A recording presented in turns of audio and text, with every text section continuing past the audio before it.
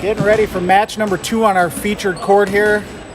IM West, the home of Michigan Dodgeball Cup every year, perennially here, East Lansing. Battle of the Valleys, Saginaw Valley, Grand Valley.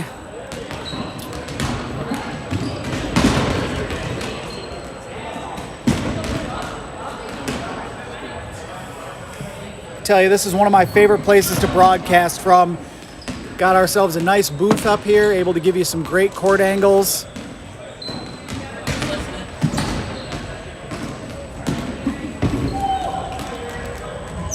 Senior Tyler Peach saying he's just listening right now. Maybe he'll pull a Tom Brady, go straight from the court into the booth.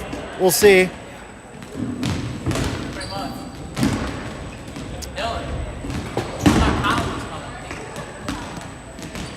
Count who? Huh? Later, maybe. I thought Austin was. Me too.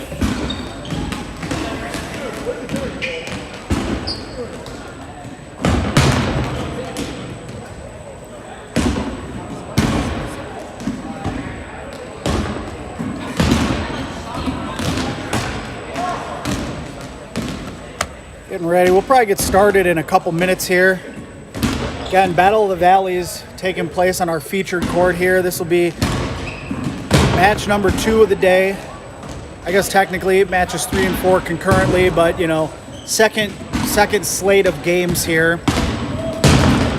Anything can happen here at MDC.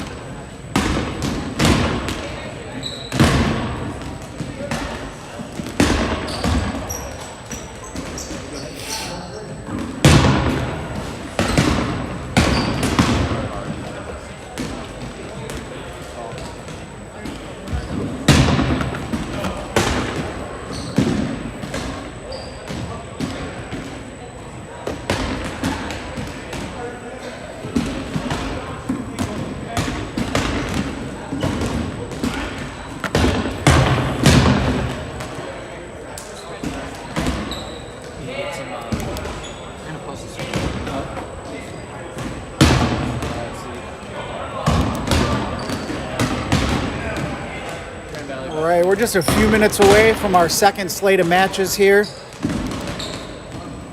Grand Valley, Saginaw Valley going to be on your featured court here at IM West. This has historically been a great matchup, and as we've said before, MDC, Michigan Dodgeball Cup, usually one of the marquee tournaments as we kind of hit the home stretch towards nationals. This is a good litmus test for a lot of these teams, and usually if you find yourself competing for an MDC title, you find yourself competing for a championship come April as well. So good to see where these teams are at. For those of you just joining us, again, we'll update you on scores. Michigan State defeated Central Michigan 9-0 on this very court, up on court 2. Grand Valley defeated Western Michigan 5-1. So far our prognosticators who helped develop the spreads for those early games were right on, as we had a spread of Michigan State minus 8.5. They barely cover with just about a minute to go. And then Grand Valley was favored by 4.5. Western Michigan gets the cover there, losing just by 4. So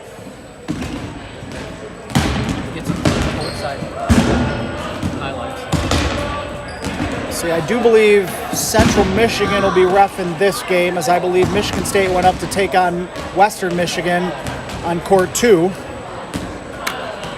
But thank you for joining us. Please like our page, subscribe to our page, the NCDA page. We're trying to breach 1,000 followers. Stay with us all day. We got a full slate of action. After this, on this featured court, Saginaw Valley will stay here, and Western Michigan will come down from court 2 and get their first taste of action on the featured court today.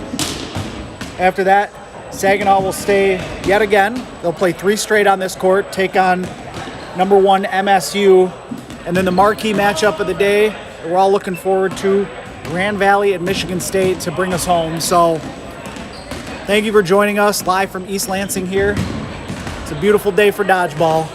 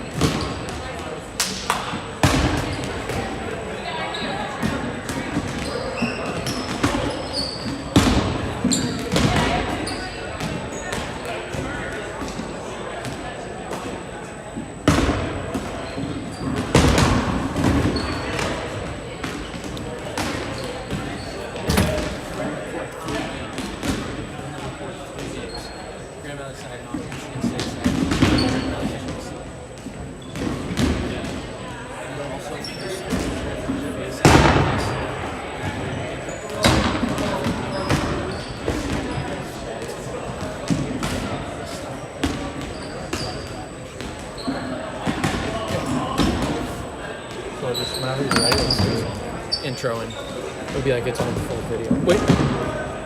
Yeah.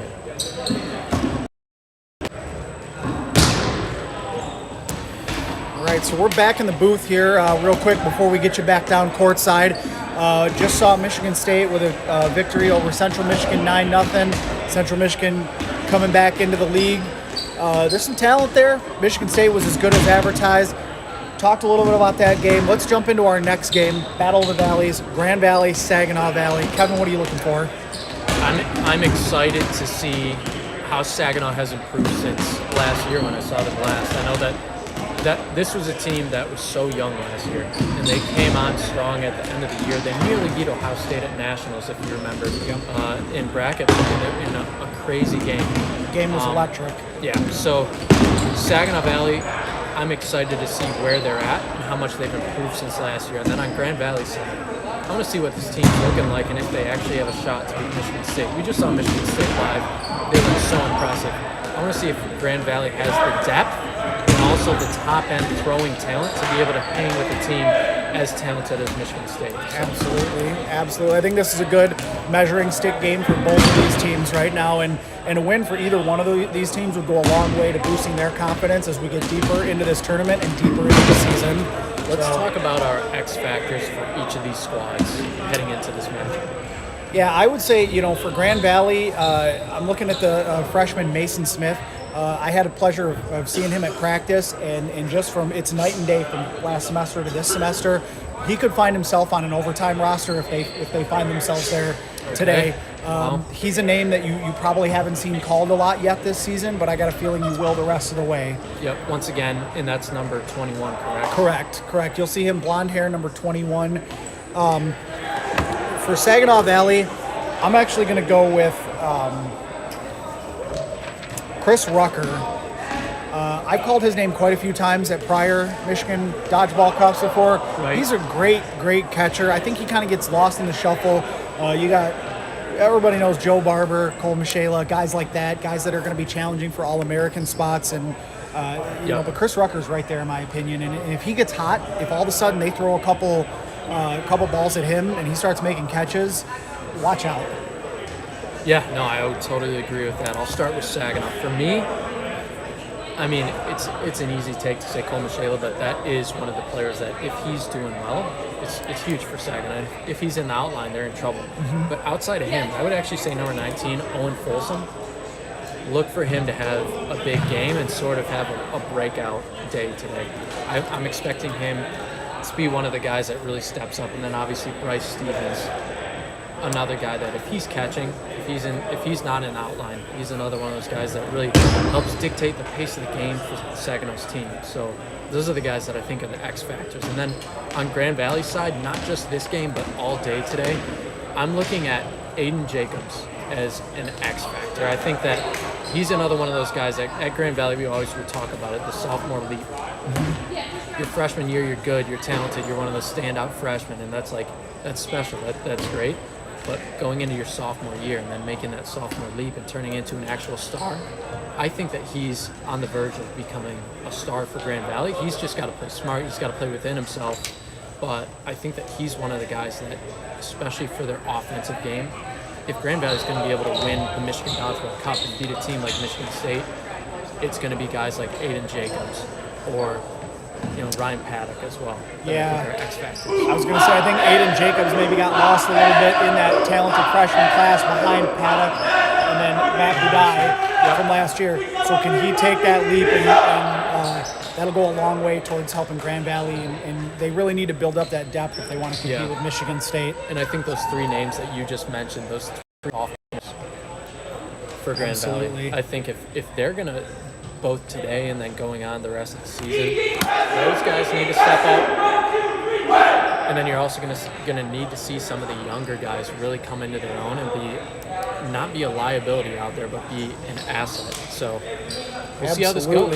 Yes, we are excited for this one. Like I said, you've been part of a few instant classics on this court at Michigan State. That I have. Even a couple upsets. I mean, Saginaw Valley pulled maybe not monumental upset, but I mean, in 2014, that was easily one of the most talented Grand Valley teams ever. That's correct. Saginaw said, we don't care.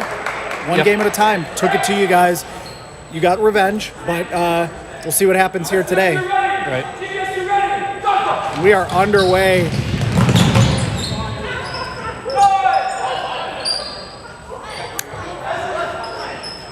Dylan. And a quick kill. I was going to yell something. All right, here we go. All right, so Tyler Peach with a... I actually do expect this to be a test for Grand Valley. It's not like they've been a dominant team like they used to in years past. They've struggled with some teams. They've lost to Penn State. They lost to JMU. They lost to Cincinnati. Yep. All this season. And then obviously Michigan State, they've lost to multiple times by large margins. So this is not your normal Grand Valley team, one could argue. But at the same time, this is a team that could blossom as the year goes on. Good block by Rucker. Called his name earlier. But two nice blocks there on the straight throw and then the cross throw from Tyler Peach there. So, and you've got a handful of guys that are in that All-American type discussion in this game. Tyler Peach is one of those guys. Keep an eye on him. Such a tough out as he dodges one there. Ben Smart, obviously, he's been a household name in the league for years.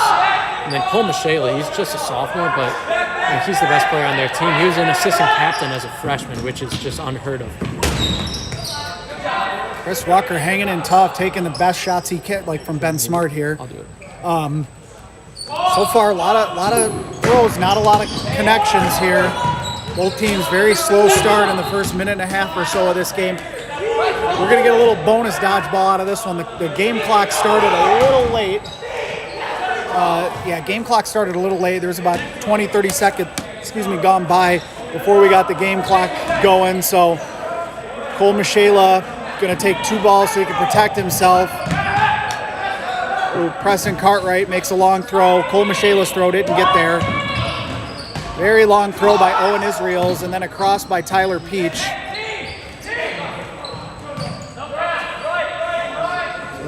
Grand Valley calling out the plays now. Team throw missed his Preston Cartwright. Two cross throws then from Grand Valley missed Joe Barber after his counter. So Bryce Stevens and Godwin here in the outline for Saginaw. Nobody in the outline yet for Grand Valley.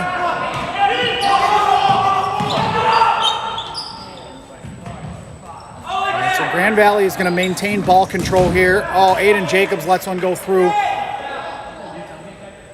I think he got caught between a block and a catch there, and it just squeaked through, and he'll be the first elimination on the Grand Valley side. Ben Smart catches him right back in, though. Darnell Hurst-Rimson with a long cross throw, misses the mark.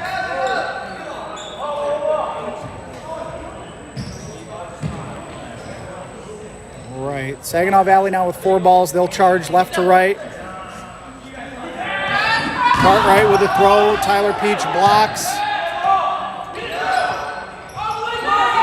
Wait for nice job by Cole Michela to hang tough. Grand Valley had numbers and ball control there, and he was still able to get the ball back to his teammate there. Michela throw low. 2 throws in the middle, both missed Saginaw Valley players, so each team having trouble connecting early here right now. Kind of a slow pace to the game. 3.5 gone by. Alec Gonzalez throw, better blocked by Michela.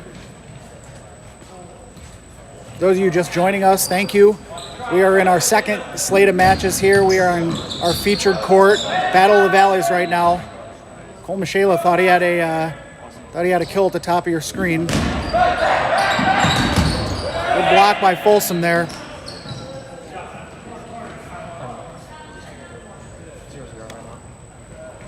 0-0. Hanging in there, actually. Yeah, not a lot of kills early here. Both teams kind of posturing. Still a feeling out period. Cole Michela gets hit on the long throw there by Tyler Peach. Kind of, I don't know, he just got a little crossed up there. Gutierrez with a nice throw. Ben Smart just screaming emphatically all the way back. His court awareness is second to none there, and he's the vocal leader for the Lakers there, so he knows always where the team's clocks are at, whose throw is going to be next. And I think it's extremely important for Grand Valley, even in this game that they're favored in. It's important that they play their pace and their strategy, because that's going to matter when you play Michigan State. They need to drill that home with all the younger guys. Wow, what a catch. That's a catch, they call it. I think that had to hit ground at some point. Oh, Ben Smart. I don't know. He must have thought that it hit the legs and then also popped up before he secured it. Hard to tell from our vantage point, but that's a big get for Saginaw. Yeah, that's huge, but he's the only guy in the outline, it looks like. Yep, where Saginaw Valley's got 4 in the outline right now, including Michela and Barber, who would be part of their OT6, so that's big. Right. And a catch brings Ben Smart right back in. That was Tyler Peach catching Cartwright there, one of the captains for Saginaw Valley. Aaron Pope seems to have the ball a lot, but isn't one of their main throwers. It looks like he's just one of those guys that's good in transition and probably a good blocker. As Peach throws a catch, what a catch. What did we say? I said Rucker, if he starts getting going, that one almost scored it out, but Rucker was able to pull that in. Yeah, it looks like Rucker is a senior. I've seen him for several years. He was a standout last MDC as well. We've definitely called his name at prior MDCs, I'll tell you that. So like you said, here's Aaron Pope and Mason Smith. So Pope and Smith here. Bodai's going to cover for them. Team throw is going to come from the other side and takes out Captain Bryce Stevens. Yep, good throw there by Owen Israels. He's a guy that he joined during the COVID year.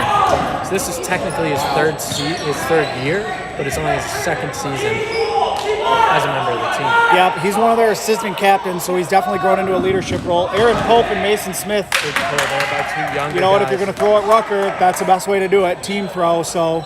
And Aaron Pope's actually a senior, but I believe this is his second season on the team. I'll have to confirm that, yeah, but he's a standout at practice. He's always there. He's very dedicated. He's worked hard. Wow, nice kill. Darnell Hurst-Rimson with a kill there. Aiden Jacobs, your X Factor, draws a throw, returns fire, nobody home. Yeah, and Grand Valley's going to need guys like Alec Gonzalez to be aggressive looking for catches today. Yeah, and a quick note, Saginaw Valley down to 5 players. That'll put them on the 10 clock. As we talked about earlier, if you have 5 players or fewer on the court on your side, the subsequent throw will then put you down on a 10 clock. Both teams will have a 15-second shot clock throughout the game. Nice cross throw by Ben Smart. And Matt Budai with a counter. And Grand Valley starting to take control here. Hurst Rimson with a nice kind of across his body throw there, away from his body, I should say. One thing to really keep in perspective and there's a catch by Ryan Paddock. One thing to keep in perspective when watching these teams, 30% of these kids just learned how to play dodgeball 5 months ago. Yep. That's crazy. And they're all besides a few seniors and graduates, they're all within their first couple of years of playing the sport. So there's a lot of talent out there, but there's not a lot of experience compared to what you would see. That's going to be a balls over here. Well, that'll be a play stoppage. So a balls over happens, like we talked about those shot clocks. They're normally 15 seconds. If you drop down below 5 players, or 5 or fewer, I should say, it drops down to 10 seconds. If you do not make a throw into the legit throw zone there, it will be balls over. If you cannot get a throw into the legit area prior to the shot clock expiring. So that's what just happened to Saginaw, unfortunately. We'll see what Grand Valley dials up. A couple of team throws and both find the mark. And that'll do it for the first point. Grand Valley took them about 9 minutes there. Grand Valley gets the job done. A lot of posturing in the beginning there. It was a slow start. Both teams, several misses early, kind of feeling each other out. A few catches on both sides. Rucker with a nice catch. Grand Valley eventually just kind of wore them out, seemed like, and eventually just took control. So 1-0 Grand Valley. 8.5 gone by here. First half, Battle of the Valleys.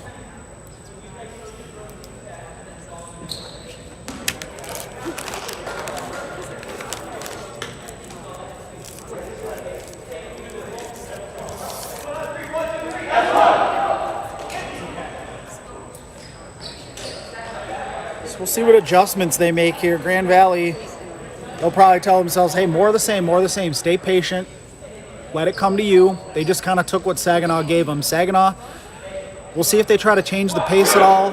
If they try to change their strategy. You can't panic after one well-contested point, but we'll just see if there's any adjustments.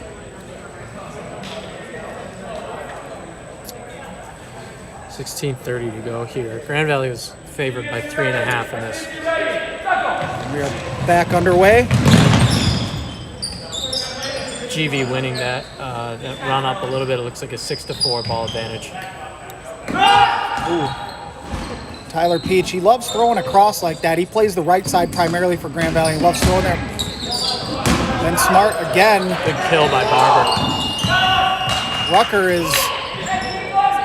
Rucker's establishing themselves as one of the premier blockers in the game. It's a skill I think goes a little underrated. Everybody likes to watch great catches and hard throwing, but if you can stay alive and you can draw throw after throw after throw, that helps. Right.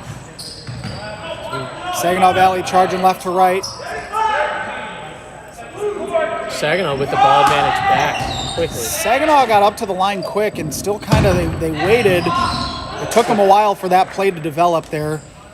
Almost had their shot clock expire. Kyle Krupp is another guy that he looks like he's a blocker mainly. And he did a really good job. I mean, Saginaw's got their couple of top arms. Yeah, Saginaw, it seems like they've already made an adjustment where they said, let's make Grand Valley play from the back line. Grand Valley is comfortable with that because they can play transition. They'll stay on the back line, run up, get right back. But, they're going to say not a throw. Gonzalez with the throw at the top of your screen, though, bails him out. Number 2, Gutierrez for Grand Valley making that throw, but not accurate.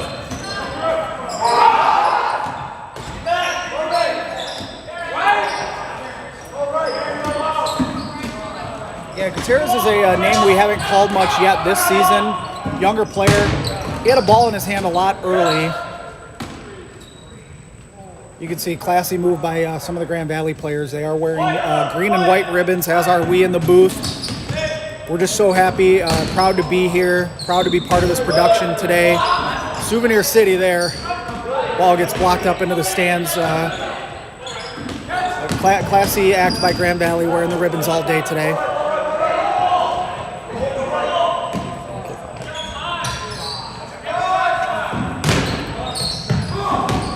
Owen Israels, that's uncharacteristic of him, kind of spikes one in front of Michaela there. Owen has really impressed me with his accuracy. Joe Barber may be starting to get his arm loose now. This is Saginaw's first game. Grand Valley's warmed up. But Joe Barber's uncorked a couple, and there's a catch. Yeah, I mean, finally not an announcer's curse. I was expecting him to almost get out there after I called his number. He's definitely got his strengths and weaknesses as a player, but when he's able to step into his throw, it's a terrifying throw. Yeah, he gets a full head of steam, and he's got a blocker, and he can just uncork. And he's got great hands as well. If he can get set for a catch, Grand Valley's got to try and pick him off in transition as he gets another kill on Alec Gonzalez. And he is pumped up. You can hear him. He's trying to get some energy into his teammates. That's a big kill. Alec Gonzalez doesn't necessarily jump off the page, but he's been playing dodgeball for a long time now, one of those senior leaders for Grand Valley. Very quiet, very underrated player. He's just always in control, manning that right sideline for them, and good catcher, good counter thrower. Michaela takes out freshman Eli Walcott. First time we've called his number today.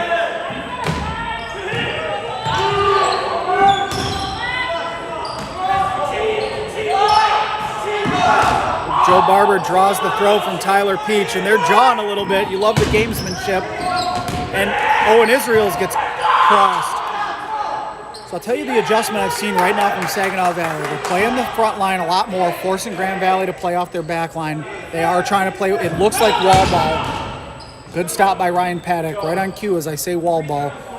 What I mean by wall ball is they're going to use the wall to their advantage. Quick timeout, looks like by Grand Valley. Even if Saginaw's not going to try to get a kill, they will throw the ball in between the players, make sure it's a legal throw. Yep. Try to get that bounce back, have it come back through between players, especially as you start to whittle the other team down. If they have fewer players left, there's bigger gaps. You can find the ball making its way off the wall back to your side. Saginaw seems content to do that. I've seen a couple throws from Michaela and Barber where they're just they're like, hey, if I hit somebody, cool. If not, it's sailing right past their head, hitting the wall and bouncing back.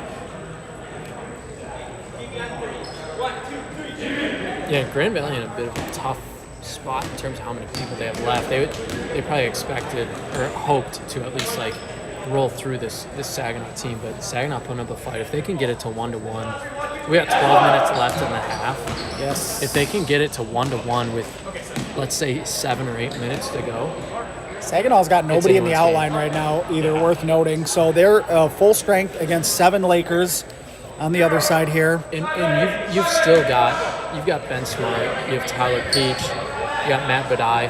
Yeah, I'd say they've got half their OT6 in right now. If you're Grand Valley, you're by no means out of this. There's talent in the front of the queue here. I would argue that the only OT6 player that's not in is Owen Israels.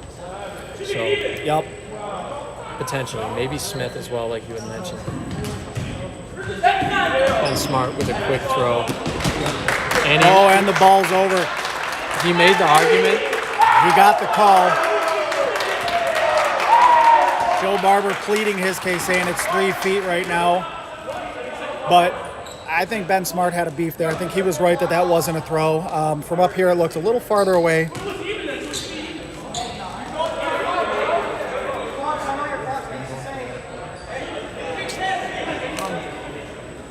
All right, so this is a big spot for Grand Valley to see if they can get back into this point.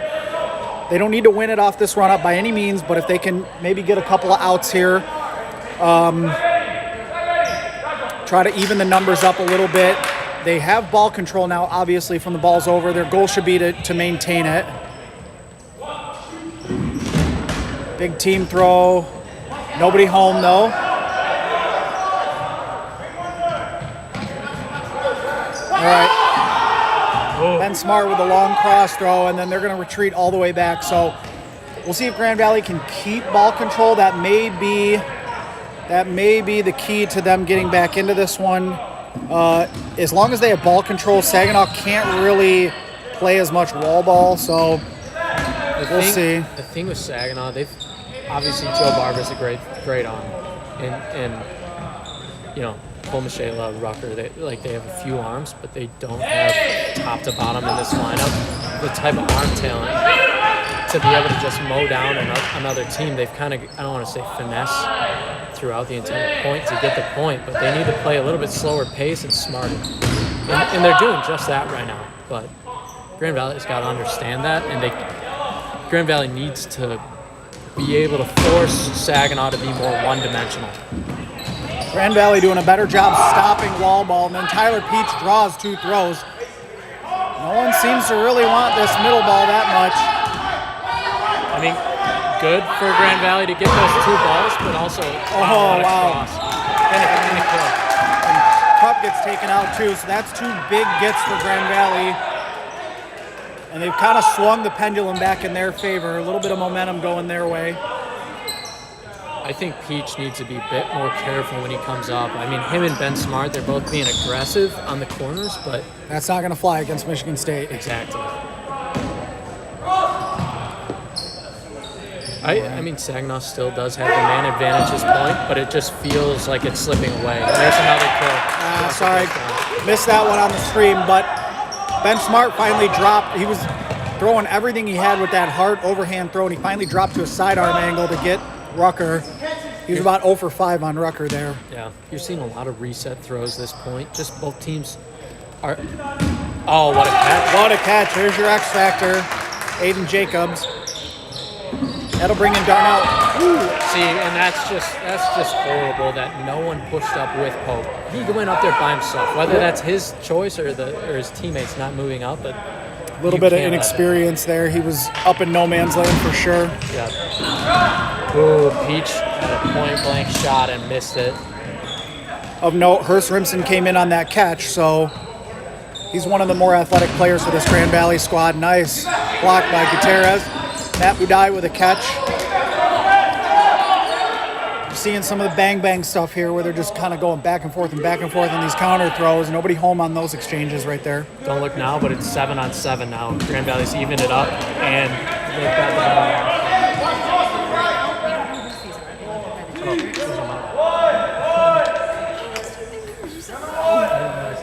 Pace is really slowed down here. About 8.5 minutes to go, first half. Second game of the day for Grand Valley. Saginaw's their first time stepping on the court. It could be a little cold. They're starting to get warmed up. Matt Budai draws a throw. It was Aiden Jacobs who returned fire at the top half of your screen, and now Saginaw will move left to right. If you're a Michigan State fan right now, you can't be upset about Grand Valley having to waste all their arms right now trying to handle Saginaw Valley State. Saginaw getting the benefit of some of these bounce backs, though.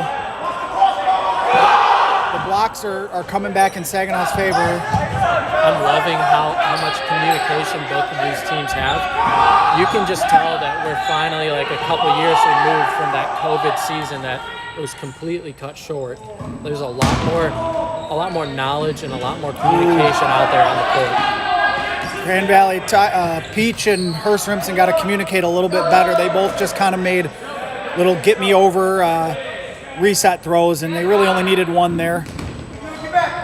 Under 7.5 to go in the half right now. This is a throwback Battle of the Valleys right here. Yeah. When points were a little harder to come by.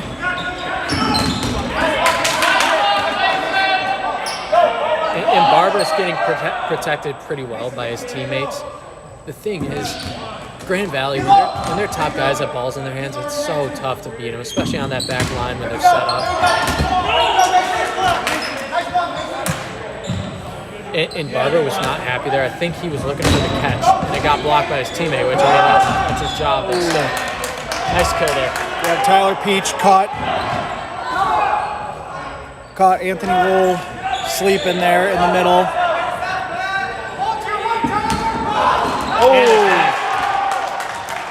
I think Jacobs had the right idea there. The timing on the cross, just a really bad spot. Barber's having a great point, though. Yeah, Barber's had multiple catches and some throw-in kills. So they're going to have Michaela take this one, set and get back. Ben Smart immediately returns fire. He's not going to let Saginaw retreat. Yeah, and GV down to 6 players now. You're looking at one more and you're on the 10 count. Saginaw Valley with 7 still. Ben Smart with a real long throw there. He loves doing that. He's a gambler. They're going to call that a catch. By Peach. Wow. I think Michaela thought maybe it bounced right in front, but not going to get the call there.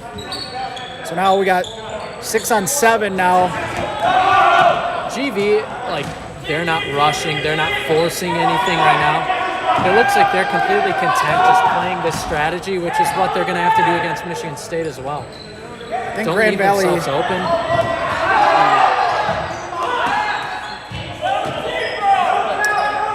Sorry, it was like the strategy changed a little bit there. Grand Valley was going to try to force him into a throw.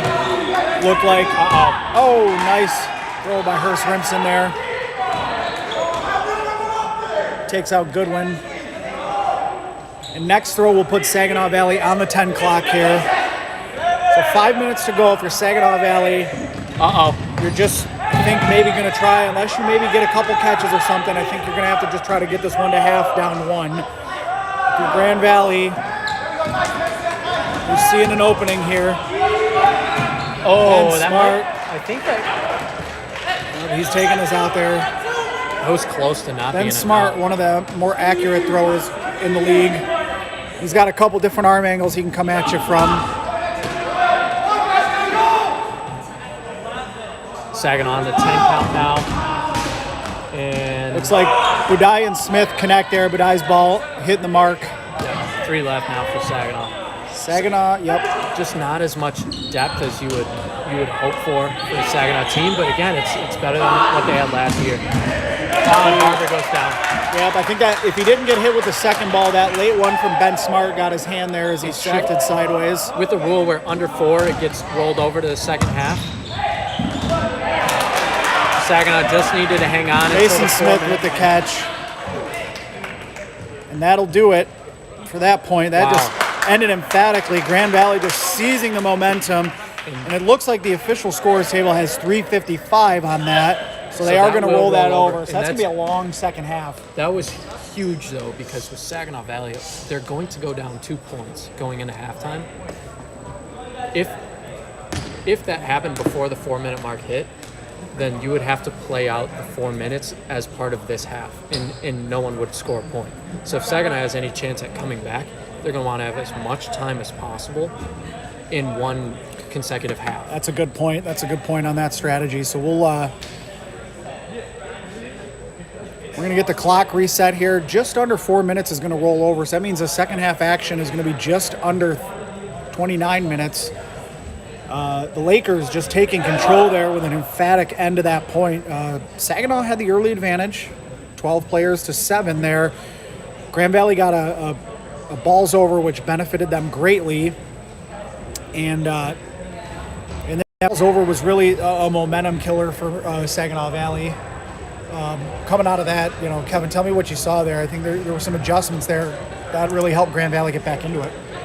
Yeah, I mean, what I'm seeing from Grand Valley that I do like, despite this only being a 2-point game, if you're a Grand Valley fan, you have to like the fact that they're so comfortable playing that, like, I don't want to say slow pace, but just conservative and not leaving themselves out in bad positions that often. It happened a few times, but overall, Grand Valley's done a good job of, hey, this is our strategy, and you're not going to be able to beat us. It's just a matter of time before we pick your guys off. So they'll play from their back line, and they'll do that slow, methodical pace. But if that's what they need to do against better teams, then it's good that they're at least practicing it right now. Yeah, if you're Saginaw Valley, that unfortunately that ball's over for them. It just was a momentum destroyer. They were able to play wall ball leading into that, but then when you don't have ball advantage, you can try to throw at the wall and see if you can whittle it back, and they just never really got that chance. Grand Valley also started making some catches too. That was something we didn't see, as much early. Just like I said, emphatic end to that. Once Grand Valley evened it up and then just swung momentum, Yeah. it was like pow, pow, pow, pow, done. And the thing is, they're going to need to do that throughout the rest of the season. And it looked like Aiden Jacobs taking his shoe off now. He either twisted an ankle or something. He was limping off. So, like I said, that was my X factor. That might hurt them moving forward. Yeah, we don't want to speculate too much. Hopefully, maybe it's just a cramp. He can stretch it out. Yeah. Good thing is Grand Valley is up 2-0. Maybe they can, let him sit, figure it out. exactly. I do like some of what I've seen from Saginaw Valley. What I would say is they're not a deep team, and they know it, and they sort of play. Their strategy is sort of based around that. They understand who they are, and that's a good first step for them. But they need to improve their depth as a team. They're clearly not one of the top 2 teams in the Michigan region right now. Yep. And it's been that way for years. It's been Michigan State and Grand Valley for probably 4 years now. I guess, yeah, at least 4 years now. Yeah, after Central kind of had their run end, Yep. The string of 4 straight national title appearances, they're kind of in rebuilding mode, and Yeah, but I do, once again, 3:45 p.m. That's when the Michigan State Grand Valley game is slated marquee to start. matchup. Yeah, that's the biggest matchup of the day, and I do think Grand Valley has what it takes. I mean, you saw them a couple weeks ago at the Grand Valley Gauntlet, and they lost 4-0. They kept some of the points close. Michigan State's the clear top team in the league right now. Yeah. With that said, I do think Grand Valley can at least hang with them and keep it closer than a 4-0 score. I'm not saying they can win that game. They haven't scored a point on Michigan State all year. Yep. But I think that at least could change today. I think they got to get that monkey off their back, because right now it's we're already kind of looking ahead to that marquee matchup. But Michigan State's got everything going for them. They got the mental advantage right now, knowing like we haven't even given up a point to our rivals. Grand Valley's got to get that bugaboo and get that monkey off their back, get that first point, just to say, hey, we can beat these guys. They are vulnerable. Michigan State's looking invincible early, so we'll see what happens. Again, here we are, second slate of matches. If you're just joining us, we'll see if we can get an update from court number 2. Yep. So far, we've had 2 matches so far today. Michigan State defeated Central Michigan on this very court, 9-0. Central Michigan, welcome back, MDC. We're just so happy that they're here. Definitely showed some flashes of life there, some talent. I'm looking forward to their growth over the next couple years. Grand Valley with a victory over Western Michigan over on court number 2, 5-1. Western Michigan, I can't wait to see them. I haven't got to see them really in person yet this year. We're going to hopefully get an interview with one of their players. I think coming out of the pandemic, they had just started as a program. Yep. That kind of drew a line, stopped their growth. They were saying, let's just see if we can even continue as a team, as a program. They did that last year. They even got to host nationals, which was great. Credit Dr. Peter Bro for that. Now I think this year they say, no, we're not just trying to exist as a program. We're trying to grow. We're trying to win games. We're trying to take points off of good teams. So I'm excited to see the growth of that program.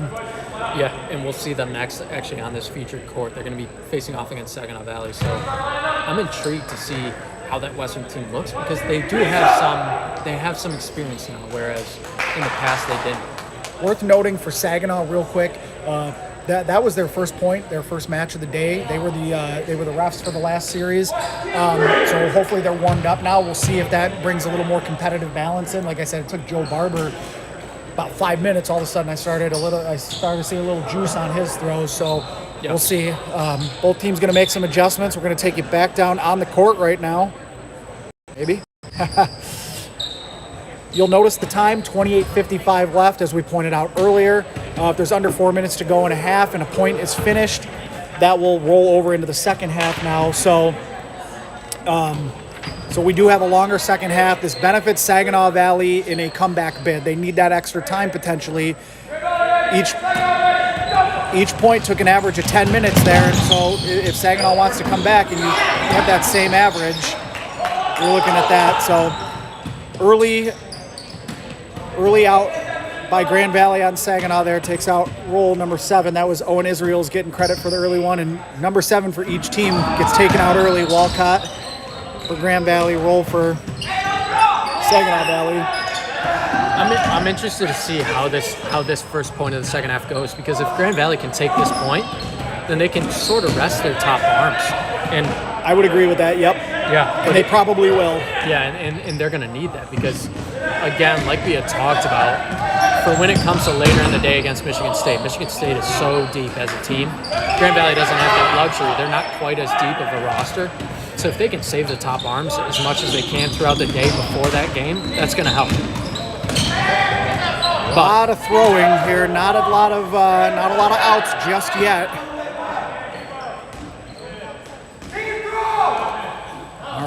Pace is slowed down a little bit. Ben Smart's going to make a low throw just to the side of Rucker, who is protecting Michaela there. Saginaw with only 3 balls on their side right now. The count just started. They should be about even. Grand Valley set all the way back. See, they want to go to their transition, and there. Oh, wow. Gutierrez just misses. He had Rucker just at point-blank range and missed wide. And Ryan Paddock dropped the catch as well on the other side. So Grand Valley could have seized momentum. Nothing doing yet. Woo! First Rimson with a nice big shoulder shot there, chest shot on Preston Cartwright. And it does look like Aiden Jacobs is still out there despite maybe a rolled ankle or whatever it was. I saw him run a sprint or two from the baseline to the center court as they were warming up during halftime, so maybe he seems to have figured it out. He doesn't have a ball in his hand, so maybe the adjustment is kind of have him sit back a little bit. Good start to the point for Grand Valley just in terms of ball control, pace of the game right now. Barber has to throw off his back foot, which he doesn't like to do, obviously. If he can step into it, he's a dangerous player, though. I'm seeing a little more transition out of Grand Valley there. Hurst Rimson all alone, but Peach, Johnny on the spot there to protect him. The thing I want to see from Grand Valley that we might not see this game is what happens when those top 3 or 4 guys are all in the outline. And we haven't seen it yet. We saw Ben Smart go down, but then he got caught right back in by Tyler Peach. Who steps up? Who makes a play? Yeah, exactly. We haven't seen it yet, so we've seen a very comfortable Grand Valley throughout this game, even when they went down in players because they had so many top guys in. But if Saginaw, I think Saginaw needs to key in on those top couple guys for Grand Valley and go from there. Krupp and Rucker are going to lead. Ben Smart returns fire. Nobody home. Another good block by Rucker there. Hurst Rimson, I remember him from last year. He wasn't getting much action last year, but now as a sophomore, he's obviously stepped up and been able to be a bigger part of their offense, and it's showing in this game. Yeah, he's got a live arm, and there's the announcer curse right there. So we'll tally that. We've each got one of those today. And he did that to himself. I mean, going up by yourself is never a good sign. You've got to have teammates up there with you to block, to help push the other team back.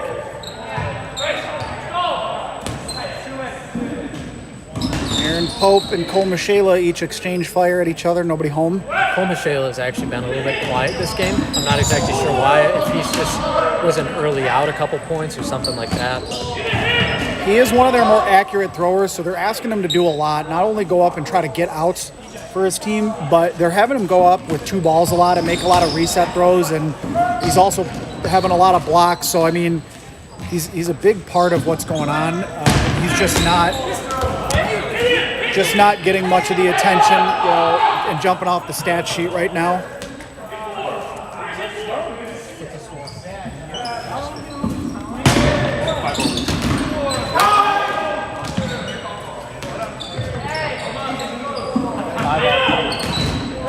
Okay, so the score from the other game is actually final 5-0. Michigan State defeats Western Michigan. They forfeited. I'm not sure why they forfeited. They only have 14 people, but yeah, so that's the final score, 5-0. So yeah, if you're Western Michigan, I think they probably said, okay, we're down. We're not going to come back against this team. That's a nice catch by Rucker on Matt Budai. So I'm not sure if they're calling him out there. Okay, no, they're calling him safe. They called him safe on the first kill, then maybe, I'm not sure if there was a second one there, but suddenly, don't look now, Yeah, what just happened? Saginaw Valley has 10 or 11 to Grand Valley's 5. Now you do still have, Wow. that's a good 5 on the court right now for Grand Valley. Yeah, once again, you've still got Ben Smart and Peach in, but wow, Saginaw Valley is impressive at this point. Yeah, the catch on that takes Grand. If you can catch Grand Valley when they're playing transition, that takes that strategy away from them. And Stevens there for Saginaw looking for a catch. Yep. Even on Aiden Jacobs or Tyler Peach. I mean, Yeah. So they know their strengths. Saginaw with 11 players to Grand Valley's 5. Grand Valley is on the 10 clock now. So this is a best case scenario. We'll apologize. Something happened with the clock. It popped 4 minutes off of it for some reason there. There are 22 minutes and 30 seconds left. Aiden Jacobs with a big out on Rucker there. And he was the one who was the catalyst for this Saginaw Valley point with the catch there. We're going to get the clock figured out in just a second here. Apologize for that. Not sure what happened. We didn't really touch anything. Just over 22 minutes to go in the second half. Saginaw Valley trying to get back in this game. They've got Grand Valley on the 10 clock. Grand Valley's been stuck with 5 players.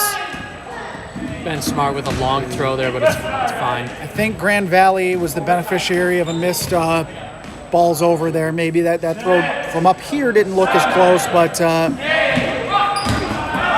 Saginaw wasted a couple throws. Joe Barber threw a long cross. So Grand Valley's got ball advantage. They can protect themselves and maybe try to just whittle this thing away. A catch would go a long way for Grand Valley. It would get them off the 10 clock. That's a good bounce for Saginaw Valley there. Get that ball back. Mason Smith with a low throw. You hear Barber saying, push them back. So it looks like Saginaw wants to play up from that front line now. Imploring his team to use their numbers. They didn't have a decided ball control there, but Peach misses there. I mean, one thing that Grand Valley can do to try and even this up is to get big-time ball advantage, but it's just going to be tough to do with them still on the 10 count. Yeah. Oh, they got deep into the shot clock there, and it drew 2 solo throws. They were both desperate to make sure they didn't have a balls over, so Grand Valley, 5 players left hanging in there. Saginaw's had trouble getting an out since they got Grand Valley down to 5, so you got to give the Lakers credit there. And 1 ball on their side, and there's a kill. Just right on cue. I said they were having trouble getting one, and there it is. Bryce Stevens having a solid point. Barber with the throw. Good stop by Ben Smart, then he gets it out.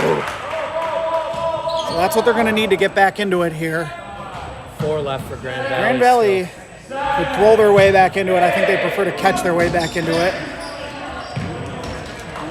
Yeah. Oh, and Ben Smart with another out there gets Anthony Roll. Joe Barber. It almost stuck between his feet. As soon as he turned to reach for it, it fell out. And he's smiling, he's laughing. He knows he almost got one there. That ball almost caught him. That was a big moment, though. Nice kill by Michaela. Oh, and there's a good block by Krupp. Oh, and Saginaw Valley going to call a timeout. Oh, no, they're not. I was hearing timeout. There is one, okay. Clock. Colin Freeman in the building. Grand Valley alum. I don't know how to do it. No, 41. 19:41 left. We're just trying to figure out the stop.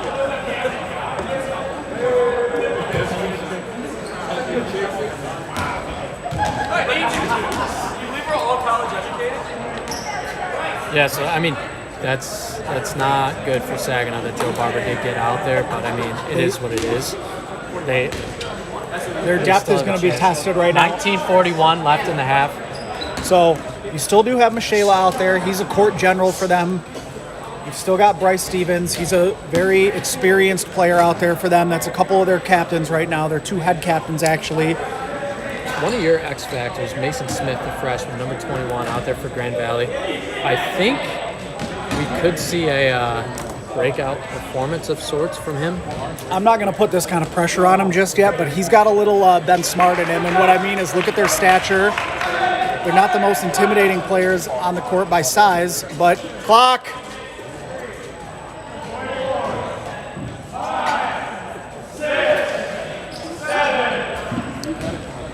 What I meant by that is they're kind of the small stature. You might not, think like they're the most intimidating players, but that small stature allows them to get nice and low.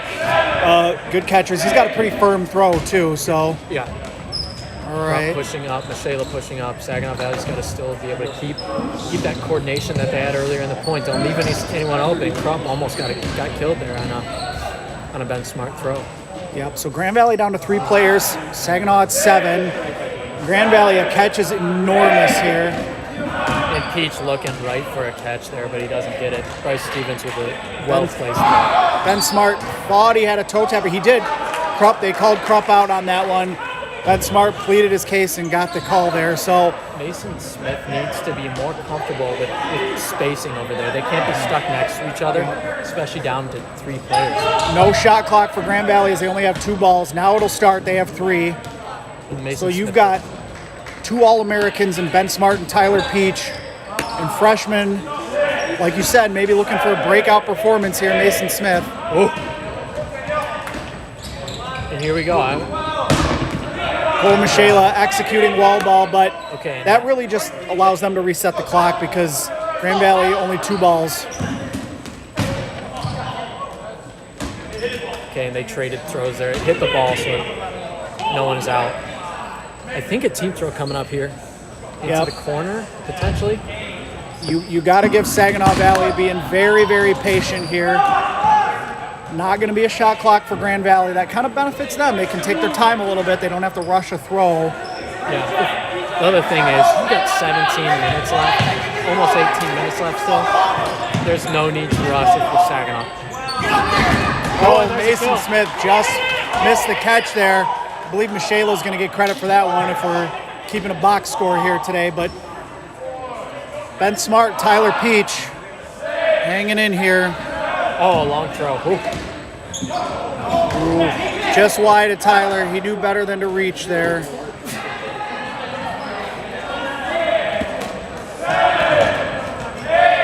Ben Smart, another long throw, just misses. He's one of the more accurate players in the league at being able to make, a 50-foot reset throw and not throw a catch. Oh, and he pushes up there, but he's smart not to throw that. He has the ability to push an entire team back by himself. Tyler Peach will just throw one to reset the clock. They're trying to slowly get that ball advantage back, but it's not going to be easy. Oh, and that was a risk making that throw. The thing is, Saginaw right now, you've got to keep in mind, they have 6 people left. One more and they're on the 10 count, and then all of a sudden that throw count advantage is gone. So from up here, it's hard to tell how wide off the court that throw by Ben Smart was. Maybe it would have been a good throw. It's hard to tell. Now he puts one in front of Bryce Stevens. That one was definitely close enough. Cole Michaela, giving it all he's got there, throws one just wide of Tyler Peach. It's crazy how comfortable Peach looks even in these situations, like last man standing. He was able to get his team to climb back from an 11-on-1 disadvantage against Cincinnati a couple weeks back at the Beast tournament. But right now, 2 smart throws there by Saginaw. They get them both back, and Grand Valley's still with 2 balls. Yeah, Grand Valley's content with that because now they don't have to rush a throw. They can just stay on their back line. They will not have a count. I'm not sure. Joe Barber was imploring his team to get up. He knows Grand Valley doesn't have a shot clock, so that was Good throw by Michaela. Yep. Well, Grand Valley will have a clock now. They do have 3. Grand Valley they're sort of forcing Saginaw to actually get an out here instead of making Grand Valley run into one in the neutral zone. Yep, good block by Tyler Peach. There's a timeout.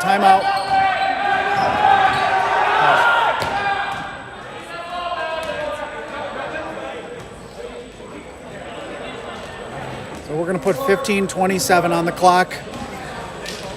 Not sure who called the timeout there. I think it might have been Grand Valley. So if you're Grand Valley, 15 minutes to go here. Obviously, 2 players aren't going to sit here and try to close out 15 minutes, right? No. But what they know is every time Saginaw makes that throw and uses wall ball and gets it back, that's one. Not to bounce and shake it. That's one other. That's like one less throw that Grand Valley has to make, and 10 more seconds gone, and 10 more seconds gone. It's allowing those 2 to rest a little bit. Yeah, I mean, this is not where you want to be if you're Grand Valley. Obviously, I mean, it's your 2 top players in, but at the same time, you're losing your you're losing your arm stamina for the rest of the day by them having to do all of this work right now. I still, looking at the people left, if Cole Michela can stay in the game and be, the guy that's making a lot of the throws, I like their chances. But if a player like him or Bryce Stevens go down, Saginaw's not winning this point. Yeah, and those two are going to lead the charge here. Oh, Tyler Peach almost caught Bryce Stevens. They're going to do it. They're going to go after the guy without the ball. Okay. Wow. So Grand Valley will end up having to take a shot here. Yep, because that ball's on their side, and it's going to be Ben Smart. Oh, man, you got to connect on one of these team throws, though. You can't keep giving Grand Valley chances. That's the biggest thing. Ben Smart just so accurate there. Now they've kind of got a couple balls in no man's land here. Yeah, they're in a tough spot. Ooh, timeout called. Stop.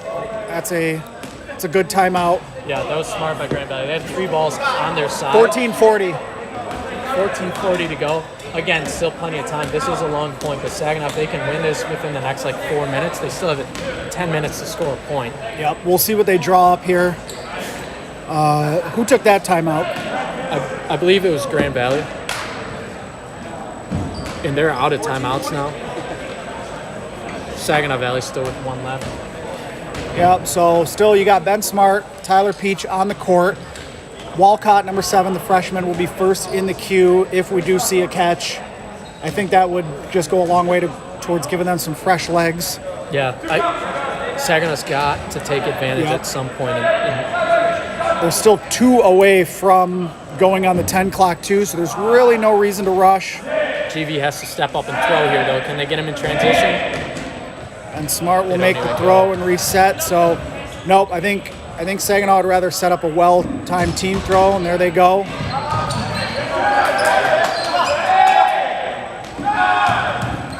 Oh my, did not get that. And that pumps up Grand Valley. Saginaw's on the 10 count now. That's the biggest thing there. I hope the fans watching heard that one on the stream.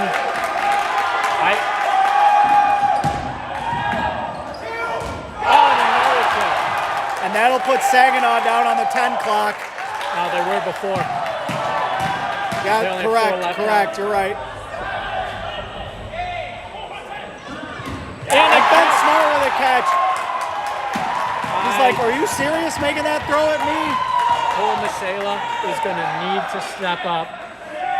That brings in Walcott, the freshman. 33, DJ Goodwin in, and then 27, Daniel Krug. 3 left for both teams now. Yep, so we'll see what Michela dials up here. Oh, Ben Smart throws high there. He's holding his hand. No count for Grand Valley right now. Only 2 balls on their side. DJ Goodwin here, number 33. He's got to hold down. Oh, and Michela takes out Ben Smart. Now he's talking a little bit. Hey, a freshman, a rookie, or a freshman All-American last season. Oh, long throw. All right, here comes Cole Michela. He's probably going to look to take out the freshman first. That would seem like maybe the easier of the 2. Oh, and No offense to Walcott, just saying. Yeah, you want to whittle down those numbers. Walcott didn't look very comfortable, going for a catch there. He looks like he's just trying to dodge. And Cole Michela, right now with Goodwin just holding down Tyler Peach in that corner. Timeout. No, they don't have another timeout unless Saginaw. We might have miscounted on those timeouts there. I think that the second one must have been Saginaw.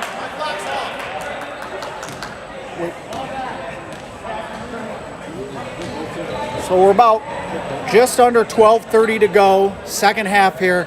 Saginaw Valley desperately trying to get this point. Grand Valley they got right back into it, but the momentum swung back and forth here.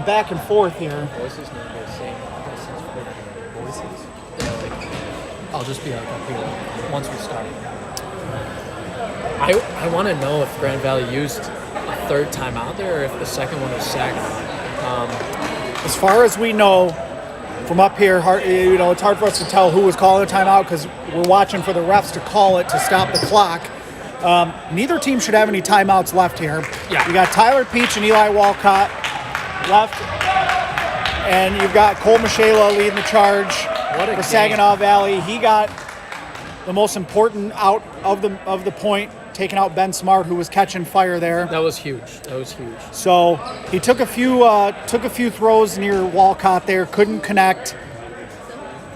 We'll see what they dial up here. I got to believe they're going to go at Walcott first. They're going to try to take advantage of his inexperience. Yep. Yeah, he's got a ball in his hand All now. three of them. That's Folsom that came in. They subbed out. That's what the timeout. Oh, wow. I wonder why Folsom Nice wasn't cross in. by Peach. Yeah, they put him in. Michela with a low throw. Walcott's going to... Yep. He had that happen to him a couple times a few weeks ago. You hope he learns from it. It's just such a task to get Tyler Peach out in these situations. He's so tough. Yep. They are wearing him down. Yeah.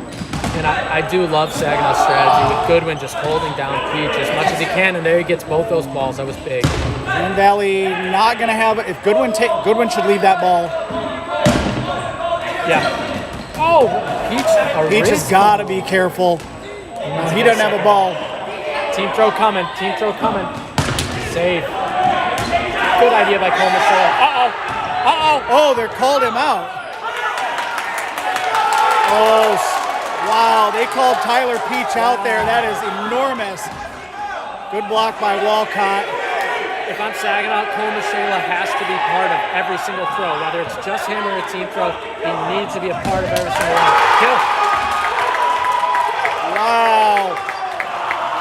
Just an emphatic comeback. Joe Barber waving. I'm not sure, from up here with that angle, hard to tell if that hit Tyler Peach. They called him out. He was not happy. Just make sure the ref knows no one can use a timeout. So neither team has a timeout left. We got ourselves a 1-point game here. So exactly 11 minutes to go. The Battle of the Valleys always has the ability to give us an instant classic, and that's what we're seeing right here.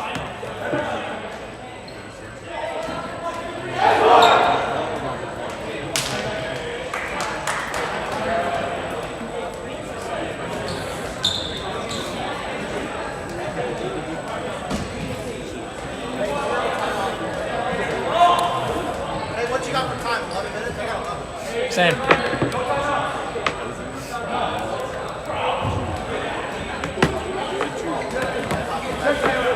Got ourselves a heck of a matchup here right now. Grand Valley hanging on to a 2-1 lead. That lead's just been cut in half by Saginaw Valley. There's been 4 timeouts. There's been 4 timeouts. I don't know if Saginaw's used 2 or if there's an error. Yeah. So there's been 4 timeouts at that point. So there's 11 minutes left. That point took about 17 minutes for Saginaw to get, but they got there. Momentum is on their side now. We saw the pendulum of momentum swing about 3 times in that matchup. Obviously, Saginaw got the last laugh there. Michela getting the final out on a team throw there on freshman Walcott. We'll see. Joe Barber had plenty of time to rest his arm there, and I think that he's probably going to be the one that's making a lot of throws at this point. Yeah, Michela made a lot there. Hopefully, you'll see if they lean on him early. They may say, take a second to rest. These guys are young. These guys are athletes. Oh, a couple kills, and Michela gets taken out. And he's Hurst Remsen gets taken out. He's either first or second in the outline. I don't know where. Verilyn, number 20, was also killed on the rush. Ben Smart, Miss Low near Rucker. I wouldn't be surprised to see Aiden Jacobs, Owen Israels make a lot of throws here. Yep. Owen is so accurate with his reset throws. I think they'll lean on him for volume throws. Ooh, they're going to say that's not a throw. Ben Smart by himself. Wow, Saginaw's got to be able to get that ball. That's not good. And GV now pushing back. I think that they're going to try and force Saginaw to move in transition more, especially with Michela out, their best transition guy. Yep. Tyler Peach. Good block. Whoa. Krug kind of got lucky there.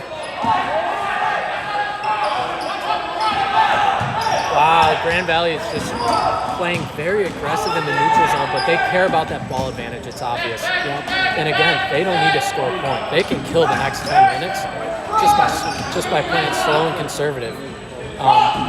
And I think that might be what they're trying to do. I don't know. We'll see how aggressive they get here now up on their front line. That should be a kill, or was it a ball? Kind of looked like it went ball, knee, then out, but I trust Rucker. He takes his outs. Nice kill by Owen Israels. Just evades the block of Joe Barber. Grand Valley will retreat. Israels had been a bit quiet earlier in this game. It's time for him to step up, obviously, especially with him being more fresh than Tyler Peach. Nice throw by Ben Smart. You got the out on screen, missed the actual throw. Pope drew the transition, and Ben Smart finished off the job there. And Saginaw needs to turn this around quickly and probably make a couple catches just based on who's left. Ben Smart taking a different role, going to be a blocker. Rucker with the catch on Matt Budai.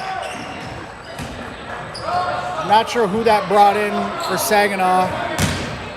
But that's big to kind of try to grab momentum back. Grand Valley only has one in the outline right now. The fact that Michela was the first one out, it looks like. Him coming back in right away is huge. I don't think he was. I think he came in out of order. I think Varellen or Jackson, of those guys. Jackson's not part of that. Okay. So I think Varellen was out before him right on the run-up, and then Michela. So we'll consult. If we could see replay, we'd know for sure. But That's all right. We trust that they're going in the right order. And who knows? They may not even know. They were both out on the run-up, and so they might have not even known who's the right order.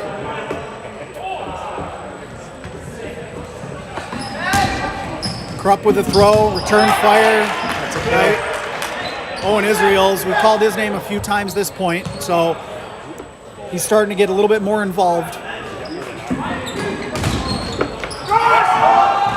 Ooh.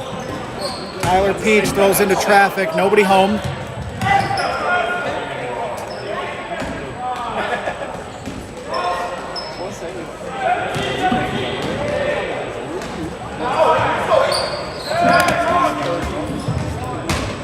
And Smart was going after Rucker there, nobody home. Jacobs towards Michela, nobody home. Good block by Peach. Peach returns fire.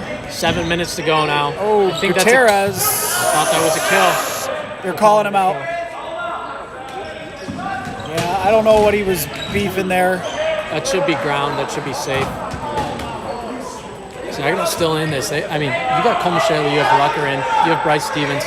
A lot of the Goodwin, a lot of the same people that helped them climb back in that last point. There's a kill. That's two right there. Cartwright gets taken out along with number 33, Goodwin. So we just called Goodwin's number, and he's out. Now Saginaw on the 10 clock. I think Grand Valley's looking. They smell a weakened opponent right now. They're looking to finish this one out and then get home with a victory. Saginaw Valley, they're known to step up at MDC. It's happened in the past. It's happening again. They're on their heels now. Owen Israels with just a laser past Michela's head. Now they're going to look to... Oh, Rucker, well-timed.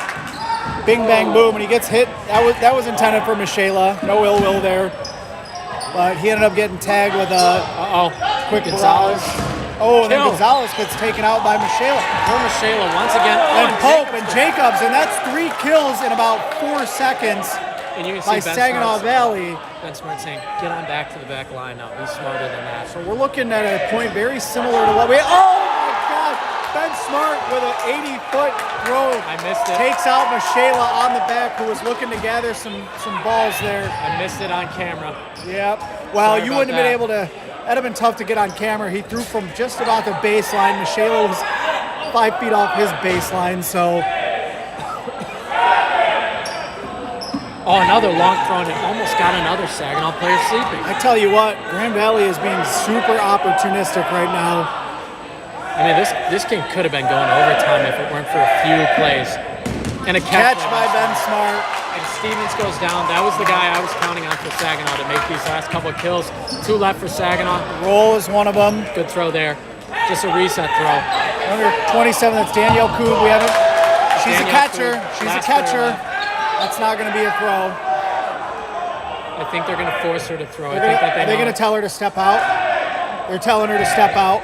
No, I don't think so. With 4.5 to go, her only chance is a catch. There it is. And Tyler Peach makes the catch instead on the other side. It looked like Barber was pointing towards the back line. It looked like maybe he was saying step out. Because, yeah, essentially you're wondering why would you tell a teammate to just step out? The fact is the clock is a factor here. If they didn't think they would be, they would be able to come back in that point, now you've got to try to just play fast and get some points back. So we've got 4:33 left. The captains agree. Yep, nope, we're finishing it out here. So Yeah, Grand Valley, that should do it. Yeah, if I'm Grand Valley, I'm sitting out every single one of my top players right now. Just because they're up 2 points, this game is all but over. I mean, 4.5 to go. It'd take an absolute miracle for Saginaw to somehow score 2 points in that amount of time. Stick with us, though, folks. We got our next game up here is actually Saginaw Valley will stay here. They'll be playing against Western Michigan, so that'll be our first time getting to see Western here on the featured court. We'll see how that goes. We do have a substitution alert for Grand Valley here. We've got a couple new faces coming in. They have one lone member, a gentleman without a jersey on. That's Alex Wellscott. He's a freshman. Got to see him at practice. They're high on this kid. If he can, start to develop those dodgeball instincts, get a little more on-court game time. And number 38, Sophie Bartrop, the lone female on the roster today, as well as number 84, freshman Connor Pickard. So this is good for them, getting some experience on one of the brightest stages in the league, Michigan Dodgeball Cup. We're underway, 4.5 to go. First half, couple quick kills. And so Grand Valley looks like they'll end up finishing this one off 3-1 here. Win number 2 on the day, they'll improve to 2-0. Michigan State also 2-0. So, Goodwin just takes one to the chin there. Apologize, we missed that. Well, for those of you just joining us, this is our second slate of games coming to you live from East Lansing, Michigan. The 2023 Michigan Dodgeball Cup had an emotional start to the day, but we are so happy to be here bringing you hard-hitting dodgeball action from the NCDA, one of the premier tournaments of the year. Couple solo throws from Michigan State. Oh, that's a kill. Yep, and Folsom knew it. He blocked it into himself, and that was freshman Mason Smith. He was my X factor. Haven't needed to call his name a ton today, but there was a good get for him. Yeah, I mean, I think the player of the match still probably goes to Cole Michela just for the way they played in that 1 point. But on Grand Valley's side, it was a somewhat balanced attack, but Ben Smart had obviously some big plays there. Yeah, I'd say Ben Smart, Tyler Peach for his survivability there. Saginaw had a much more legitimate shot if that 1 point didn't take him almost 18 minutes. Pearson gets out there. Hurst Rimson on the counter from Michela. He's run himself into a few outs in this game. We'll see if that continues in future games or if he's just playing a little bit too aggressive. He's an athlete. He plays fast. He's quick out there. He gets from the baseline to center court in about 2 seconds. So, oops, Sophie, I think she meant to pump fake there, Bartrop, and There's a catch. She made a throw that didn't count. Joe Barber will throw in front of a crowd. I mean, Grand Valley has ball advantage here. They'll be content to walk away with a 2-point victory. Grand Valley is going to need to clean some stuff up before their next few matches. Some of the mistakes they've made today, the way they let Saginaw back into it, just frankly isn't going to fly against Michigan State. They know it. The fans know it. Yep. Michela. Good look there by Mason Smith. Yeah, good counter. Joe Barber misses in a crowd and he's safe. That ball was tipped before the catch. Goodwin was on the court smiling. He'll run right back off. He thought thought there was a catch, but if a ball is blocked first, if it hits player A's ball and then player B catches it, it is nothing. It is not a catch. It's just a dead ball. Right. Some folks play where the ball is totally live. In this case, it's not. The only person who can really get out is the person the throw was at, essentially.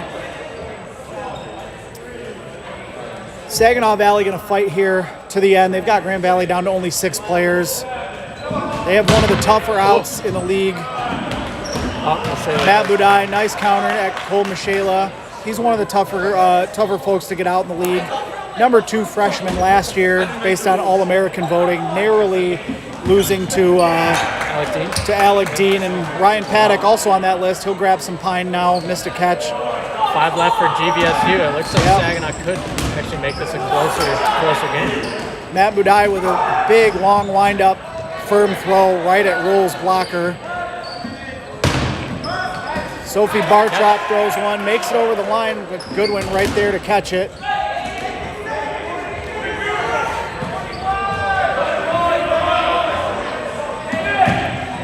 Aiden Jacobs with a big throw. Preston Cartwright going to block that. Joe Barber with his throw. Mason Smith he countered and then got immediately countered. So under 30 seconds to go here. Grand Valley only needs to make about 3 more throws. Now 2 if they bleed out the shot clock. 1 more throw from Grand Valley should just about do it here. We're under 10 seconds to go. It'll be Matt Budai. Saginaw fighting for a point here. Yeah, we're going to fight to the very end. You got to respect it. And that's it. Grand Valley going to come away with a 3-1 victory. Not as convincing as they would have liked. You got to credit Saginaw Valley. They played hard for a full 50 minutes there. And the teams, these rivals, giving us another great matchup. Battle of the Valleys here, and they'll line up. Owen Israel is going to lead the handshake line for Grand Valley here. You love to see it. You love to just see good competition. That was a well-played game. We promised the fans, hey, not every game. The first one was a little bit lopsided. This one, totally. That one was highly contested all the way to the end. So, Kevin, give me your impressions of both teams. I know you already talked about some of the Grand Valley mistakes. They got to clean that up as the schedule gets a little bit tougher for them as they approach Michigan State. Yeah, I think Grand Valley's got a lot of things that they got to clean up, but I think it's interesting. Like, Ben Smart is a certain type of player. He's a player that's really good in transition, really good getting back to that back line and forcing the other team to throw to him and all that. They've got a bunch of players that are kind of emulating that same skill set that Ben Smart has. You've got Mason Smith, like you had mentioned. Obviously, Tyler Peach is similar in that sense as well. Matt Budai, same type of player. They've got all of those guys that are, tough outs that are, really good in transition, but they're also good at being able to play a conservative play style. I think when they face up against Michigan State, it's going to be an interesting clash of different styles. With Michigan State, aggressive, they got a lot of arms, the whole roster, and being able to play fast pace and all that. Grand Valley can play fast pace too, but it's just those handful of players that all are sort of like that same mold. It's going to be interesting to see how they're able to face off against a team like Michigan State with so many arms. So that's my thought. That's my thought on Grand Valley. From Saginaw Valley's side, they really impressed me. The fact that they're able to hang with a team like GV is showing that they're improving a lot and they're just on an upward trajectory right now. Yeah, I would say their depth got put to the test. You might say lack thereof. That's not to take anything away from the folks that don't fall in that like maybe top 5, top 6 category for them. But they're a different team when they have Barber and Michela out there at the same time clicking. When Rucker's making catches. Yeah. And when those guys start to get whittled, unfortunately for them, it doesn't take too many players being in the outline for them to look like a different team. Yeah, and we'll see them again here against Western Michigan coming up, and then actually Saginaw's going to stay on this court for the Michigan State game. We'll see how they face off against Michigan State as well. So many arms on that team. I think Saginaw's going to have to step up and do some better catching. Yeah. But I think that we're going to get Tyler Peach up here. We are. We signaled for him to come up. He's taking his time getting up here, but there he is.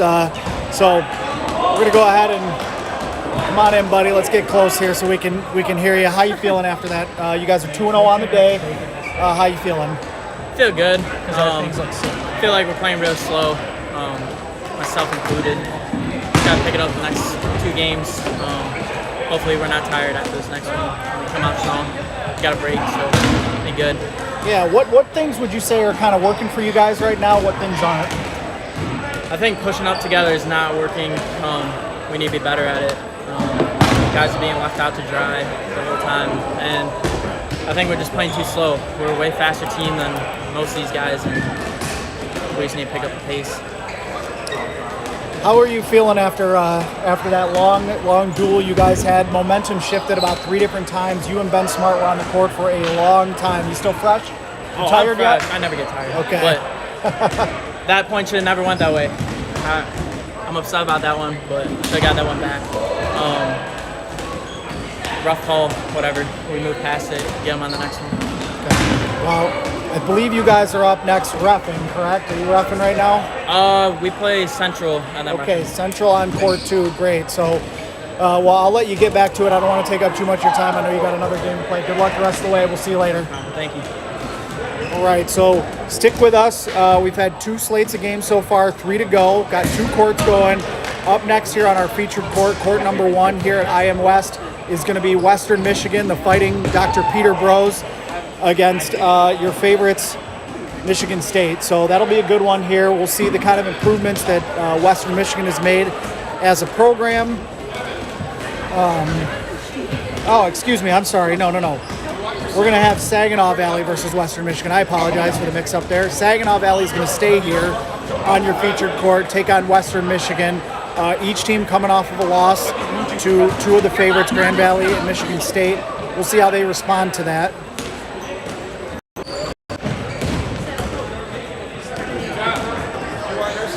I'm coming down. What? I'm going down.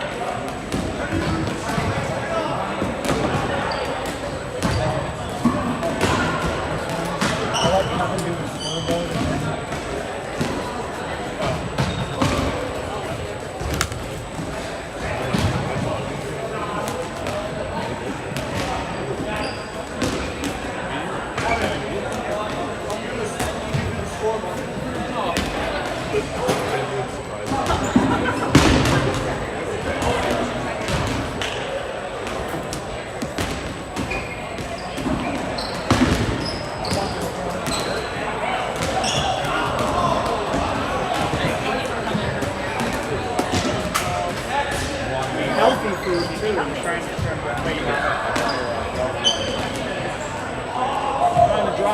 to drop weight classes on the rest of the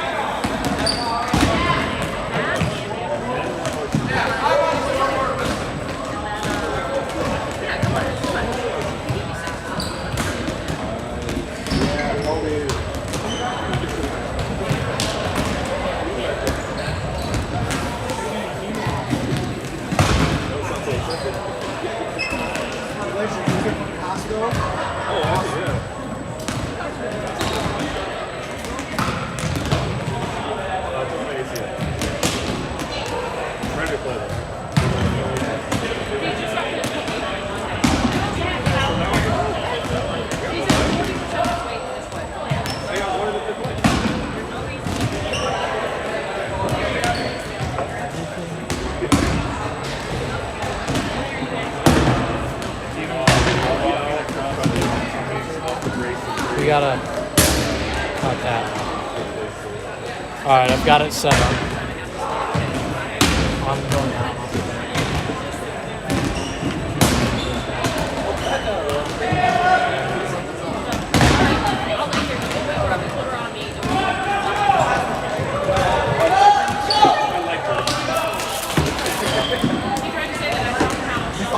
Give me a hug. Give me a hug. You falling for this?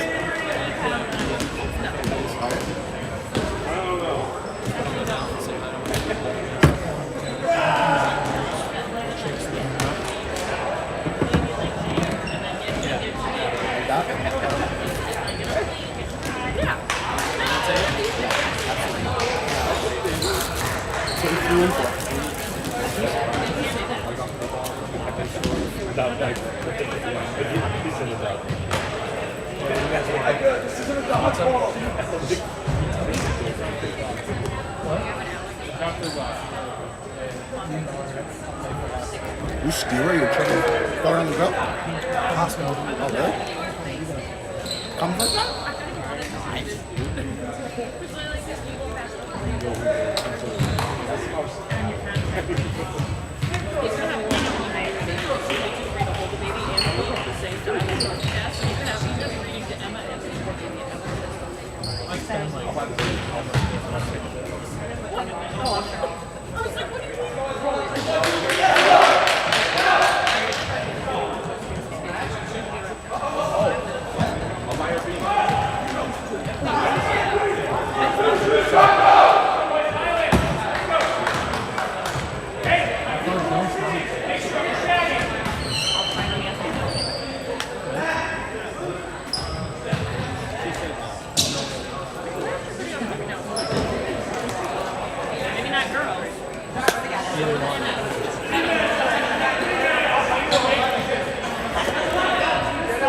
Hey, I stopped the recording.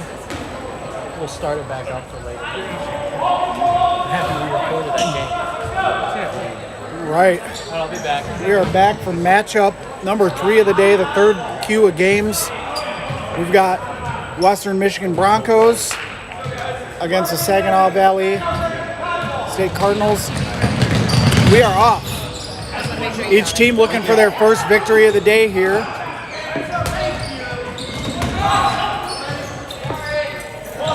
That's a big out for Western Michigan. They take out Cole-Michela there in the neutral zone. Folsom gonna lead the charge now for Saginaw. Joe Barber with a big throw, nobody home. And Saginaw quickly takes ball control. Excuse me.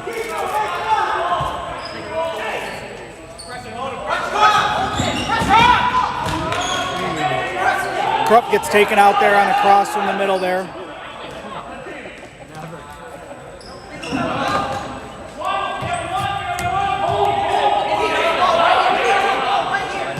So Saginaw controlling the neutral zone right now. Couple throws, nobody home. Here's Ryan Aller, the junior captain for Western Michigan. Big throw from Joe Barber from the right side of the court into the middle.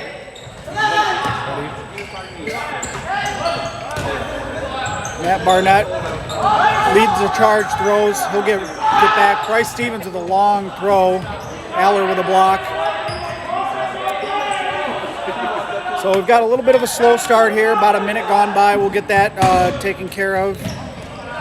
We'll get the clock synced up. Minute gone by, first half. Both teams just kind of feeling each other out right now.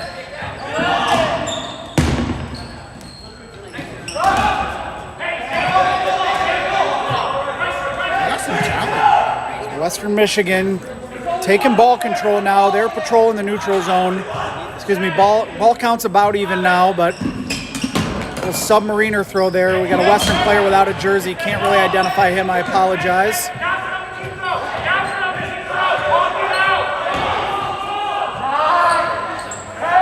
You can see their coach, Peter Bro, on the other side with the megaphone.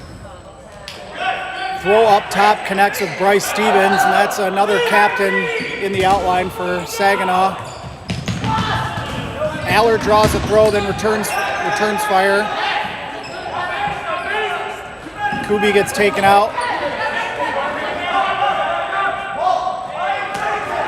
So Western Michigan looking good early here. And they get Joe Barber out now, so the on-court leaders for Saginaw Valley in the outline. Always be wary of Rucker, though. Rucker could catch a whole team right back into it. There's a big catch by Western Michigan. Takes out Cartwright.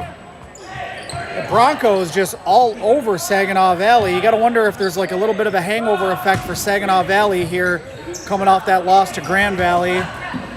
Aller with a high throw. Rucker throws and gets back. So Saginaw in danger of going on the 10 clock here. Jimenez throws, catch. That's Folsom there.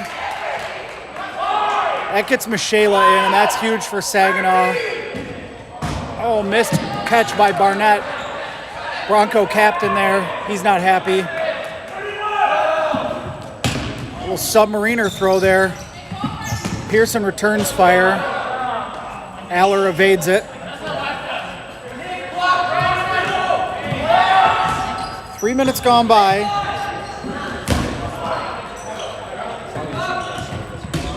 This is my first time seeing this Western Michigan team live this year, and I got to tell you, I'm impressed in the early goings. 3.5 minutes gone by, and I'm seeing some talent out here, and you love it. Oh. So, Saginaw Valley starting to catch their way back into this here. That was Goodwin making the catch on the back line. That's a spinning backhand throw, I think, there by Western Michigan. So they're pulling out some tricks.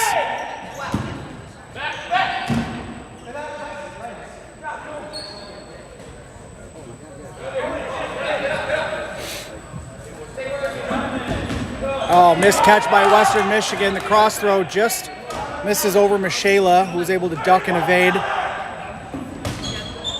Good block by Western.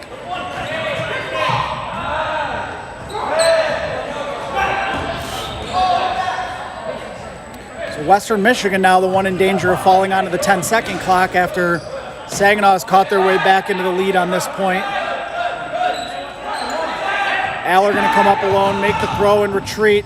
Didn't really, had some helpers there, but Saginaw went full transition on him there.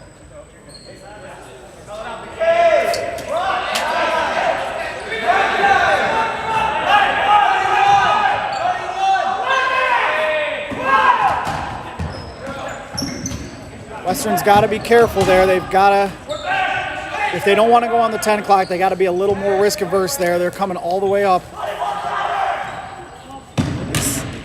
Missed catch by Western in the corner there. Michela will get credit for the out there. Here comes Rucker with a throw. And with that, Western will be on the 10 clock.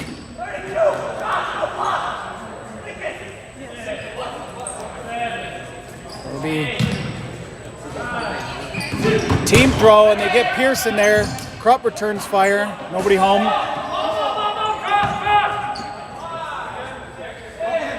Aller has two balls in a crouch position. He'll go with a submarine, just misses Krupp.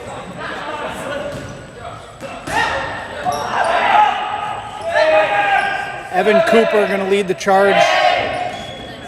Throw's going to come from Van Slambrook.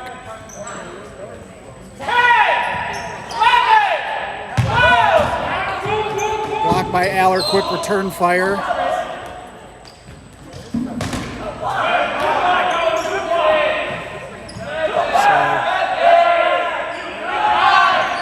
Each team playing a solid strategy right now, kind of one at a time.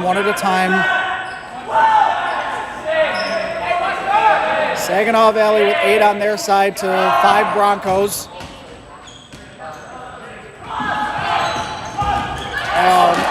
Didn't get that on camera, but Krupp with a nice counter in the middle and a missed catch by Western Michigan. Western Michigan not out of this. They're a catch or two from leading this point, to be honest. Just based on what I'm seeing so far. Shayla with a nice throw, better block by, Souvenir City. Almost took out the scorekeepers there. Joshua Linkus gets taken out there. He gets disarmed. If I'm not mistaken there, Van Slambrook there, one of the OGs for this Bronco team. I think they both are, actually. Jackson stepped in front of Krupp there and gets taken out. Aller was just talking to me about something that happened in 2020, so he's been around since then at least. Yeah, so you've got two on-court leaders here. If you're Western Michigan, you want to get back into it. Can't think of two better guys to have on the court. Krupp with a block, and actually Saginaw's on 10 clock as well here, so this is an interesting point. We're almost 8 minutes gone by here. Both teams on the 10 clock, so a lot of court spacing here. Wester's sitting on a bunch of balls in the back. I don't even know if they're aware of that. Aller throwing from his knees there.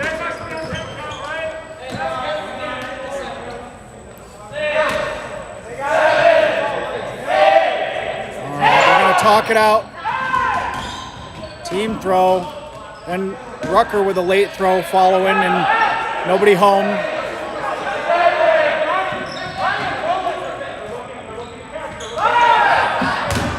Good block by Aller. He gets down quick for a taller gentleman. He's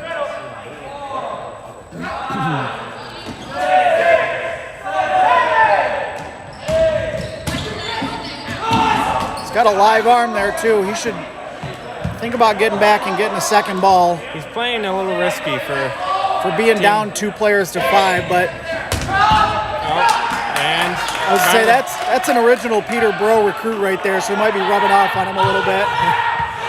finally caught up to him, and he got crossed after a straight up throw. So a lot of action here. Van Slambrook with the long throw. Nobody home, but it'll be good enough to reset the clock, and he'll play from the baseline now. Folsom and Day going to lead the charge for Saginaw. It's probably a good no reach there. it was outside of his catch spot, and he's not known for making a whole bunch of catches in games. He's a block first guy. Low throw from Folsom, nobody home there. And Slambrook put me to the test here, saying his name over and over again, I'll tell you that. Uh-oh. I don't know if that was, okay, he gets that throw, Rucker, excuse me, got him.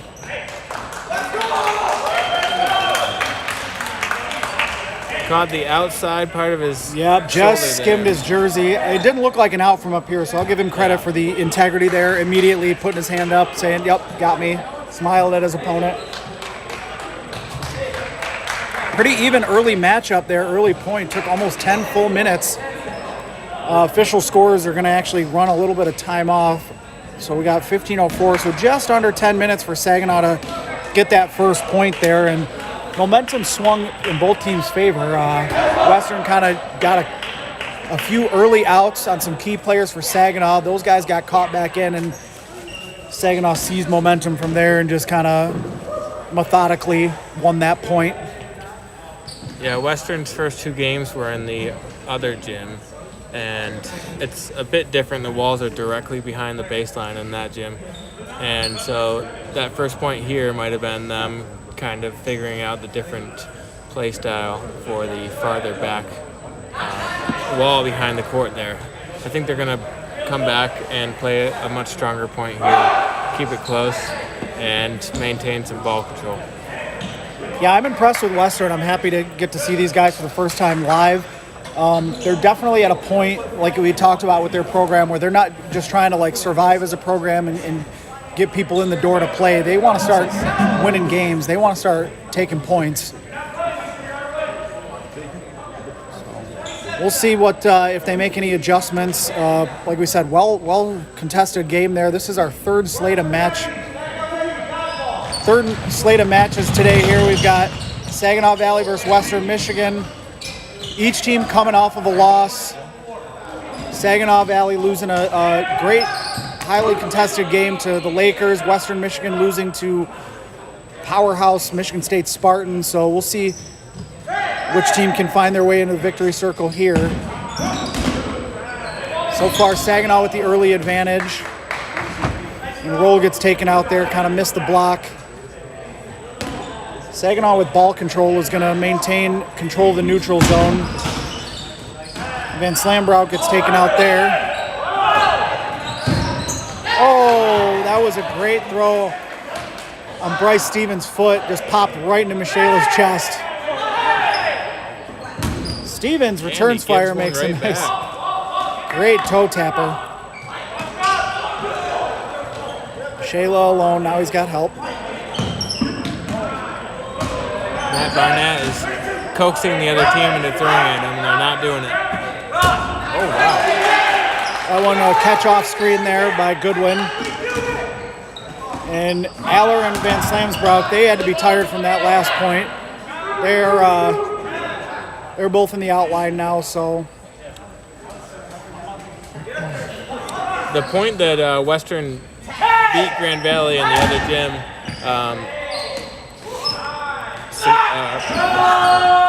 Santana Jimenez put the team on his back. He made 3 or 4 catches and got several outs to come back from 1 on 7, I think, and they took the point. So that was pretty exciting. Look for him as a player to make a difference here. Yeah, so far he's looked pretty good. Bryce Stevens did Goodwin touch that ball though as Stevens was going for it? He touched this. There's 2 balls. He blocked the second one. Okay.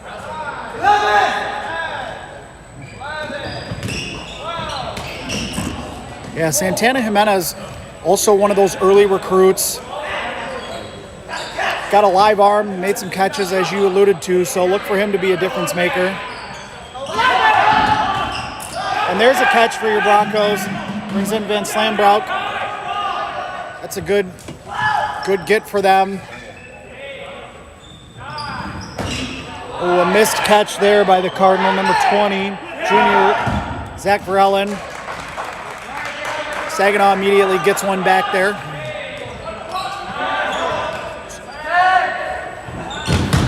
Three balls on Michaela. And at first I think he blocked one of them, one missed and one connected. So we're 8 on 8 right now, looks like. Yep, a little more than halfway gone first half here. Each team looking for their first victory of the day here.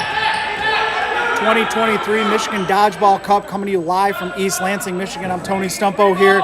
Joining in the booth now, giving Kevin Bailey a little break, is Dylan Fettig, another NCDA legend, multiple-time national champion, multiple-time All-American. The accolades go on and on for him. That was a very well-placed throw by Matt Barnett. The Saginaw player was looking down for a ball to pick up, and very timely throw there, if anything.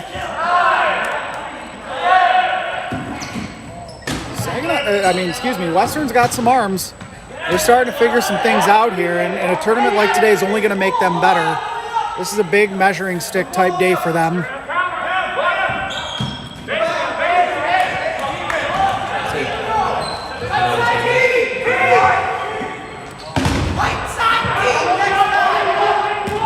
Santana Jimenez controlling, couldn't quite stop the ball. Now he's got it there.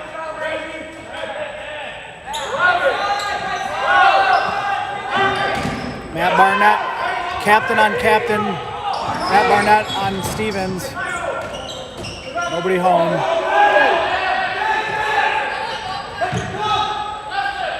So I think Saginaw is a little shell-shocked at this point. You've got Rucker, Barber, and Michaela all in the outline. Nice throw there. Taking out Day for Saginaw Valley. And Western Michigan looking to just grab momentum here, tie this thing up.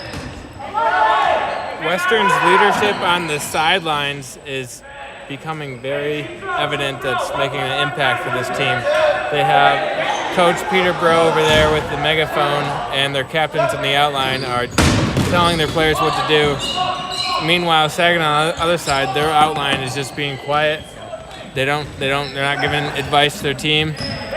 It's making a difference. We had a nice team throw at the bottom of your screen by Western Michigan that found the mark and took out Goodwin. One of the throws evaded his block. So, they're calling the balls over.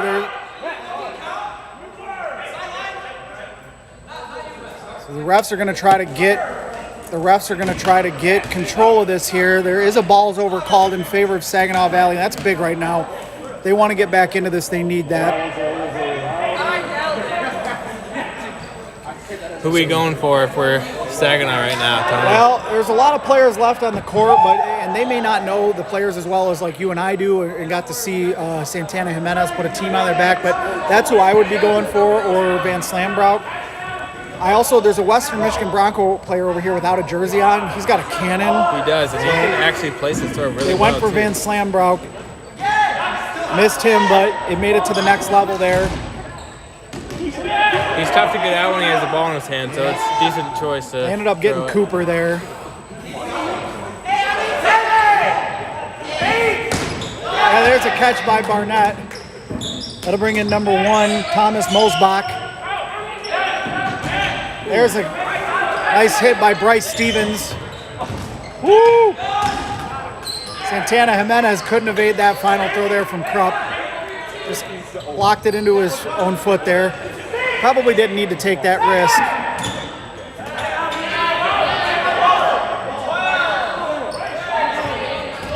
Bryce Stevens pleading his case, thinking the Bronco player blocked it into his foot, to no avail. What happened there was the first block was not the person that got hit with the ball. So there was someone that got hit with the ball, but his teammate blocked it, which makes it ineligible to get him out. Good rules breakdown. Dylan Fettig has always been very involved in the rules discussions, and now Bryce Stevens got hit on the ankle there, and he's still talking. He's not happy. I think that's one of those classic situations where the person you thought you got out then takes you out. Yeah, and it always feels the worst as a player, for sure.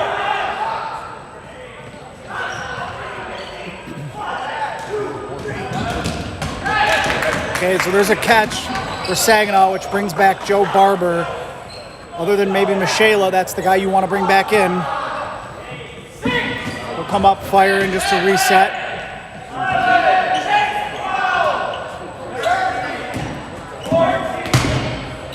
Both teams are now on the 10 clock here. So as we said, each team will have a 15-second shot clock when they have 6 players or more. When you get down to 5 or fewer, nice cross. When you get down to 5 or fewer, you are then on the 10-second shot clock. Both teams are there now, so we're going to see the pace pick up a little bit here.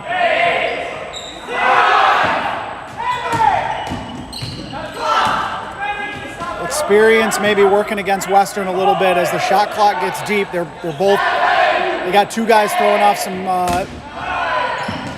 off some solos here, not connecting. And Slambrook lost his hat. Biggie lost his hair tie, so those flowing locks. Oh, That's a tough way to go out. yeah, Folsom kind of dove for that catch and couldn't quite seal it. It's ground right in front of Jackson. All right, so Saginaw down to 3 players. There's a lot of experience on the court for them. That's a big out for Saginaw there. Oh, they're going to call a balls over again. Matt Barnett just a second too late on that. Instead of releasing it around 9 and getting it there,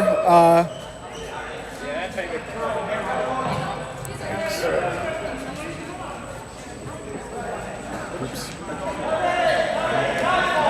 Apologize for the mishap with the clock here. Thought we had it going and it did not. So we are down under 6.5 to go. We'll get that sped up.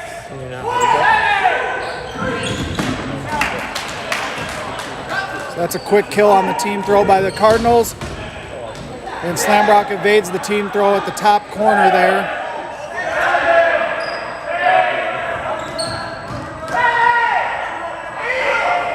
Six minutes to go, first half. Nice long throw by Joe Barber connects. Like I said, you couldn't really ask for a better person to come in on that catch if you're the Saginaw Valley squad. On that throw, Jack White got caught in a throwing motion. He was trying to make a counter throw, and the ball came in and hit him in the leg.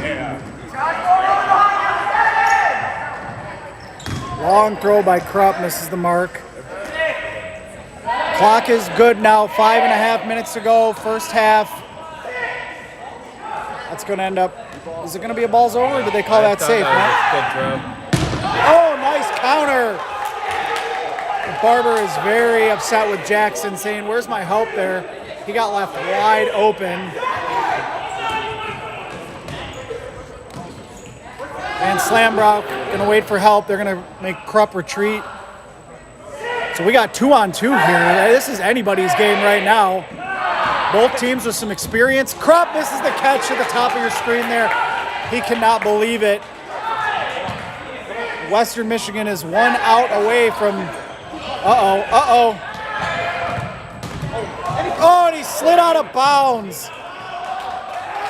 What a way to end the point. 4:42 to go.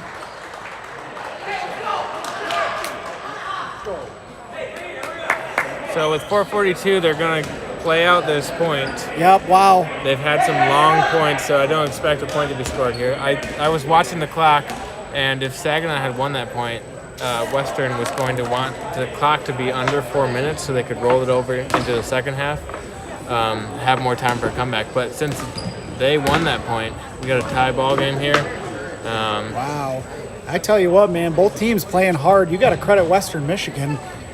They're taking some significant steps forward as a program. And you know, like I said, they're not just here to, like, show up. They're here to compete and try to win some games. A couple guys jump off the page to me, you know, Van Slambrook, Santana Jimenez. They got some live arms. They got some guys who have a lot of energy out there. Yeah. So Van Slambrook was running down the court, up and down the court, over and over again. I was expecting him to get tired at the end there, but he just kept on going, kept on pushing, and it got him the win on the point there. Yeah, this is so far going to push the last game for potentially a match of the day so far here. Third slate of games live from East Lansing. 2023 Michigan Dodgeball Cup. We're still in the first half here, just under 5 minutes to go. Didn't quite hit that 4-minute mark, so time will not roll over, as Dylan stated. So we're going to get to see real quick here what the coach has told them to do. If there's a lot of throws up the run-up, they're going to push for this point. If not, they might be trying to wait out till halftime. Yeah, but we'll see if strategies adjust by either team based on, you know, you lose a couple guys on the run-up, you might say, all right, let's just try to get it to half, you know. Western's sitting on 7 balls here, so we could see a team throw early here. They almost had a balls over again despite that. Nice throw by Aller. Climbs the ladder on Joe Barber and takes him out.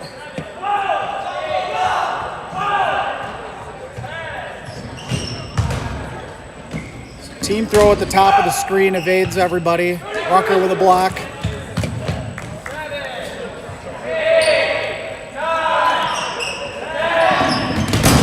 Take out Preston Cartwright, another captain there in the corner. So also Bryce Stevens. That was 2 big outs for them. Well spotted team throws here by Western Michigan. They took advantage of having that ball control. And they've got Saginaw on their heels.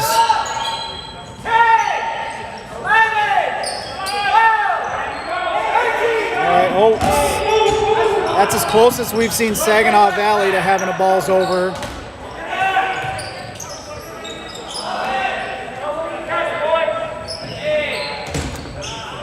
Cooper with a throw into traffic.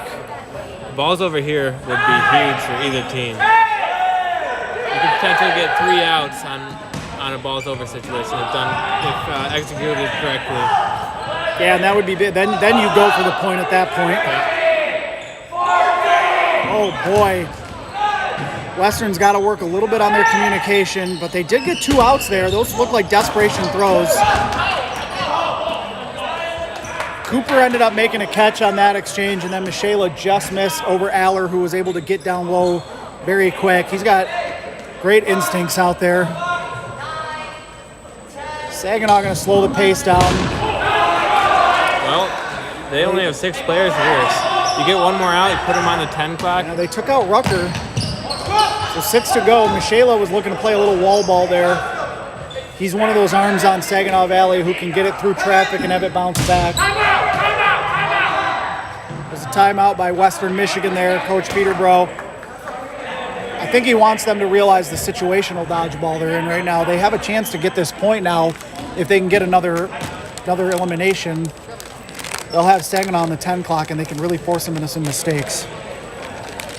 Got an even split of balls, looks like, 5 for each team. I'm not sure who's in for Western, but there is 6 players in for Saginaw right now. Let's see what they draw up here.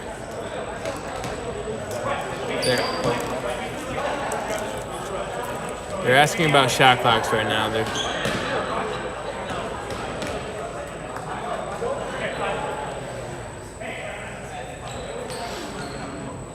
Looks like Western will have 10 seconds to throw, and Saginaw will be at 0, so they'll have 15 seconds to throw.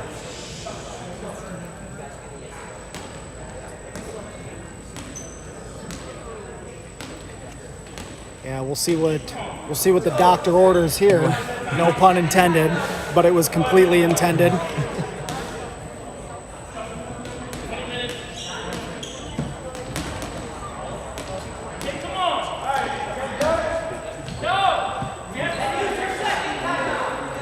Cole Michela screaming. How long do they get for the timeout? It's like, use your second timeout then here. So actually, we need to go ahead and set those bad boys. Yeah. Did Saginaw take a timeout earlier or no? They have not. Okay. I was wondering the previous game how many timeouts. It seemed like there was a lot of timeouts going on. All right, here comes Western charging left to right. They draw a throw early, then team throw. Just misses Joe Barber. You can hear Peter Bro screaming, get ready to go, get ready to go. So I think he wants them to speed it up and play transition here.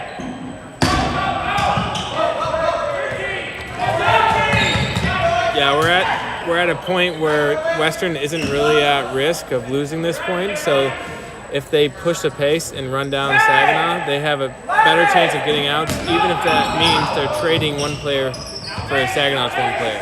Correct, and I think they're desperate to get Saginaw down on the 10 clock, and then they can really start to use their legs, really start to run them down and force them into mistakes. But Saginaw does have ball control. They can be a little more risk averse. Long cross throw takes out Roll in the middle there.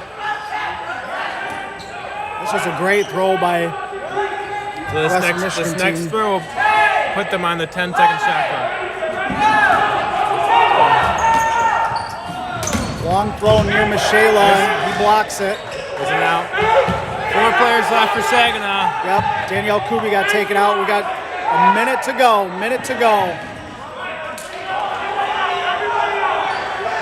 So they're gonna, you can hear them screaming everybody up. I think they might go high line here. Yep, Dylan, they're gonna switch to high line, it looks like maybe. I would be even higher than that. Get up on the throw line. They're gonna make them transition here. Timeout. So that's a timeout by Saginaw Valley there. 38 seconds left, first half. We got ourselves a nail biter here.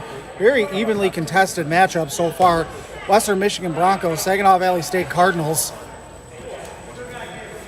Number 10 versus number 21. Is there only one pizza?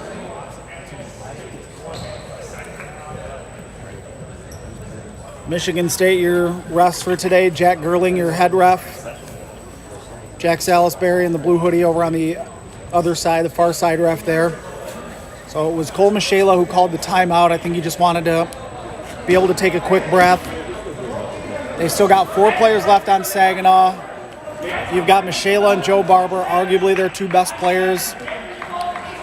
They're just going to try to get this to halftime. 38 seconds left. They've only got to make about 3-4 throws.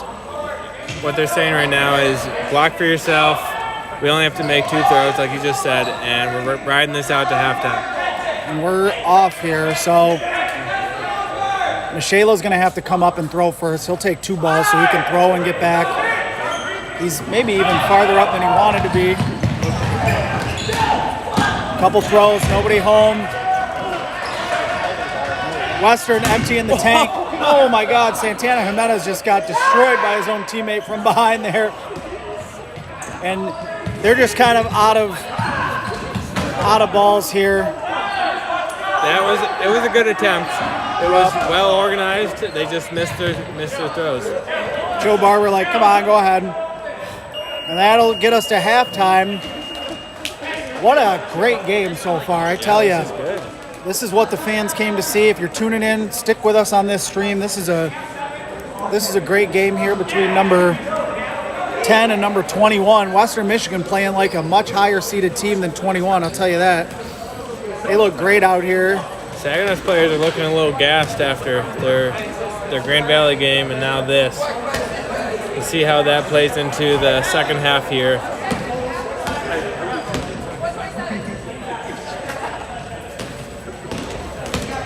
Peter.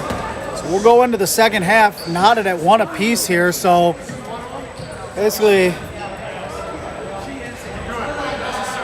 I would say momentum is in Western's side right now. They have the energy. They're excited about this. They're in this game. This is the first time they've ever played Saginaw in a close match. to me, this would be a historic program win for them. Absolutely. This isn't the same Saginaw Valley team of like 6 or 8 years ago, but it's a proud program. It's a program that's perennially, competing for Final Fours. And for Western Michigan to come out here at the MDC, this is a statement game for them right now.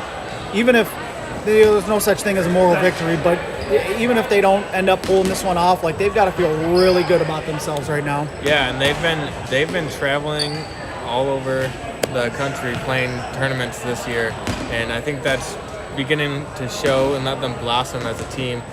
They are looking like a unit. They're playing together. They're doing team throws well. They're moving up and down the court as one, and that's a big reason why they are in this game right now. Absolutely. So some players that stuck out to me, Van Slambrock was in quite a bit. Aller, those are their on-court leaders, some of their guys who've been playing a longer time. On the other side, Michaela, obviously, has been great for Saginaw. I think he's really the straw that stirs the drink for them. Yeah. As he goes, they go. He's going to need some help here in the second half, I think. But just so far, just a really evenly matched game. I love it. This is what you love to see at MDC. Teams let it all hang out here. Yep. Saginaw needs to get ball control, I think, is their main problem right now. They've had very few times where they even have 5 balls. So they're going to look to get some balls up the rush and be smarter with their throws, and so they can get off of their back line. They've been playing a lot off their back line, making long throws, and it's not allowing them to get many outs. Yeah, I think Western has a decided speed advantage right now. I think they're able to play a little more transition. They're able to get up to the front line earlier in the count because of their speed and get things set up, and that's been a big advantage for them. They look to be a very athletic team who's still sort of figuring things out from a dodgeball perspective, how to use that athleticism as a strength. So we'll be coming back with a second half action here soon. We'll see if we can get a score update from court number 2, where we have Grand Valley and Central facing off. That's always been a great historical rivalry. I compared it to the Cleveland Cavaliers and Golden State Warriors of a few years ago, where they were just pencil those two teams in for the finals every year for a stretch. We had 4 straight finals with those teams. It's a different Central team. They're a team just trying to get their feet under them again. First MDC in a few years.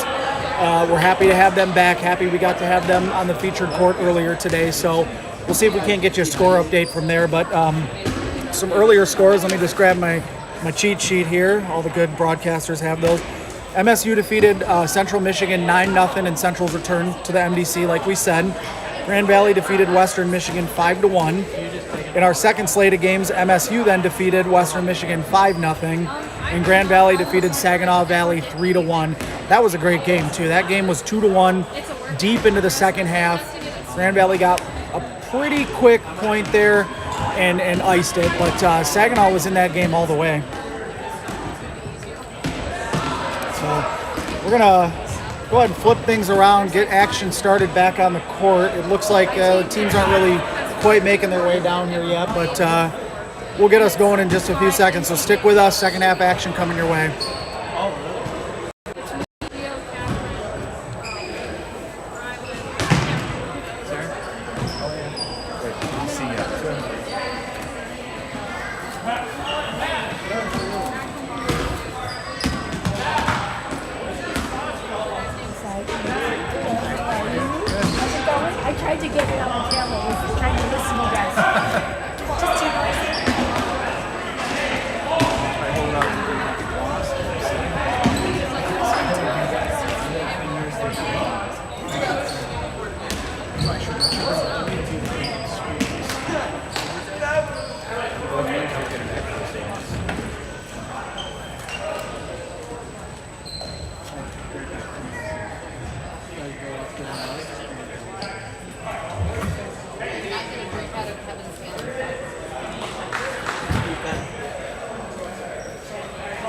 do have cops here, actually.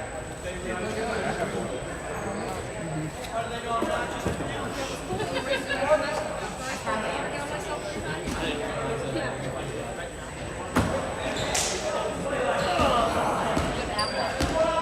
Mom, where's the water?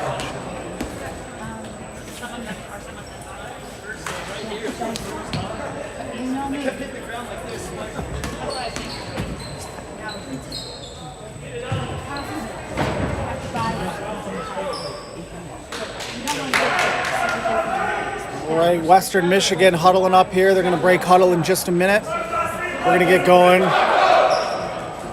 Head ref Jack Gerling going to get us started here in the second half. Just been a great game so far. Stick with us. Second half action coming your way right now. Great matchup. Western Michigan, Saginaw Valley, Michigan Dodgeball Cup 2023 live from East Lansing, Michigan. And I Am West, the house that Bomus built. If you could, we would love it if you would share this link, share the post, toss us a like, help our engagement. Here we go, second half underway. Oh, big collision there in the middle. Santana Jimenez and Krupp. Oh, that's a not so classy throw by Michela, but you know, he's smiling. He's like, hey, you know, hey, you said your piece, get back.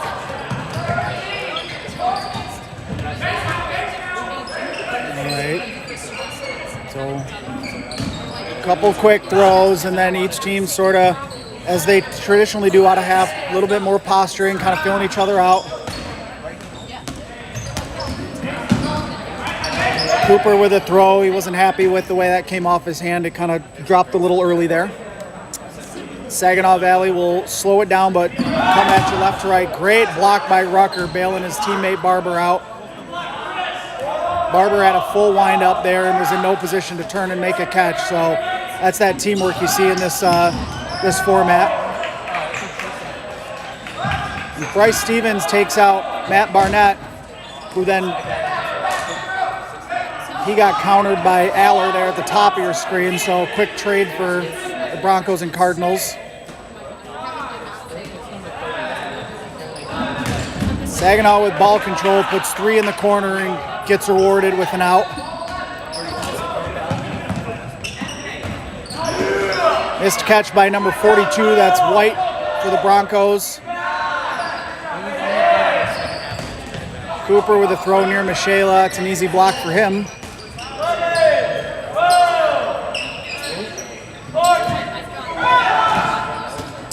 Seemed like the counter kind of started or stopped counting on Saginaw's side, but Bryce Stevens, the captain, being vocal for his team. Yeah, Saginaw trying to play wall ball. Western going to use their speed to try to corral the loose balls in the middle here.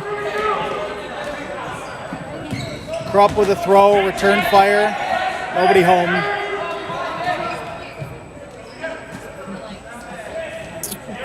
I don't know what's going on with our clock these days. Doing some weird things here.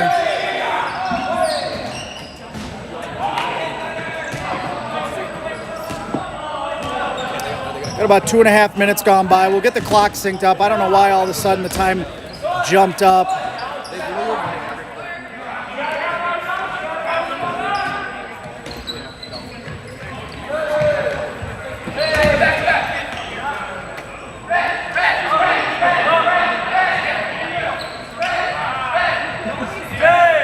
Oh, missed catch there, and Kyle Coop will get credit for that. That out. 3 minutes gone by, second half here. Saginaw Valley has a decided person advantage, and they have ball control, so everything's coming up Cardinals right now.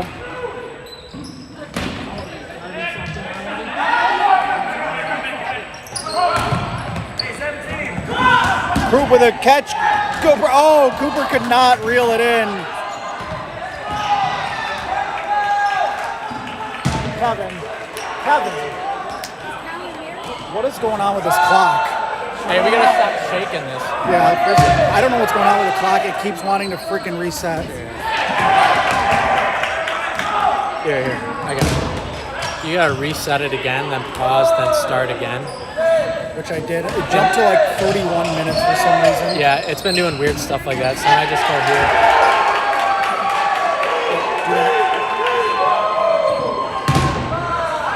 You're good.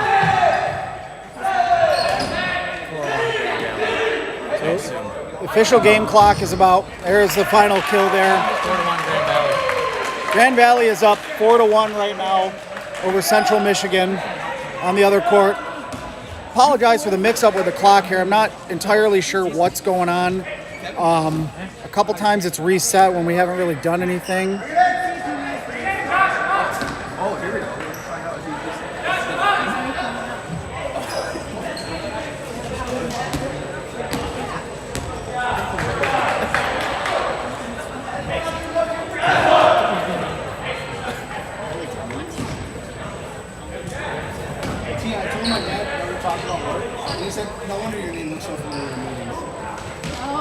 So we got 4 minutes gone by first half. That was about the best point we've seen Saginaw Valley play all day. They were just in complete control after that run up. Got a few early outs and just took advantage. I apologize for some of the clock issues here. We should have those straightened out. Don't have a full explanation as to what was going on with that. We started it at 25. It jumped up over 30 minutes. Got it synced back up, but we face adversity, we move on. The head ref, Jack Gerling, will get him started here. Looks like Saginaw got the better of that run up. Maybe not ball advantage, but they got Santana Jimenez out, and that's a big get for them. He's a very good player for Western. Ooh, Bryce Stevens almost ran himself into an out there.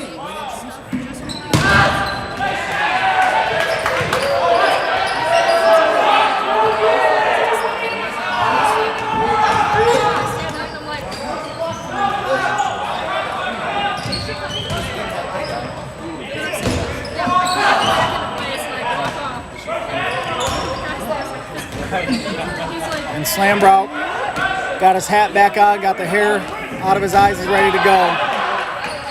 Nice crisscross throw there from Saginaw.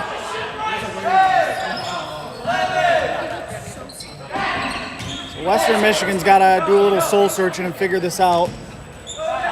They seem a little discombobulated, and they're going to say that's not a throw there, so the count will continue for Western Michigan. That's better to reset the clock, and they'll retreat. Bryce Stevens makes the long throw and is going to force Western back up here.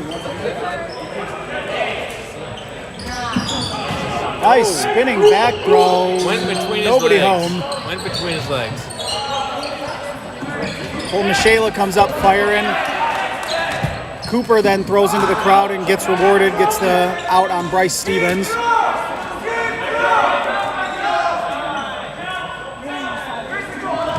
Team throw into the corner, nobody home. Aller misses high, and then a jump catch. Almost a second one by Western. But that'll bring in Santana Jimenez. That's big for them.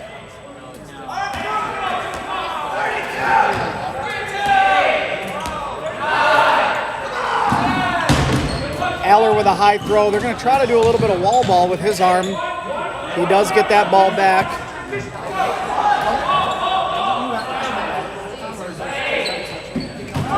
Barnett throws one right to Kubi.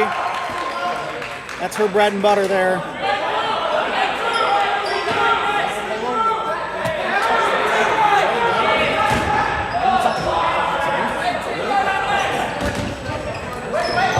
Krupp then gets, team catch. Great awareness there. Yeah, reach out and snag that one. Saginaw getting the breaks right now.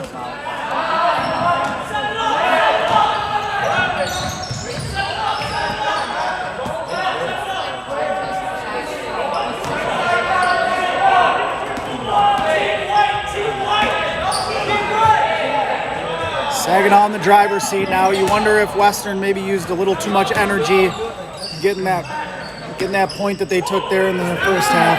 I'm really impressed with how Saginaw came out after halftime there. They were looking defeated to go into the halftime. They were hanging their heads. They were not talking much. but they came out with full energy, took that point in under 5 minutes, and now they're looking commanding here. Yeah, you got to give Western credit right now. They have taken ball control back. Nobody home on the team throw. They've got to start converting those if they want to get back into this.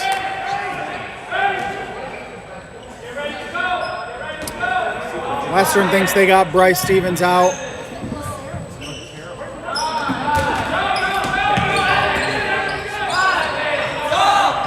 Western wants to play transition. It's so hard when you don't have ball control because you got nobody to help you.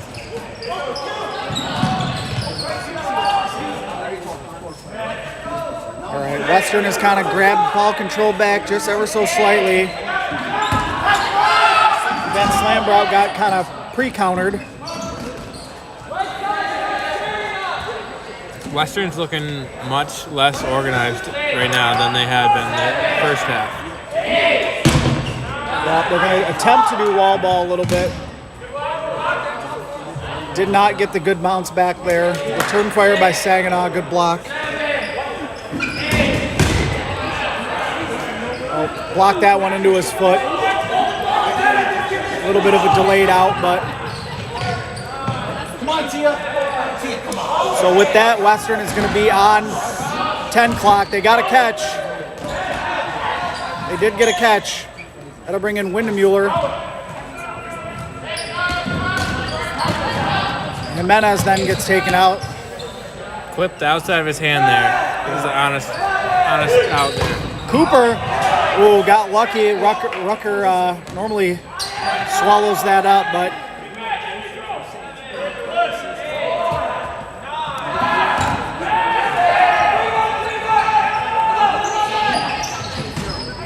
Cooper's throws look like they almost gain speed as they're flying through the air.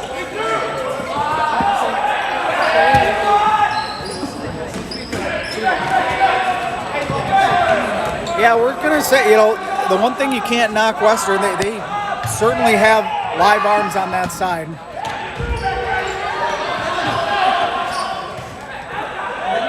So almost 10 minutes gone by here, 15 minutes left, second half action. Looked like he plucked that off the ground. I don't know if that was a catch in my opinion, but I'm way up here. Refs are all over it. Cooper with a good block. He'll return fire, and unfortunately I think we got a Bronco over there dealing with maybe a hand cramp or an arm issue. Yeah. He's maybe their best arm on the court, and Cooper with a catch, and he's deferring. That is unfortunate. He's been throwing some heavy balls Yeah. this game and the game before. Could be a little inexperienced. He doesn't have a jersey. We can assume maybe he's a rookie. So maybe get the stamina up. Shayla buzzing the tower there. Nobody home.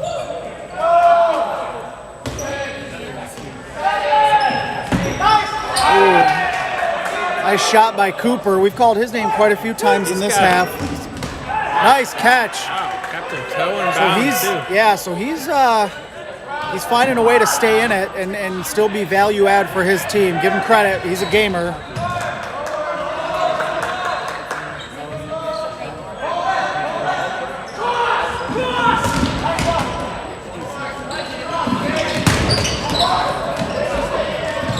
That's what you got to hand it to these kids. They're playing for the name on the front of their jersey. There's no sponsorships right now. No one's getting paid. NIL's not here in college dodgeball just yet. Nice block. Wow, They're playing for each other. Beautiful blocks there. Spinning sideways. Textbook. Especially if he is a rookie.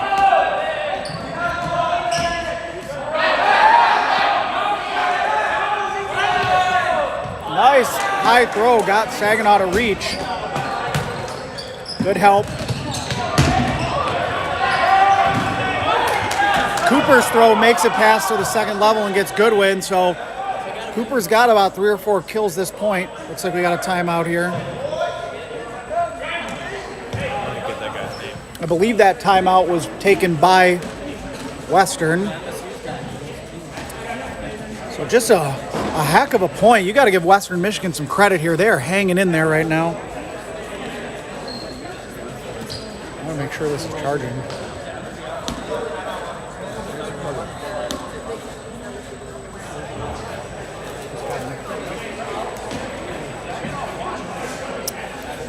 Western Michigan trying to see if they can pull this comeback this point off. I'm sure it's charging because we got a little battery on this point. You unplugged it, remember?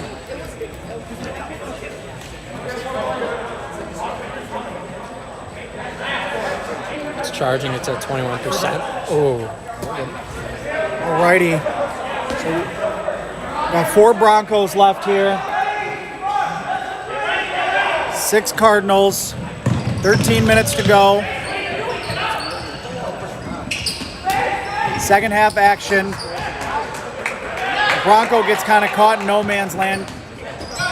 Cooper just missed. Oh, they're calling Folsom out there. Refs are all over it. All right, so you got Michela and Barber out there. You've got all 4 captains for Saginaw Valley, so advantage Saginaw. That was a Risky throw. Oh my God, so they got Michela out, then makes a catch. That brings in Matt Barnett, another captain. Halfway through the second half.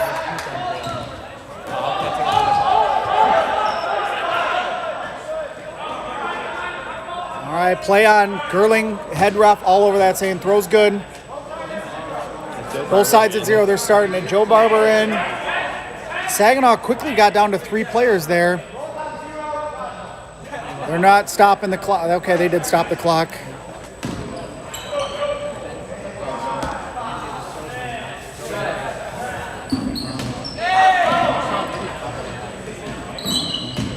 Bryce Stevens going to come up, throw in. He's going to retreat. Cooper. Nice throw by Cooper. And then Stevens gets taken out at the top of your screen. And the lone Cardinal left is Joe Barber. The way he's been playing, Cooper's going to get this last out right here. Huffin needs to be careful there. Thought maybe that... I don't know if they're going to say the timeout was before that out or after. It appears like Hoffman is going to be still in the game. All right, Peter, risky to take a timeout in this situation, but I think he wants to make sure they get this point and tie it, and then we'll see what happens after that. 11:31 to go, second half. Western Michigan has Saginaw Valley down to their final player right now, Joe Barber, desperately trying to tie this game. They do not want to fall behind 2 points. I think Advantage Western right now. They've got Captain Barnett, Cooper on the court. Coach Bro is very aware of Joe Barber's catching ability. I think he's going to get his team together and say, listen, guys, we cannot allow him to make a catch on us. No solo throws. Nothing above knees. Yeah, if you've got to reset it, you better get it away from the body or bounce it in front of him. So they'll break from the timeout. Lone Cardinal Joe Barber against 4 Broncos. Jack Gerling gets us started here. Counts are at 0s. 11.5 to go. And that's a quick out for Barber. Taking out Hoffman there. Oh, they're calling him out. They called him out. Again. Hit him on the third ball, hit him on the inside of his leg. Yeah, there was that team throw we were talking about. Peter was saying, listen, if we're going to get a good shot at him, it's got to be a team throw. I think it was Cooper that got him, so. And I do think, good call by you, right? Well, bucking the trend of the announcer's curse so far. So, well-executed point by Western Michigan there. They had a lot of things clicking for them. MVP at that point, no doubt, Cooper. Cooper and the guy that we don't know his name. I'm sorry. He's going to get his due eventually here, but he made a catch. He made a catch immediately after hitting another player out for Saginaw to put them on the 10-second shot clock. So that was huge. Great game right now. Peter Bro going over what worked, what didn't work in the huddle there. Saginaw's already broken huddle. Head ref Jack Gerling going to get us started here. Could record the rest of it. If it goes to overtime, hit record. But then after this, we'll record the last. We'll record each of the last. Those of you just joining us, this is our third slate of games here. We got a contender for match of the day so far, in my eyes. All knotted at 2 here, second half. Western Michigan, Saginaw Valley. Back and forth affair here.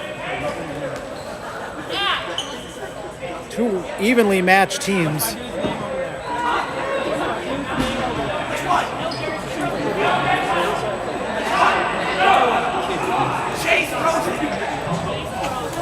Chase Rosen. We apologize. Yeah, we've had Chase Rosen on our rosters. Unfortunately, he didn't have a jersey. It was hard to identify, but he is having just a standout performance right now. All right. Gerling will get them started here. Wow, quick throw hits roll. And then Bryce Stevens gets taken out, and Krupp. And don't look now, but 3 Saginaw Valley Cardinals got taken out in about 4 seconds there. And Western somehow has 8 balls still. Incredible start. You couldn't have drawn that up better if you're Western. But Michaela takes out Van Slambrock with a catch there, and that gets Roll right back in. Timeout. They're calling a timeout.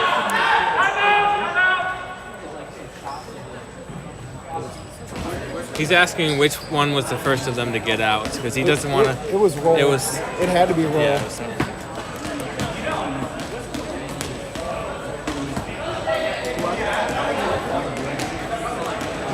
Jack.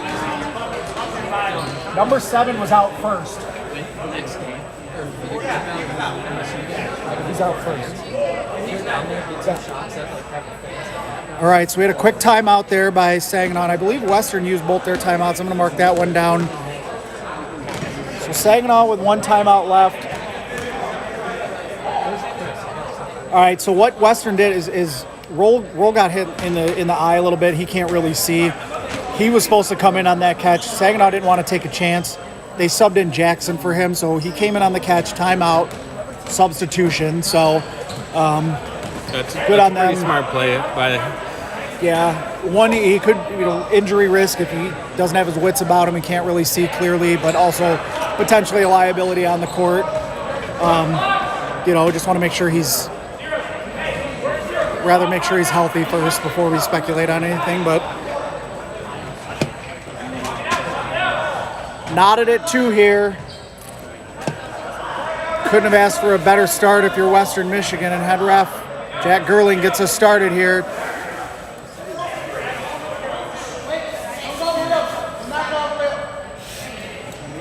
Western Michigan has ball advantage and should have player advantage here. They only have 1 in the out queue. And they get a quick out there on 0-0. That's Caden Pearson. That's a freshman. Haven't called his name much today, but he's been on the court a lot for them.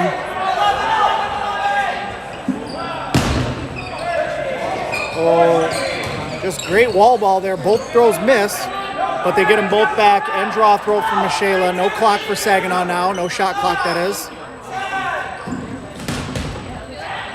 Another team throw miss. Nope, they did connect. They got Preston Cartwright. Nope, they're going to say it didn't hit him. Michaela gets disarmed in the middle there. Tough way for an experienced player like that to take it out, but his grip strength may be waning here. He's played a lot of dodgeball today.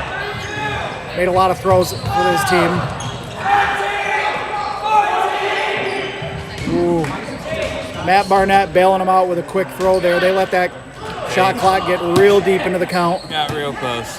Looks like Rosen has found some renewed strength in his arm. He's making several throws in a row here. Yep, there they go. I'm going to call out Goodwin. He thought he blocked that one, but I think it clipped his side. The second one clipped his side after that. It's so hard to block when you're down on your side like that. You evade the first throw. There's just nice catch by Western at the front of your screen, and that'll take out Rucker.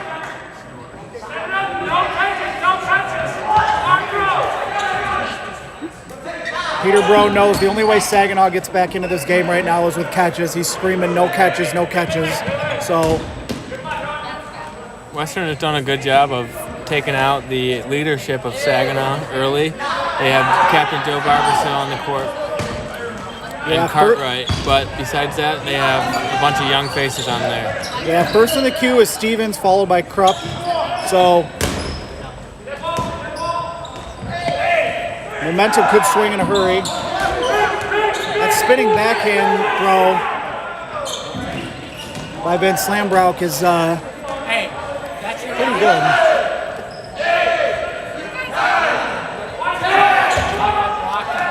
Here comes a team throw at Barber, and the second throw connects, gets his leg. Chase Rosen, meanwhile, gets taken out at the top. Heck of a game he's had so far. Team throw, mistimed, and that's a big catch for Saginaw Valley. Brings in Bryce Stevens. Second throw is about half a second later than the first throw there, which allowed him to catch it.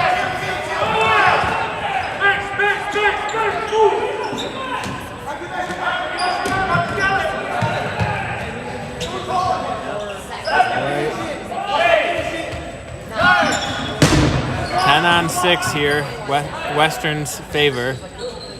One more person gets eliminated for Saginaw, they will drop onto the 10-second clock, which is huge. Yeah, Western could really turn this into a track meet at that point. Oh, and Linkus gets taken out there. Missed the block, Santana Jimenez gets him over with that reset throw there.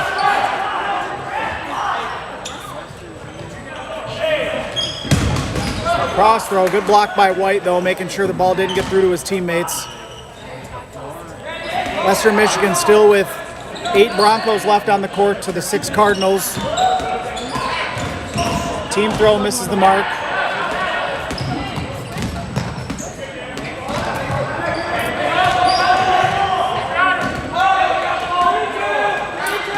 Western Michigan not given an inch in that neutral zone. Bryce Stevens gets taken out. Yep, ref on the call there. Next throw, and Saginaw's on 10.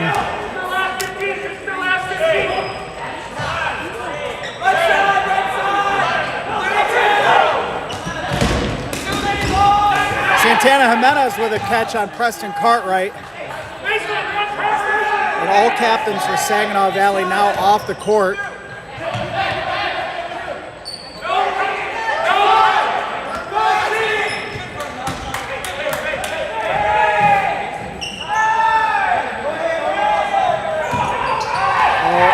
Western's wanting to go to ball's over.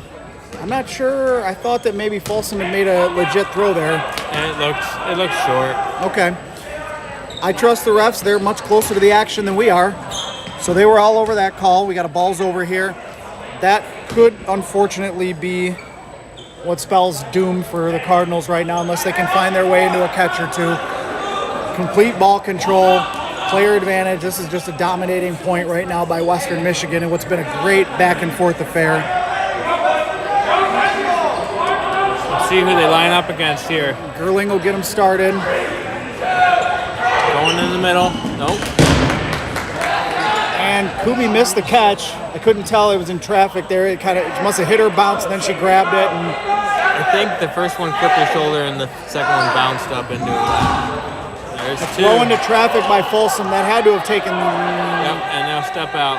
I was just about to say that they should be considering stepping out here. There's only five and a half minutes left. Not a whole lot of time. Come back.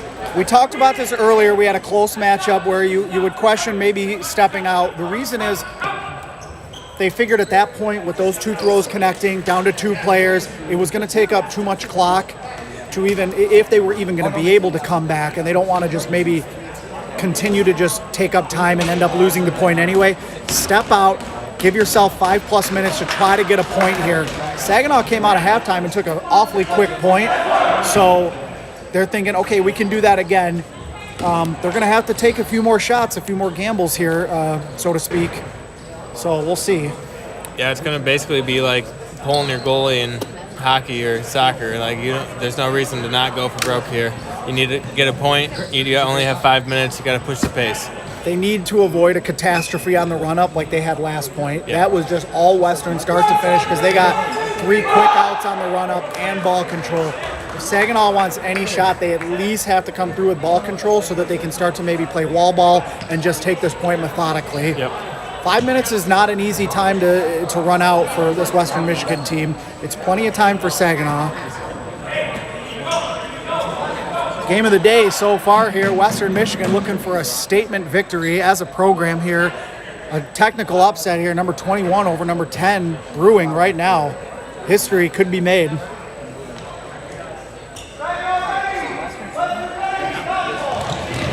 Head ref Gerling will get him started. Much better start for, all right, they each trading out. That's a better start for Saginaw.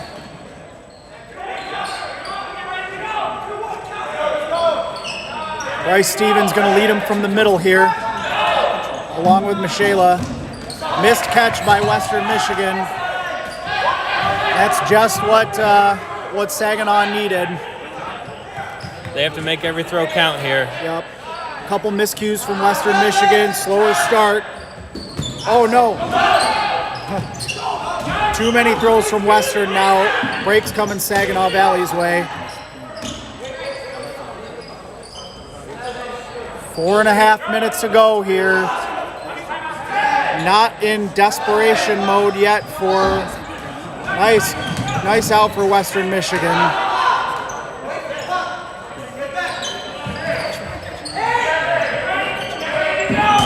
Kyle Krug, oh, that's 2 kills, but then Aller gets Michela. That's 3 quick Western players taken out in succession there.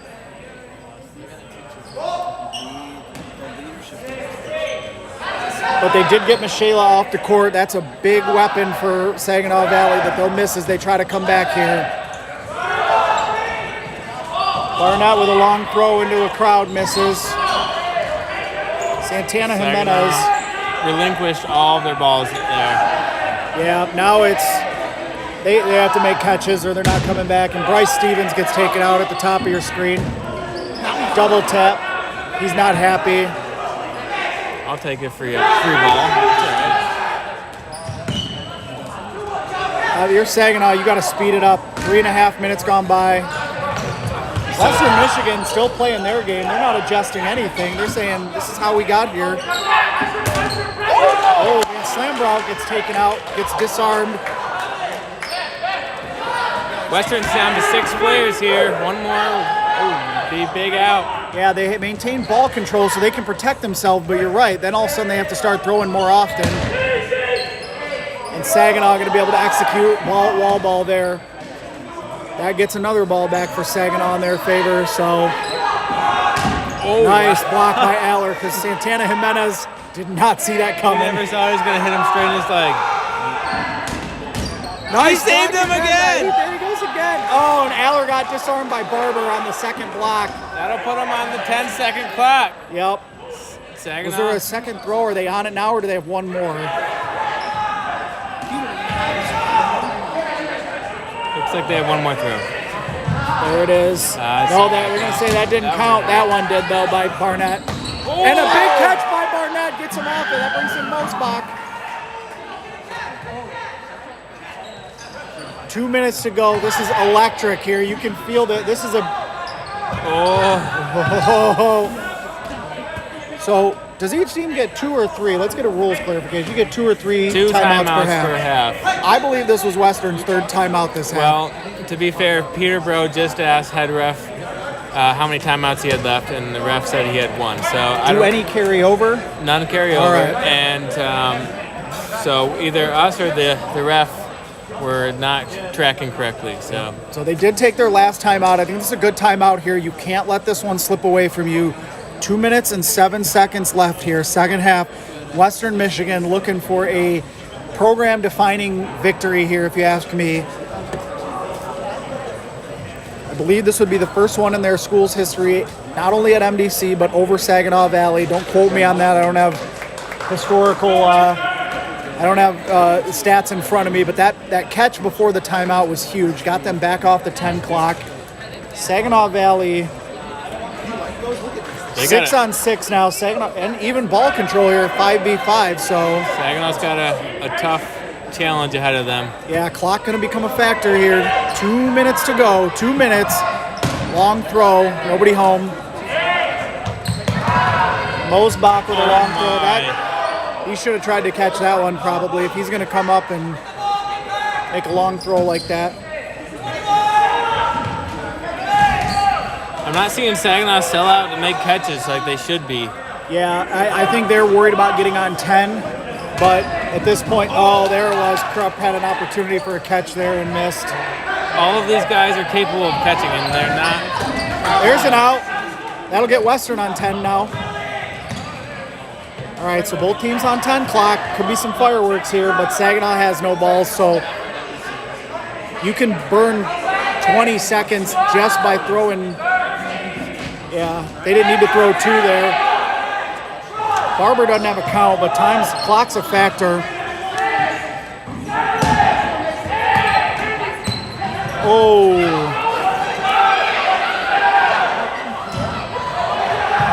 What? Why would Windmuller do that? He went for the catch there. He reached. Under a minute to go. Joe Barber gets a kill, then gets taken out himself.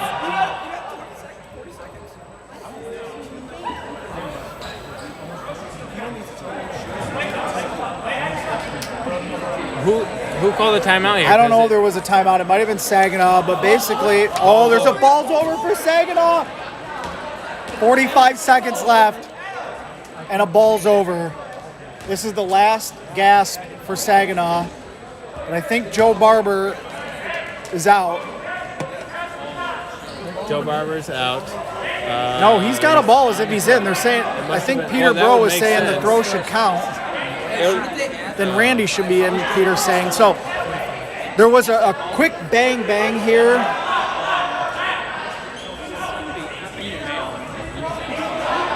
There was a quick bang play there before or during the ball that caused the balls over. Refs are going to look to sort this out.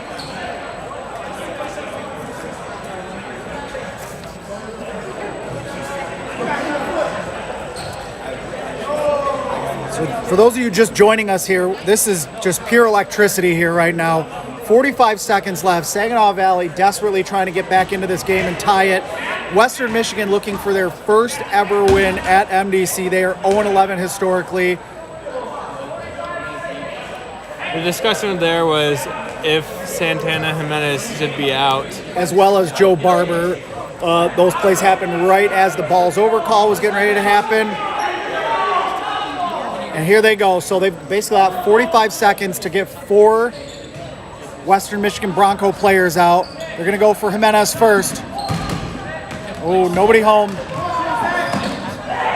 oh, that's big. They got to go. Nobody home. 25 seconds. Joe Barber disarms him. And then Joe Barber gets taken out. 20 seconds.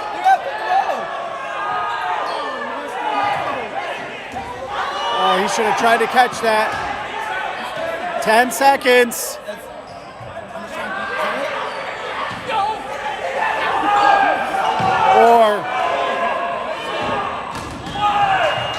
And that's it. That'll do it. Western Michigan with their first ever win at MDC 2023. Here we are.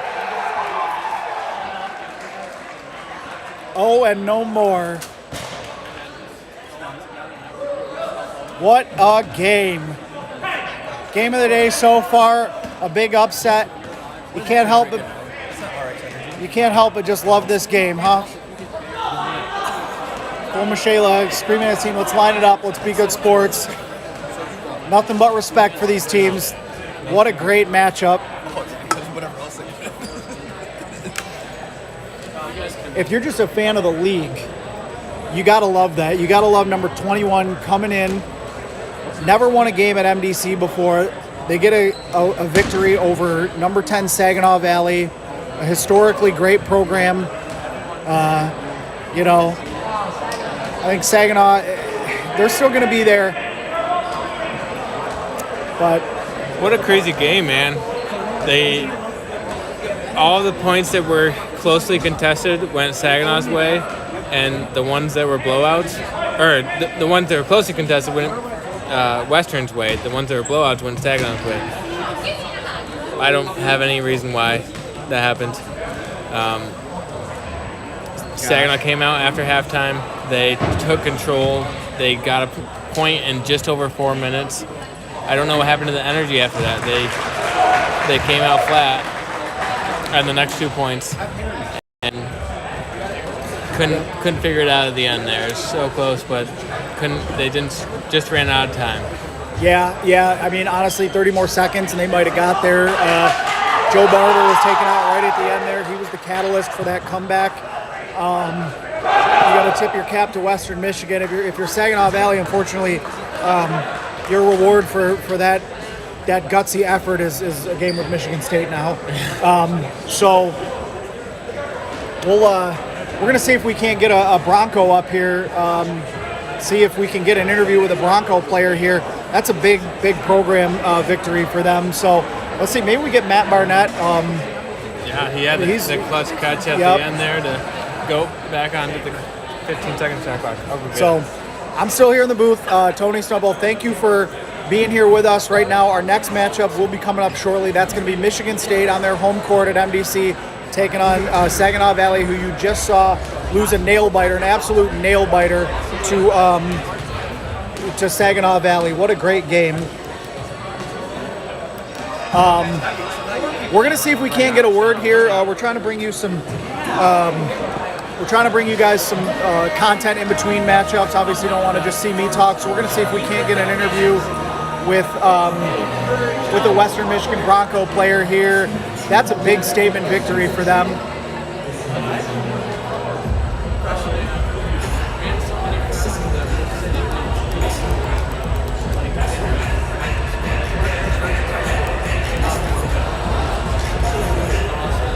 So we'll be right back. Stay with us. Next game, we got Saginaw Valley versus Michigan State. We're going to have a little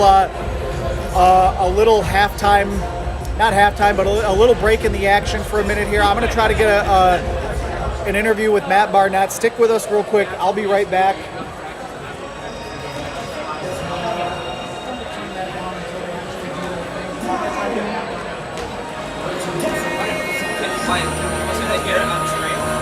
Probably.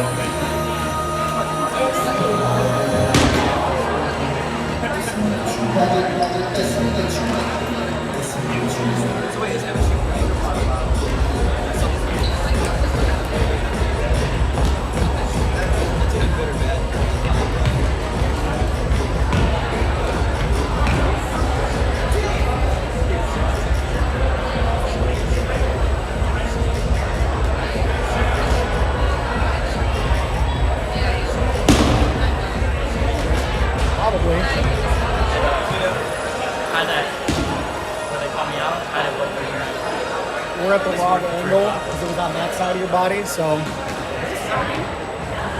got a lot of dodgeball fans up here. Really exciting what we just saw. You know, if you're a fan of either team, that was just a great game. History made here at the 2023 MDC. That's a big program win for Western Michigan. We're going to try to get one of them in the booth right now, get an interview here.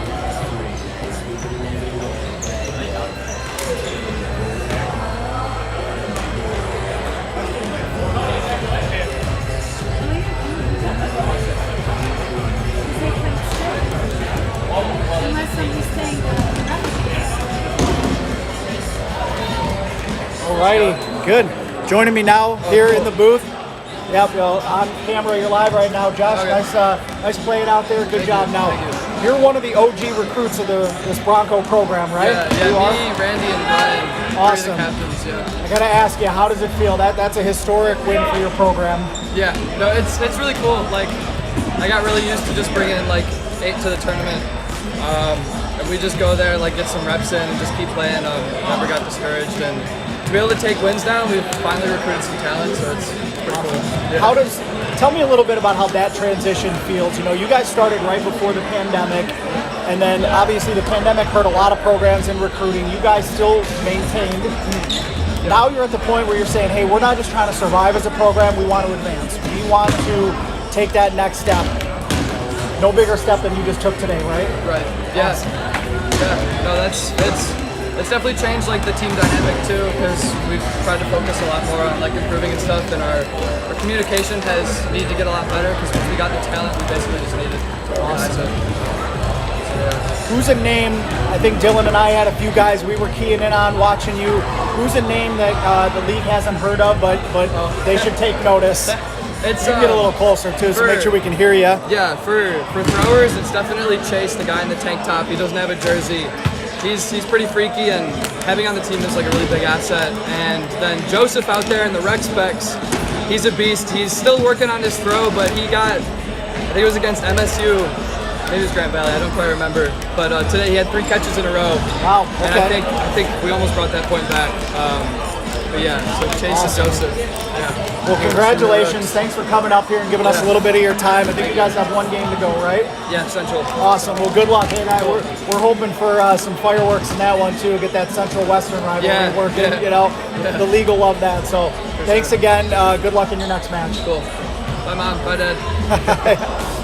All right. I think we're gonna end up moving this down on the court here for a little presentation. So stick with us. Next game is going to be Michigan State, Saginaw Valley State. We'll still be live with you the whole rest of the way. After that, final matchup of the day on our featured court will be Grand Valley versus MSU.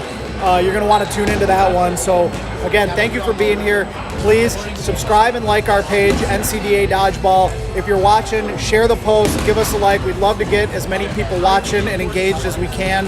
And stick with us the rest of the way. Thanks for tuning in.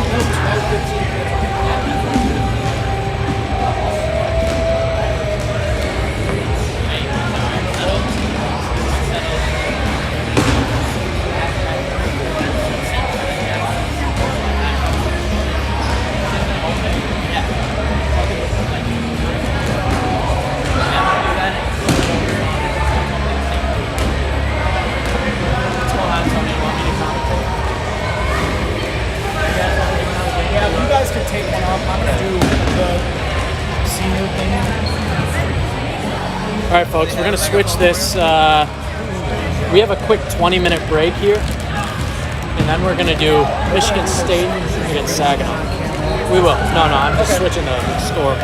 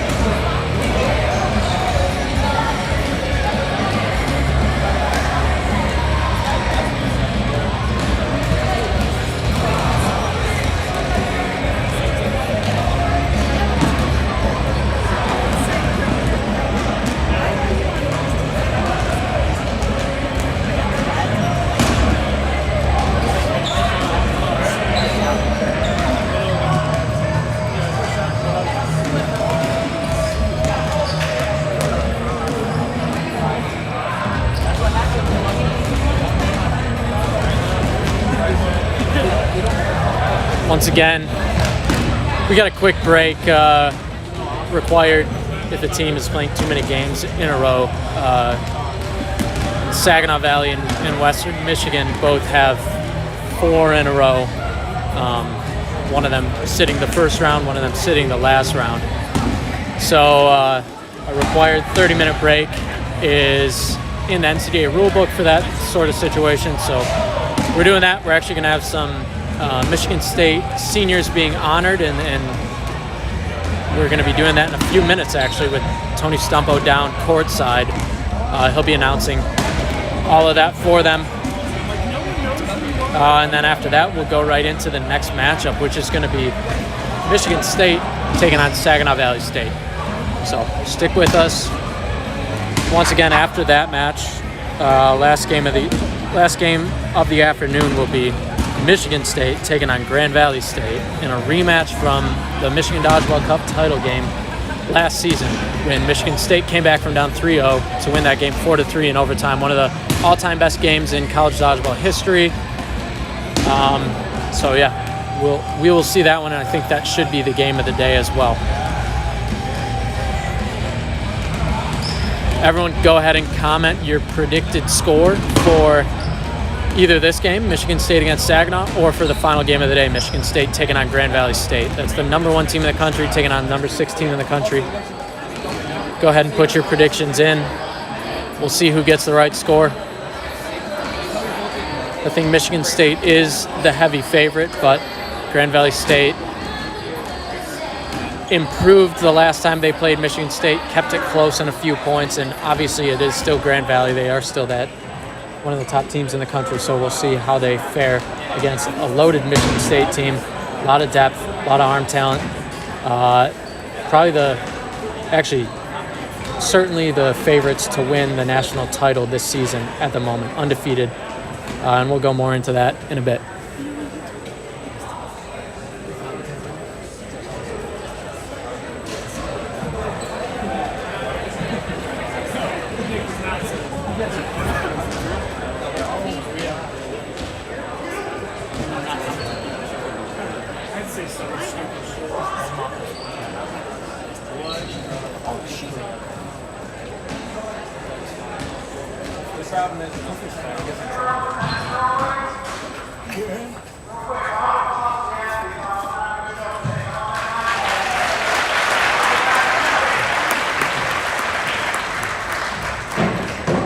What are you going to do?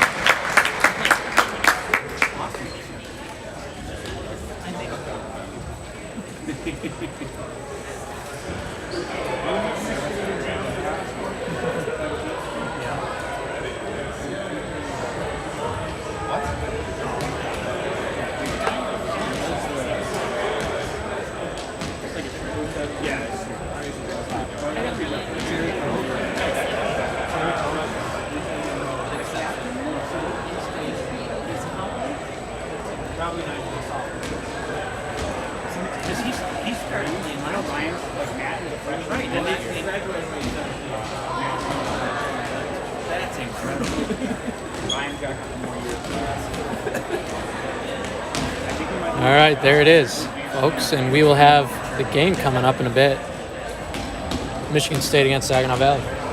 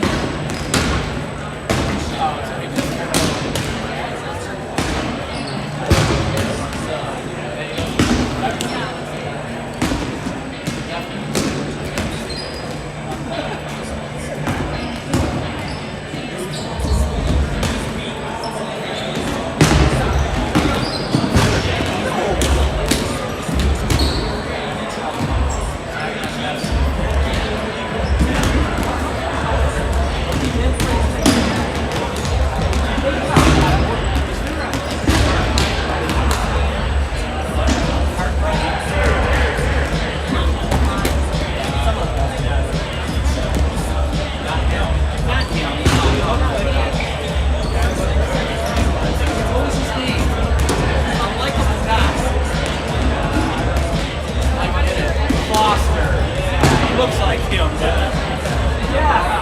but I think we had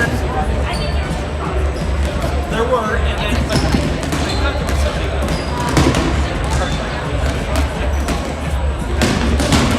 but he does look like Foster.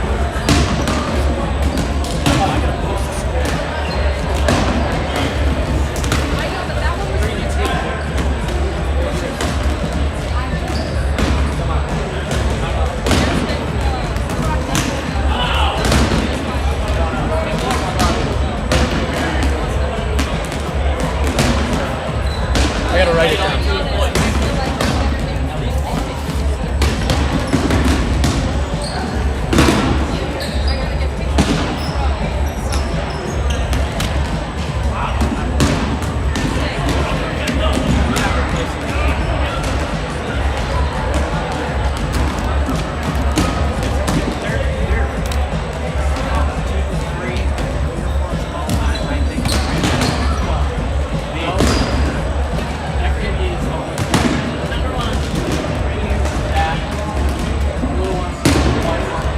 I like the white one. I just like that it's a penis, it looks like it's actually. But I do like it. I like the white one. I haven't seen it.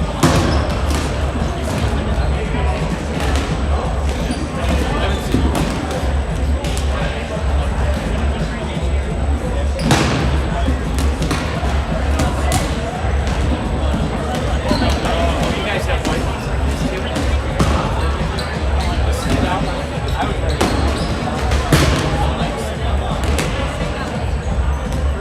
Oh, you don't like the feel on it? No, I would wear it.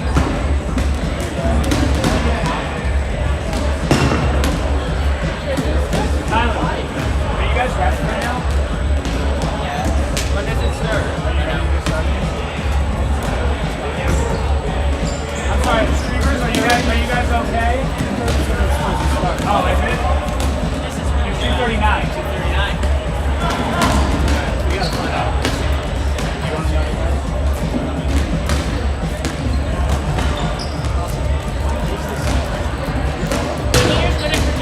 I'm not resting. I can't. I guess I could. Hey, Peach, find out what the score was and let me know. Grand Valley! Can we get more for wrestling up here, please? Alright, I guess I'm commentating. Is Central playing Western right now? They are. Who's sitting on the Western? You are. Western is.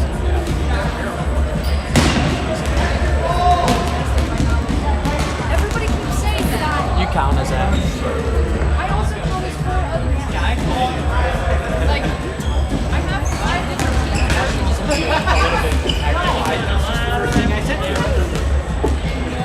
I'm going to be taking pictures. I'm not taking any team. Oh, by the way, if you take pictures here in the last round, get some that like angles show like framing shows like only a full crowd. It's like the MSU section. If you get some that like frame where it looks like a full crowd, it makes it look better than it actually is. Also, there are a lot of people. Yeah, Becca said there's more coming to the Grand Valley game. I know at least one more person coming. That's true.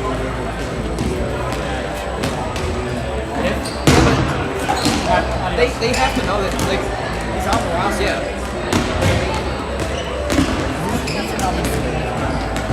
It'd be different.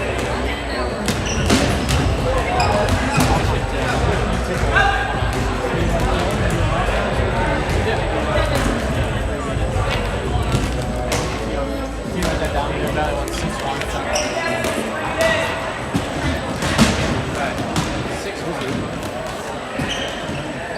Now, who wrote OT on this? That did not go to overtime. Yeah, that's fine. That's cool. I'm gonna go find a copy and use it in with a whip. Where? I'm just gonna go down the highway. We can do another one later. We could interview him after their next game. Yeah. Grand Valley. an interview with them to take that too. All right, let's see. What were those?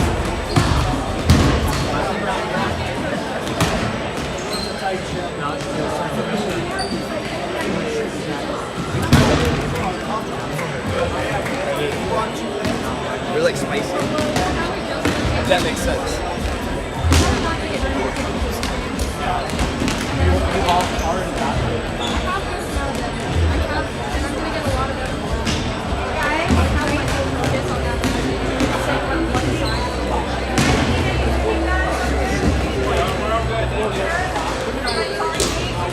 I'm good, thank you. Thanks.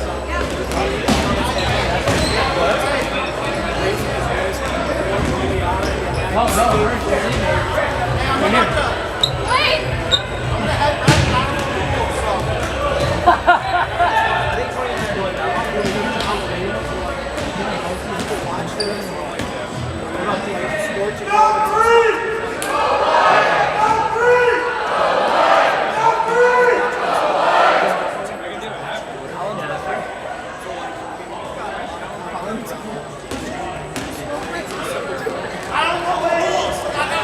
Hey, you want to commentate with me?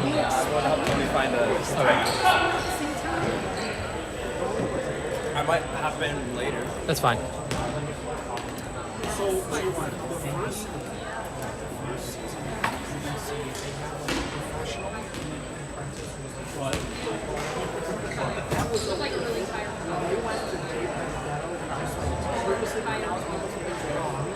And then when you get on the ball, you sound so dead.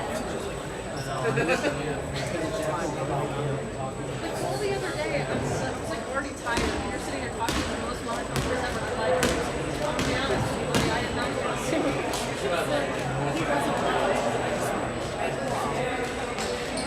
I like actually didn't get it. And I didn't enthusiasm.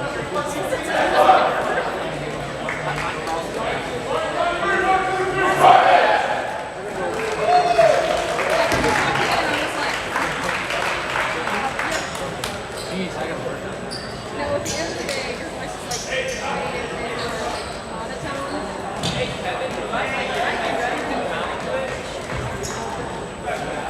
What'd you say? Make him assistant ref. You be head ref.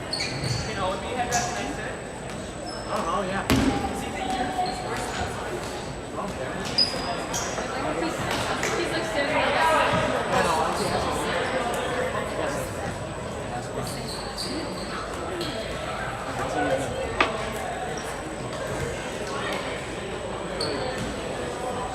Maybe like 24.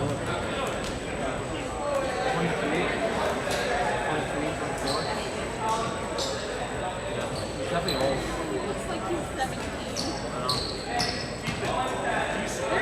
He looks older now. He looks older than me. There's like no in between. Like that bright He's like 47. Where is he? He already looked old.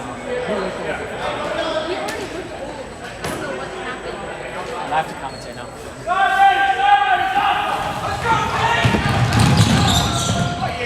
All right, here we go. Game underway.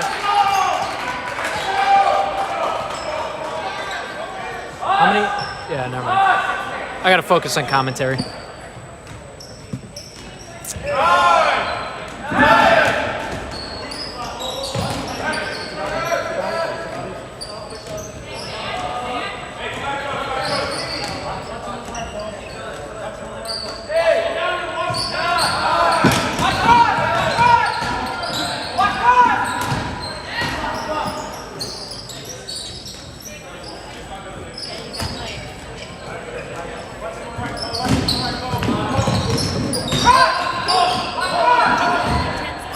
How many viewers?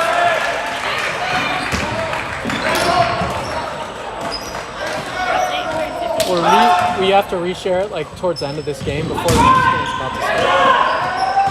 All right, MSU against Saginaw here. Sorry for the little delay there. 1 minute in. Saginaw coming off a crushing defeat to Western Michigan. Michigan State, on the other hand, undefeated on the day, 2-0. Undefeated on the season as well. Looking to become the first team since 2009 to go undefeated for a full season. Oh, there's a catch by Rucker.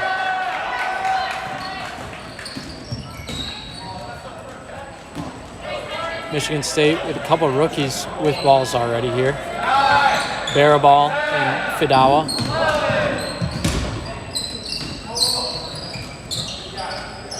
MSU down to 8 players already, though. So Saginaw coming out strong this point. Interesting day for Saginaw. Hanging close with Grand Valley, almost tying that game up 2-2, but instead they went down 3-1 and lost by a score of 3-1 in a close match. And then against Western Michigan, they let Western back into the game and ended up losing 3-2 in overtime, or not in overtime, in regulation.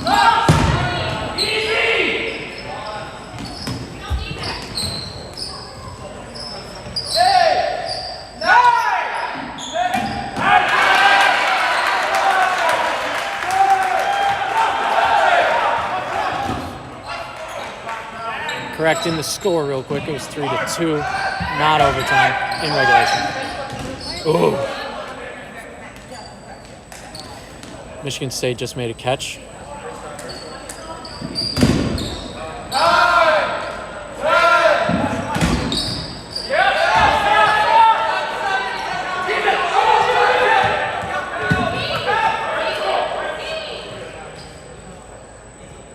MSU with control, a lot of balls on their side, and there's a good team throw.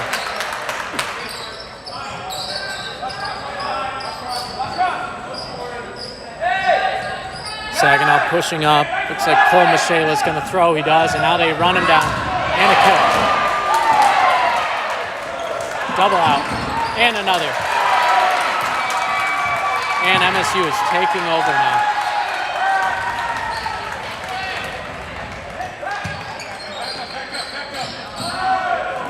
Very aggressive, looking for catches.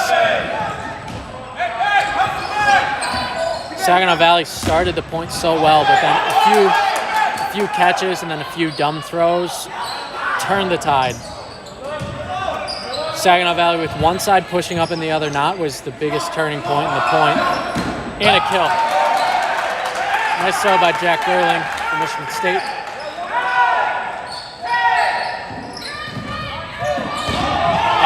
There's another kill. Fidawa with that throw. Oh! One-handed catch by number 32, Arnold. Adam Arnold, sophomore from Michigan State. Ooh, that could have been a kill. Very close.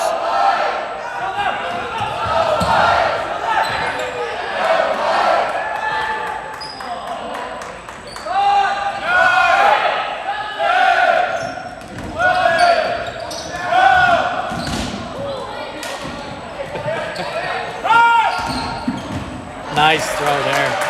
That's Barabal again. I gotta say, he is a Rookie of the Year candidate.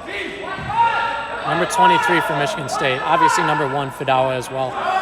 He gets the kill there on a team throw. 2 kills.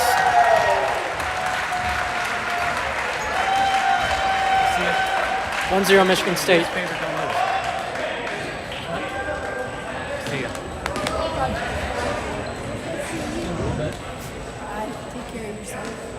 Isn't that nice, those words of wisdom from me?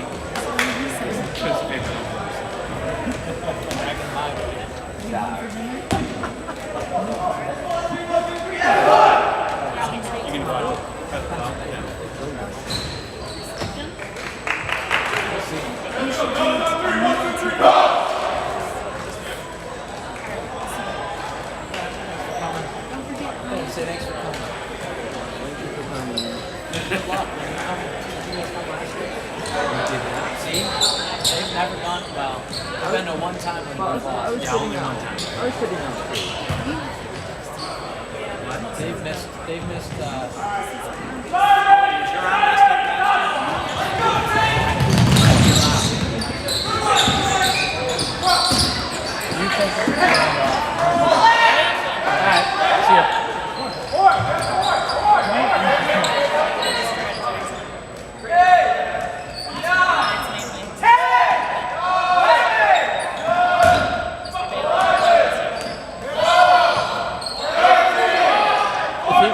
your team, you guys would be in a better position.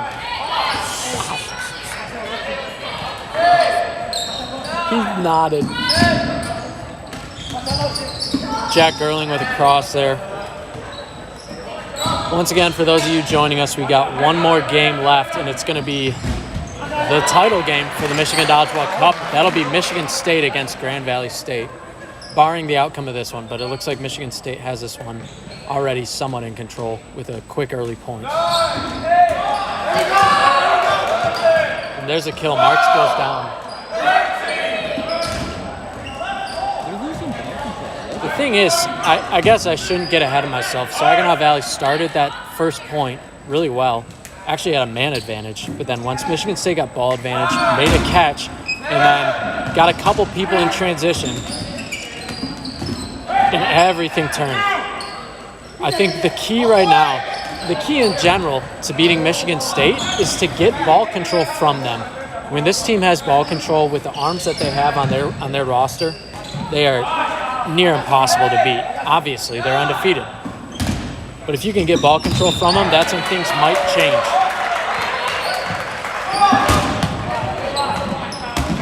As that one almost comes up to the balcony. MSU with a huge senior class. 6 or 7 guys, it looked like, in their senior class. What a catch by Stevens. Oh, and there's a kill. Nice kill by Barry Butler. We'll be calling all their names a lot more next game, I'm sure. Michigan State really hasn't had to rely on their top arms yet today, with 2 wins, 2 easy wins. This one already looking like it's a tougher game than what they've been doing. Barry Butler, nice catch. But yeah, the key to beating Michigan State is getting ball advantage from them. When they have ball advantage, they look very, very comfortable. When they lose it, they can get picked off a little bit. Nice dodges there. You see Barry Butler manning the middle. That's when their team is most comfortable, is with him in the middle. Alec Dean now in the middle as well. Oh, what a dodge. Fidawa? How do you say it? Fidawa. I've been pronouncing his name wrong. Good honesty there by Jack Gerling. It looks like it might have barely brushed his arm, but he took the out.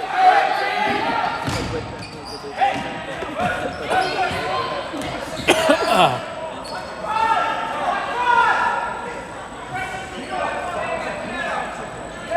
7-on-7 right now, it looks like. So an even point in terms of the amount of players. Michigan State with the ball advantage, though.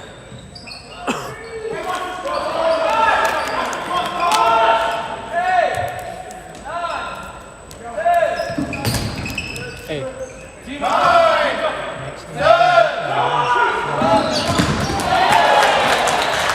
think we both have to have our plays equally close. I think our flow is good, though, in terms of your amount of talking to me. Better than last year. Yeah, it's way better. It'll be way better. Saginaw now down to 5 people, which puts them on the 10 count. Michigan State's got to be careful here. Don't throw a catch. And a kill. Coleman Shaley goes out. He needs to be careful there. He needs to be more conservative there. Oh, and there's a kill. Nice team throw. Barry Butler clips him. We're going to call that as a kill, yeah.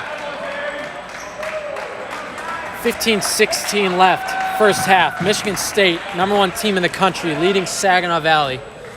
They were ranked 10th coming into this event, but I believe that they're going to be far lower than that after dropping a game to Western Michigan. That's a huge win for Western Michigan just in terms of where they sit in the standings. And they're facing off against Central Michigan right now on the other court. How's it going?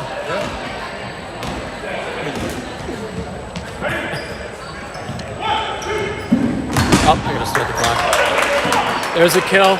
Saginaw down to 1 guy. And a catch.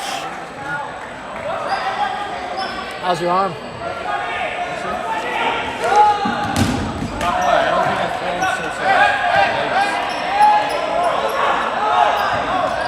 Ooh, nice spot there. Good look by Barry Butler. He's got a great, just over the top throw. Salisbury misses. Oh, that's a kill. That's one. He's hanging around.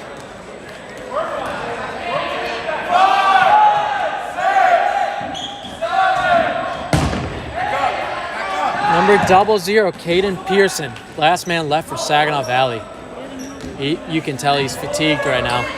He's just hanging in there. Uh-oh. And he gave himself up and he stays alive. You gotta be kidding me. And Barry Butler's out. It's 3-on-1. A catch turns this into a 2-on-2 game. And I think Joe Barber is the catch. Comes in on a catch. No, he's not. Okay. Timeout. Timeout.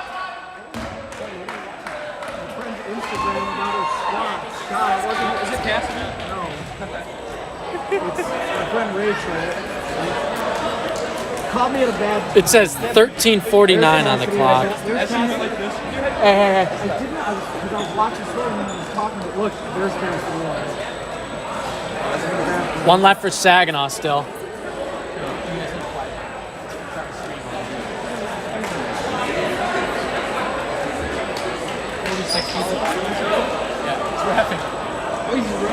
Colin Freeman stepped in as the head ref over there for Grand Valley.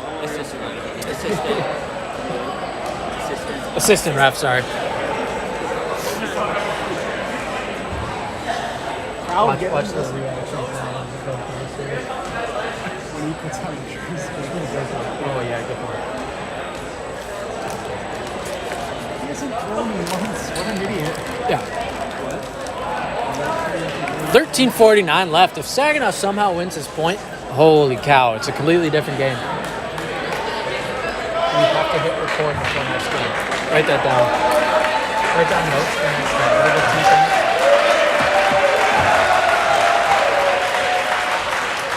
What else?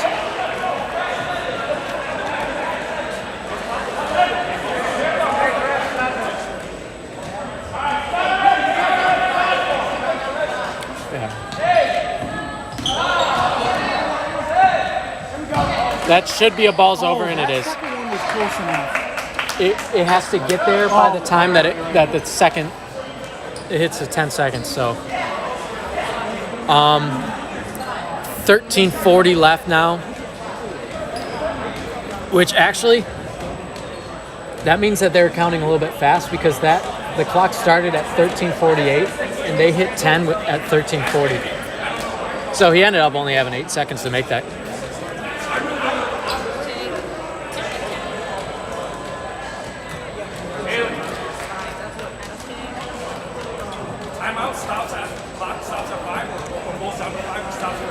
Wait, what?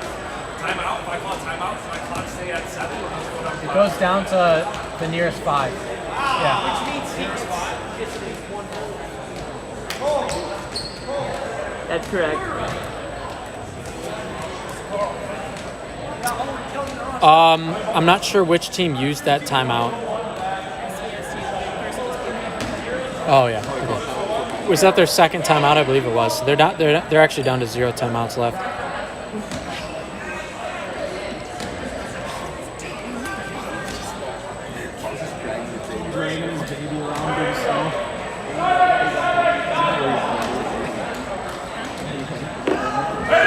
All right, here we go, folks.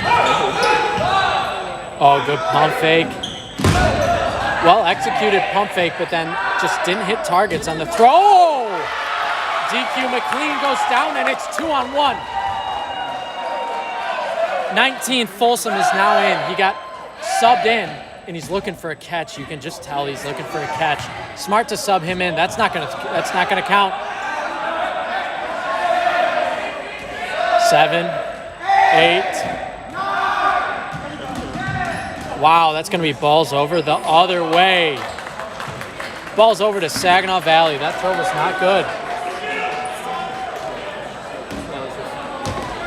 Are you taking notes? Yep. It's already in my PowerPoint. Let's see it. That's what we need. Is that place. That's a convention center that does the quick and still. I watched we should watch the boss. Because that can 13 minutes. Owen Folsom, last man left for Saginaw.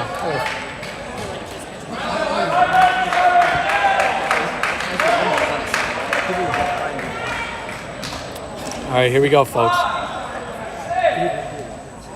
And he rolls a few over, and that makes a throw, and he gets a kill!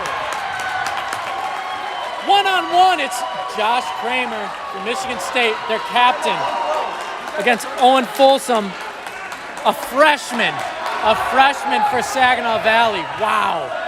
Is he going to be the hero? Good block. Wow, it's a ball's over. Okay. Okay, so the call was that it hit 10 before that throw was even in the air. And if the ball is in the air, that doesn't matter. It matters if it gets to within reach of that player, so within the legitimate attempt zone. All right. Well, here we go. Kramer now with all of the balls on his side. Let's see what he does. Owen Folsom, last man left for Saginaw. Here we go. And it's going to be his throw again. Remember, you don't have a count unless you have 3 balls on your side. 3 balls on your side. Here's the third. Oh, and he got him! That was huge by Josh Kramer. Massive.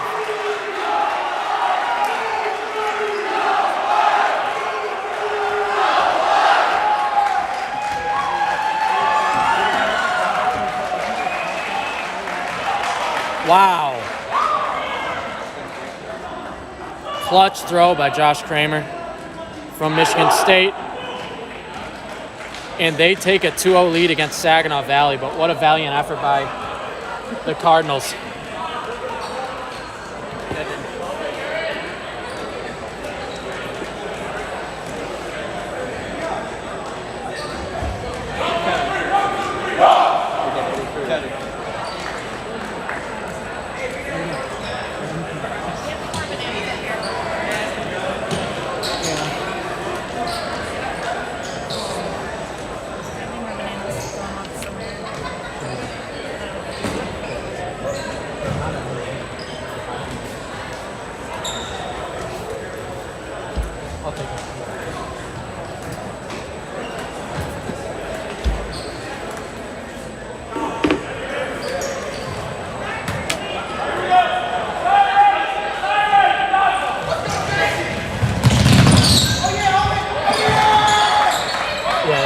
That's what you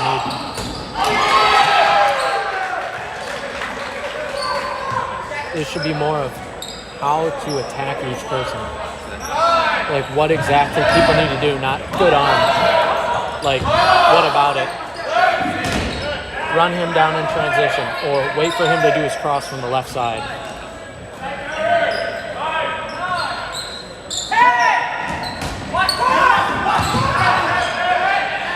Only throw it in with a team throw or a transition if you're within like 18 feet of them, like stuff like that. Don't throw catches to him. Let him throw at you, like stuff like that. Saginaw Valley still with a lot of fight right now. Joe Barber up alone. He's got to be careful. The biggest thing, Joe Barber, great arm, but he's got to have someone there with him to help defend him. I don't want him going up in the neutral zone by himself, leaving himself open. I want him stepping into his throw. Gerling, same thing here as he goes up alone. He's also got to be careful, but Michigan State doing a little bit better with their coordination than I've seen in the past. Not to say that it's been bad, but their talent is so high, and if they continue to stay playing well coordinated like this, it's going to be near impossible to beat them. There's a nice team throw. See, and that's good teamwork there. Right when Saginaw made a throw, Michigan State had 2 balls thrown right at him. Also,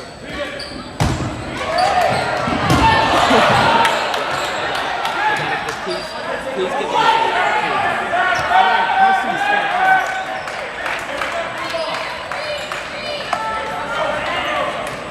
Caden Pearson went down there in that last exchange.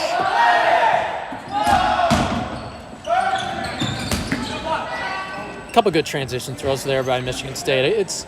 Michigan State's doing a good job of deciding when to be aggressive and when to sort of just play on and live to see another day, live to see another exchange. They're doing a much better job of that at this point. I think that last point sort of woke them up a little bit. Hey, we got to focus still. We're not going to roll through every team with no challenge whatsoever. And there's a kill. Barry Butler goes down. That comes with the territory when you play in the middle of the court like he does. It's such a tough role to play, and he does it well, but sometimes you get picked off.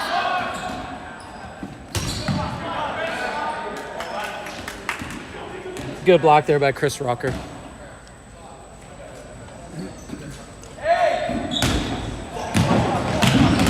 Oh, and Alec Dean had a shot at a transition kill there, but he doesn't get it. Crockett blocking and now pushing up. With Barry Butler out, it looks like McLean takes over as the main guy in the middle. Kramer makes a throw, followed by a response from Rucker, and we're back Saginaw on their baseline. I'm not seeing Saginaw playing aggressive enough in transition right off their baseline. It looks like they're a little bit slow to jump off the baseline. And that plays, and there Kramer goes down, just doesn't block it. And a cross there by Gerling. Doesn't connect on Barber. Now Barber pushes up, and a cross on him does not connect. Saginaw is hanging in there. Michela with a throw. Oh, and Crockett goes down, but Alec Dean comes back and gets Krupp out. And then Alec Dean gets knocked out. That time by DJ Goodwin over there on the far side. And Saginaw Valley is fighting 6-on-7 right now. Saginaw with a man advantage, and Goodwin is aggressive going for the catches. He's come on strong today. He's improved throughout the day, having his best game so far. Gerling taking aim at Barber there. Two of the best arms on the court. Barber and Gerling both on this close side for the viewers. And there, number 3. That's a catch. Okay, we got a catch from Michigan State. And that brings in Matt Barabal, one of their rookie sensations. And he's going to come in and be one of the main throwers right away, I think. Rucker goes down now. DQ McLean with a great throw. And Joe Barber goes down as well. And now Michigan State looks like they've got control. Great throw there by Jack Gerling. MSU looks in full control now with all but 2 of the balls on their side. Up 2-0. Looking to make it 3-0. Team throw coming up. DJ Goodwin, and he is safe. They said it hit ground. It's going to be Michigan State's throw once again.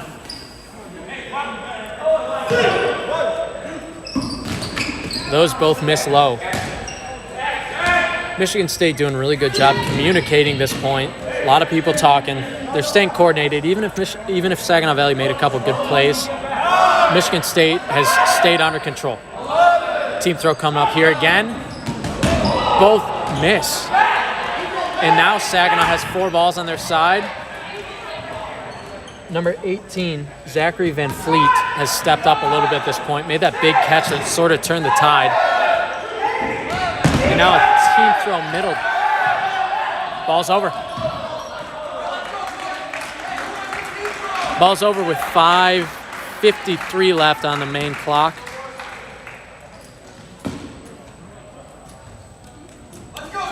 Where's Dylan? How many viewers are there?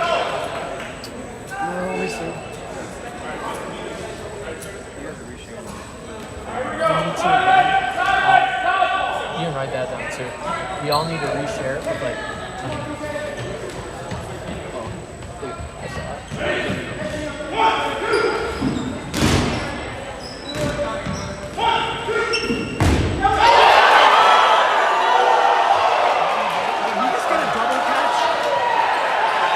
Was that a double catch? I hope I got it on camera. Oh my Lord, if you did not. Where was it? Which side of the net?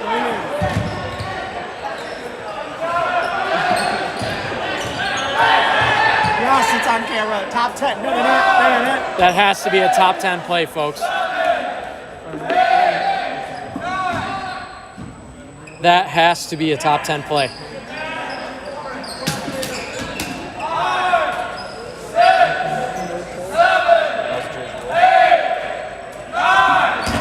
Oh my. And a drop. Oh, and that's going to be a kill. Good call by the ref. MSU 5 players left. Saginaw down to 4, even after that double catch. Oh, what a block. Stays alive. Now we're under 5 minutes left in the half. Barrel ball setting up for a team throw with Arnold, it looks like. Oh, and he gets clipped. Wow.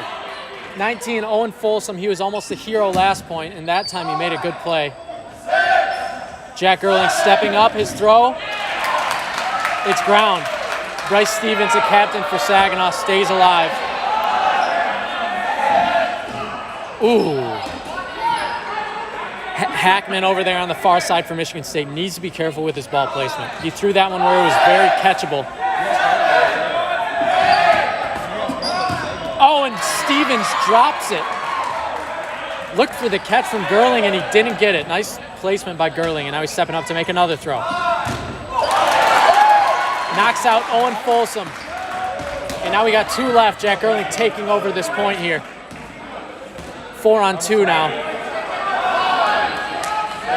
Danielle Koob. No, that's going to be an out. Oh, no, they're calling it ground first.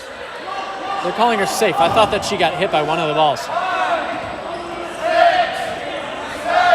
She makes a throw. It's not going to count. 7, 8. Saginaw's got a throw.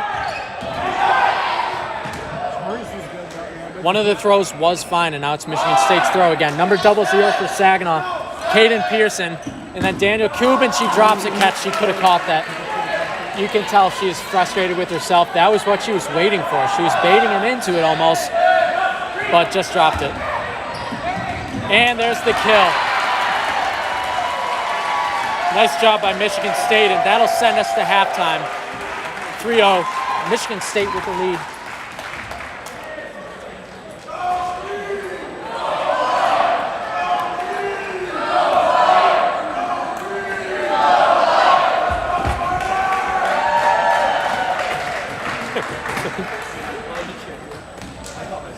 And we're going to end up with 27 minutes, 49 seconds.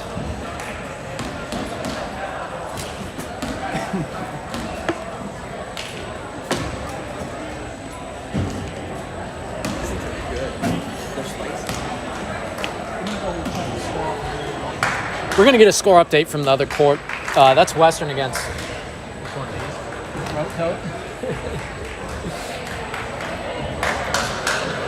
We're going to get an update on the score from the other court. That's where Western Michigan is taking on Central Michigan. That's coming off Western Michigan's first ever victory at the Michigan Dodgeball Cup. They were 0-13 prior to this, and they came in and won against Saginaw Valley in a crazy finish for that game. The fact that Western Michigan was able to come back and take a 3-2 lead, and then Saginaw pushed to make a comeback and force OT, but they weren't able to. Once again, stick around. 27 minutes, 49 seconds left in this game, and after this one, we've got the game of the day. That'll be Michigan State against Grand Valley State. And guess who's back for Grand Valley State? That's right, Josh Hill, All-American last year. Was injured earlier this season. As he's finishing up his degree, had a few classes left, and apparently he is back on the roster for the rest of the season. A surprise to many, a surprise to me. I didn't find out until about an hour ago that he was even playing at this event. But he headed over here just in time for the final match of the day. Michigan State against Grand Valley coming up in less than an hour.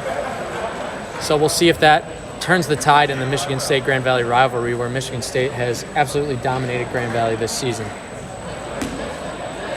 In fact, they haven't given up a single point to Grand Valley all year.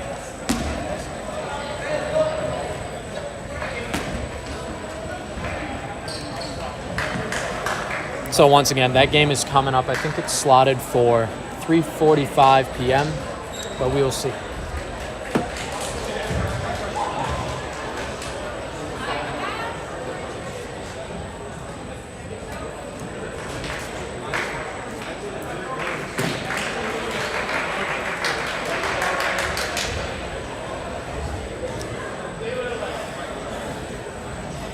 Michigan State coaches huddling up over there. All right, got a quick score update. Just went into halftime. Western Michigan is up 2-1 on Central right now. The end of that half was just absolute electricity. Western Michigan had several chances to extend that lead to 3-1. Catch after catch. Yeah, sorry, just jumping back in the booth. For those of you just joining us, we're at halftime here. Halftime over there, Central Western, new budding rivalry in the league. 2-1 Western. They were threatening to extend that lead.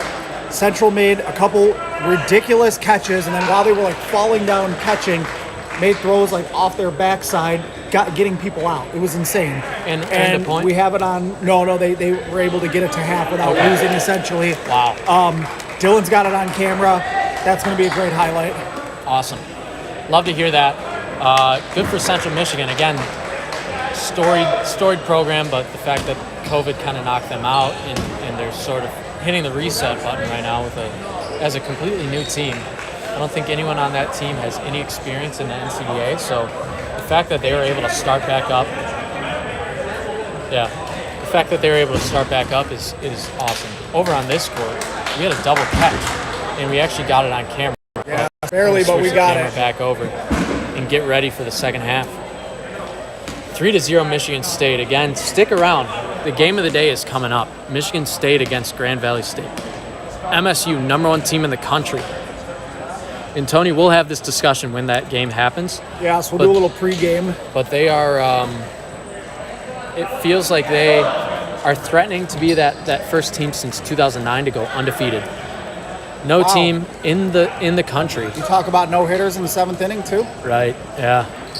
Hey, and it's happened a couple times. Grand Valley has made it through the Michigan Dodgeball Cup a few times undefeated. They lost in 2015. They lost to Central Michigan in March. Back in 2019, they lost in the very last game of the season.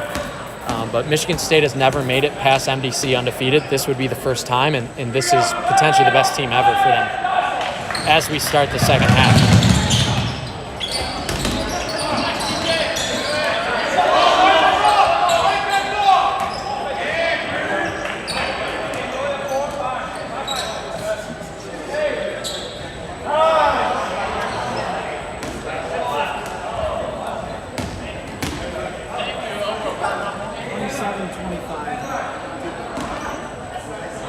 They stopped the clock anyway, but yeah. All right, we'll try and get the clock right here, folks. Sorry about that.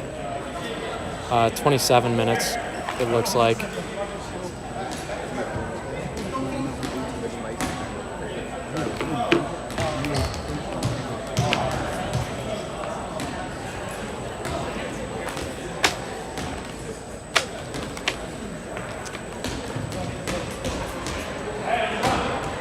Quick stoppage, it looks like. They're going to tape over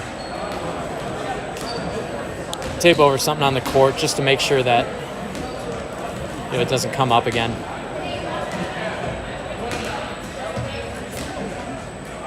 They're going to end up taping both of them just to be safe.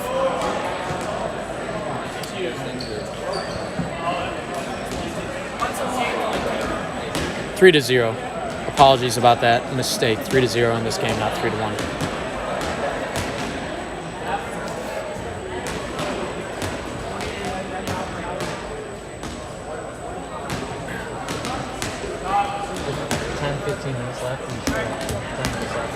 We all have to share a page. Make awesome share the dodgeball family. 5 minutes, 10 minutes left. We're going to have a 3-game show. 5 minutes left. Also, we have to wait for it to get approved on the one thing.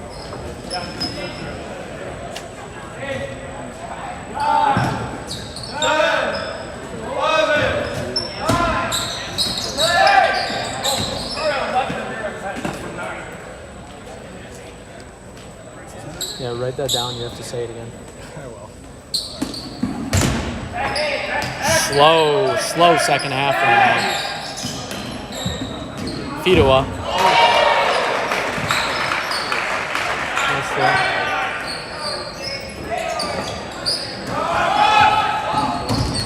Oh, and that's going to be a kill. 3-0 right now. Michigan State leading.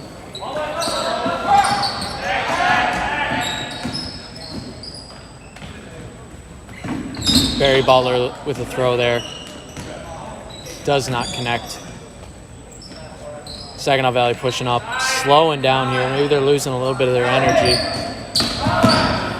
Fidua pushing up quick, and I think he got a kill. Wow. Barry Butler with a kill and catch in a quick sequence. That could end up being a play of the month candidate. Top 10, baby, top 10. Once again, for all the NCDA players and fans out there, submit your plays, either the clip or the timestamp.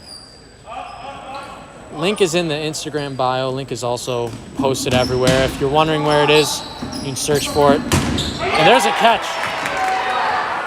Top 10 plays of the month coming up soon. The January list is finalized. We're just working on the video, but that will be out soon. All of these points potentially towards the February plays of the month, but we will see. As we're inching near 25 minutes to go here in this matchup. Saginaw Valley is in big trouble if they're not able to get this point. I'll just say that. A team that fought hard with Grand Valley earlier today ended up losing to Western Michigan. And then they fought hard against Michigan State, potentially could have won 1 or 2 of those points. But now here they are sitting at down 3-0. Nice throw there by Crockett, the sophomore for Michigan State, one of their better players. He was on the all-rookie team last year. Jack Gerling pushing up. An All-American a year ago. What a catch. What a catch by Rucker. All hands there, and Barry Butler goes down. I don't mind the idea from Barry Butler to make that throw either. Crockett takes a throw. It doesn't connect. Kramer again throws that one. Looks. Oh, he made that catch. What a catch. Another diving catch. Kramer is making a living with diving catches like that. He did it last tournament at Grand Valley.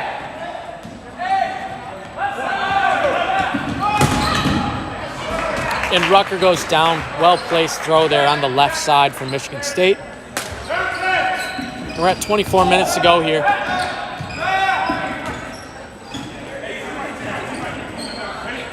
Team throw coming up. And a catch by McLean.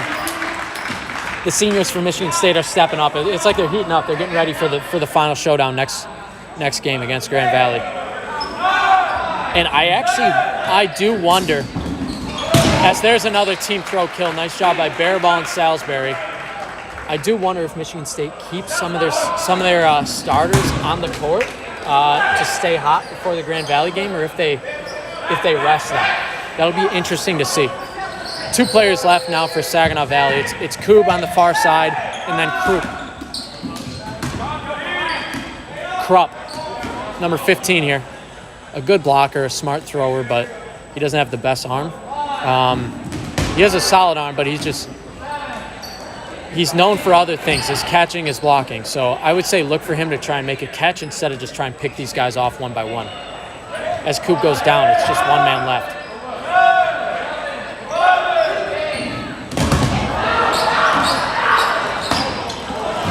Oh, almost a team catch, but he's out. We got a stoppage though.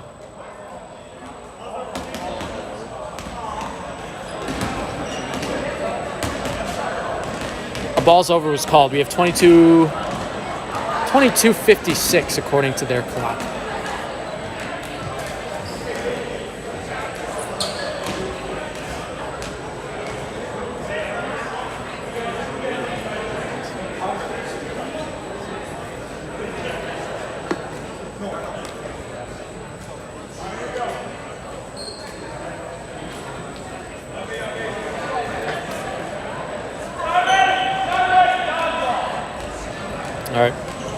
Back underway. 1 man left for Saginaw. This could get ugly. Team throw coming up. Oh! That's how you do it, folks. That is how you do it. 4-0, Michigan State. And the clock is now running.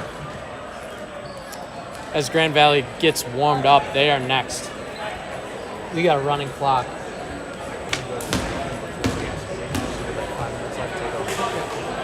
Right after we share it. I can join you in the booth now if you want. Just Whenever. Running clock here, folks. Once again, stick around. We got Grand Valley undefeated at this event against Michigan State, undefeated all season. #1 team in the country. And it's going to be a showdown, last game of the day, for the Michigan Dodgeball Cup.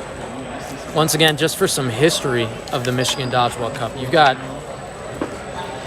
some of the best teams in the country over the years. Michigan State won the first Michigan Dodgeball Cup back in 2005, very first MDC. Since then, they hadn't won a single time until 2022 when they came back from down 3-0, Team of Destiny, to win that game 4-3 in overtime. One of the craziest games in Michigan Dodgeball Cup history, one of the craziest games in collegiate dodgeball history, in my opinion. As it looks like some of MSU's top players are sitting out. Josh Kramer out, Crockett out, Fidoa out, Baraball out as well.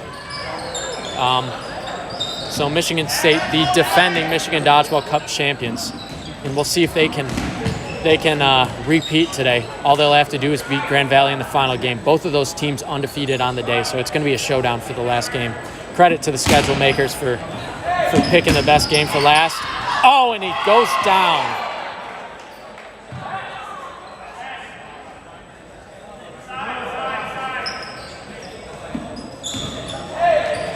Alec Dean pushing up, the sophomore.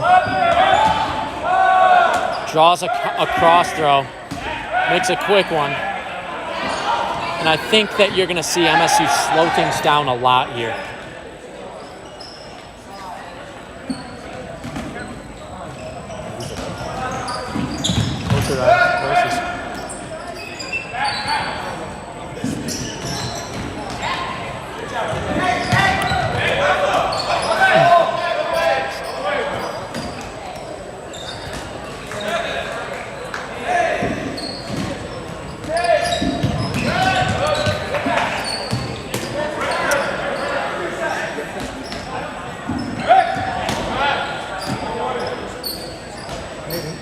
This is going to help a lot.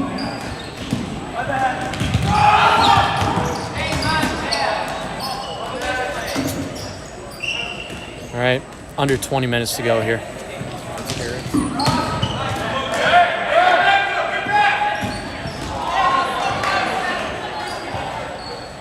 Barry Butler pushing up.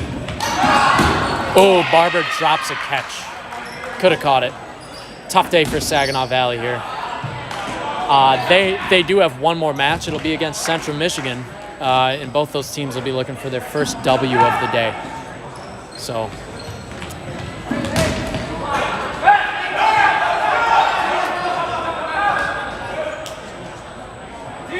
Owen Folsom, he looks like he's icing his arm. We got to make sure that he doesn't go back out there and throw. Quick pro tip. Don't ice your arm unless you're done throwing for the day. You do not want to have cold muscles, cold tendons throwing a ball. That's just asking for an injury. So now MSU just having a little fun up on the throw line here. Feeling very confident, it seems.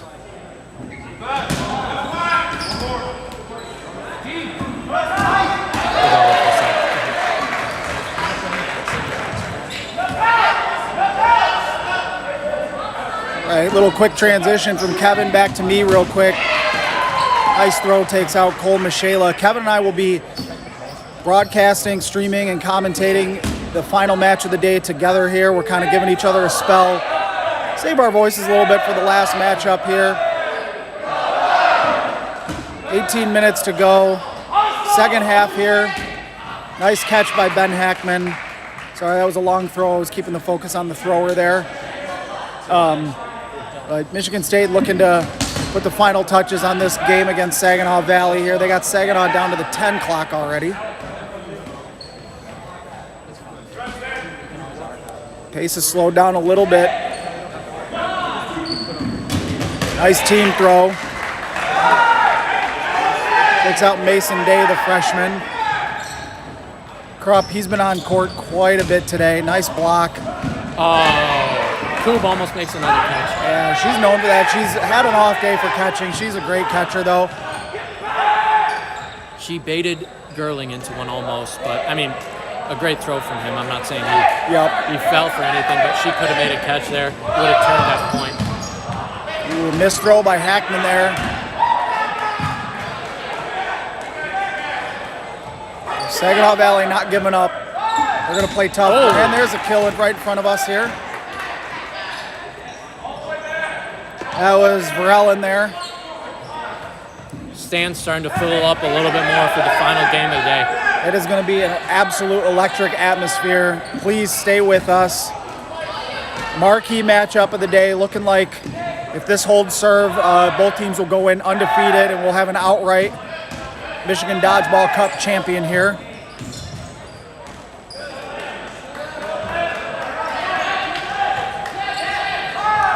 Long throw, Saginaw Valley. They're staying accurate with their reset throws, avoiding balls over. Looks like we're going to have a team throw. Very well placed. Varellen might not have catched anyway, counted as a catch anyway. He stepped out.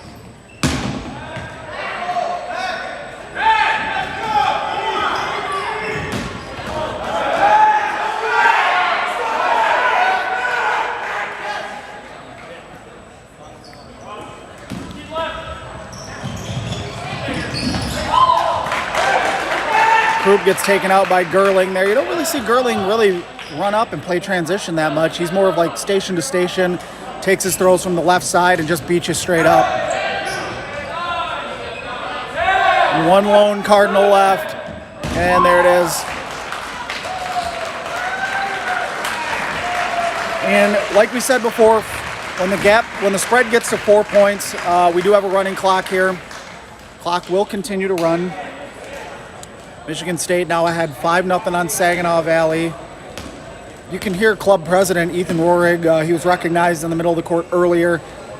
Not suited up today, but he's imploring his team to stop sleepwalking out there. Why are we walking backwards? I heard him say start running back. So he definitely wants them to keep up the energy regardless. Doesn't matter. Play as if you're up or if you're tied 0-0, even though you're up 5-0.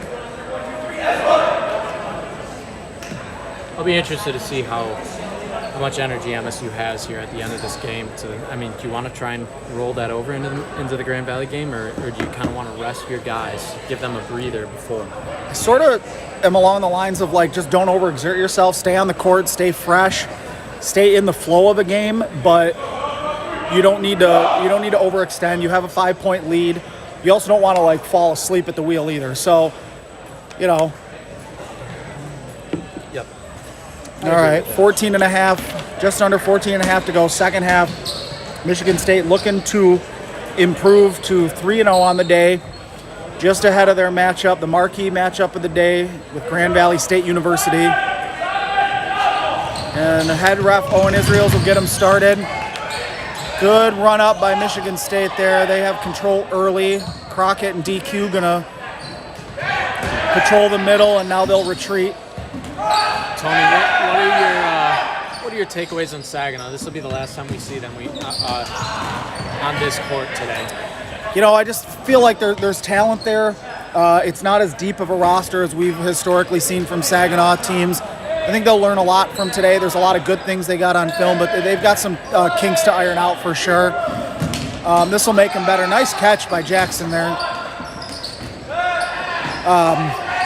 They're going to fine-tune some things before nationals, and I'm looking forward to seeing their growth over the second semester. They've historically been a team that improves throughout the year.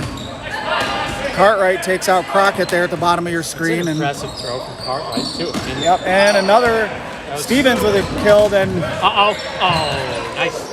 So, yeah, I know Michigan State pulled a couple starters, and it's a 5-point spread, but Saginaw Valley quickly gets the jump on him in this point here. So Yep.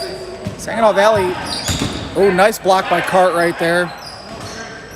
Bailing his team out. Good win there, protecting him. So Cartwright, Stevens, and Michela will lead the charge right to left. And you've also got to consider Saginaw Valley's got three true veterans, I would say. Rucker, Stevens, and Joe Barker. Marks gets taken. That should be an out on Marks, yeah. Meanwhile, Yep. Michigan State's a senior-laden team. They have so many, experienced players that have been around since before the pandemic. Stevens is not happy with himself there. He was just trying to reset the clock, and he let one get away from him. Wow, and Goodwin goes up for the ball. They call him out. I actually think he was safe.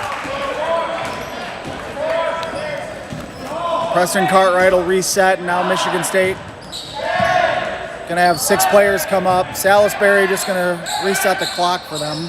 12 minutes to go here in this one. It's been all MSU so far. Long throw off the mark. A lot of reset throws here right now. Michela returns fire, and neither team charging too hard at the moment.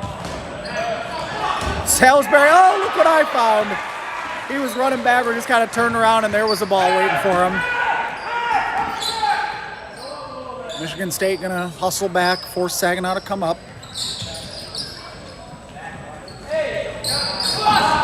And another catch, Salisbury. That one he actually saw coming.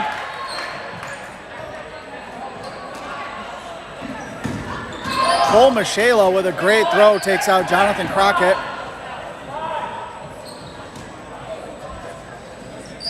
Crockett's missing practice lately, finally getting more reps in, shaking off, dusting off the rust here. But, you know, that's what happens. He's putting his studies first. Got a busy schedule this semester, so good to see him back on the court for the Spartans.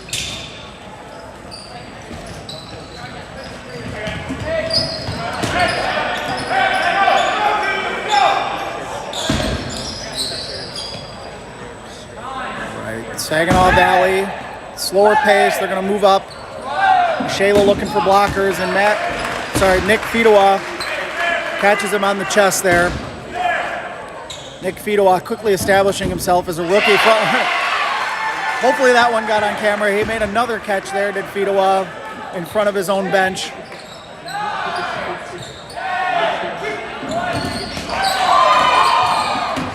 Oh! And unfortunately, Krupp got hit by Fedowa there. That stings. You're already in the outline, then you take a shot to the head, and Fleet with a diving catch. Team throw connects. It is all Spartans right now in IM West. Under 10 to play here. Uh-oh. Fedowa misses on the throw. Kubi will return fire to reset the clock. I like that. Oh, no. Uh-oh. Oh, it hit the ceiling. Tough. Just another one where she's in the right position, looking for it, but didn't get the catch. Yeah, she took a route to the ball, then it hit the rafters and bounced the other way. She tried to change direction quick and tumbled a little bit. Dustin Jackson, last one left, number 14 here for Saginaw. Oh, he got the look he wanted for the drop catch there. And Michigan State extends their lead 6-0. Yeah, so I can over switch.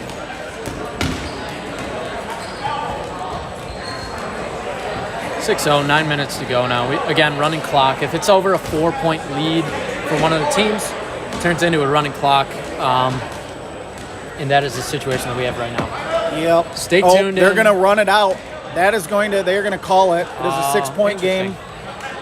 That might have been Saginaw's call. They've got, well,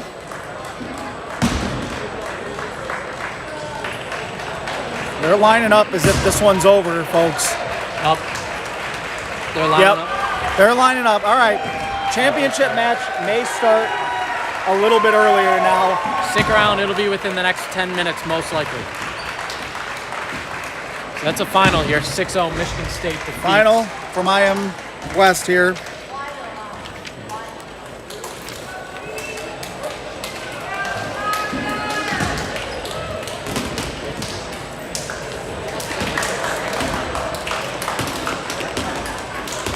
And Michigan State has not given up a point all tournament. Not yet.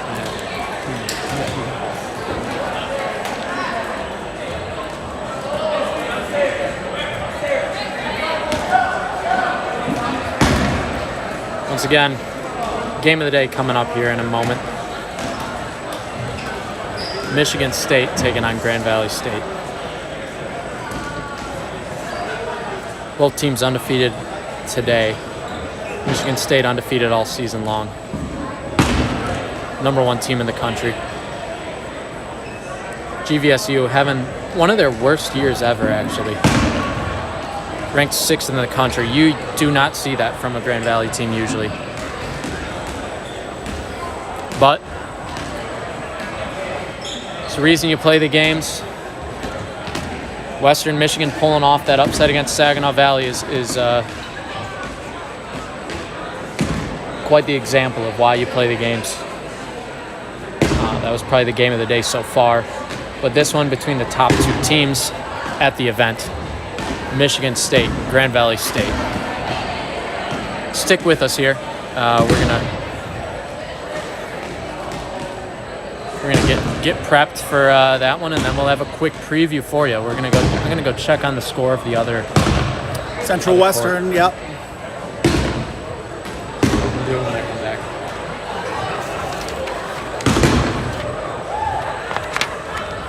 Just keep it here for now.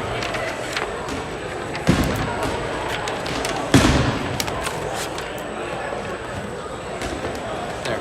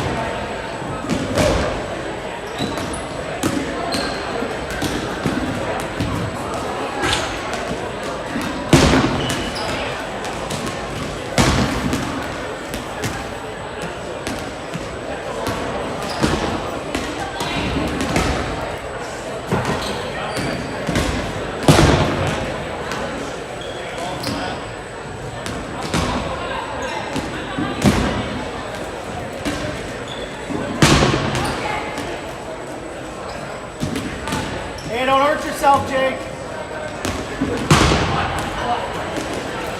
Right. We still got some time left in that other game, so it's gonna be another 5-10 minutes probably before this one starts.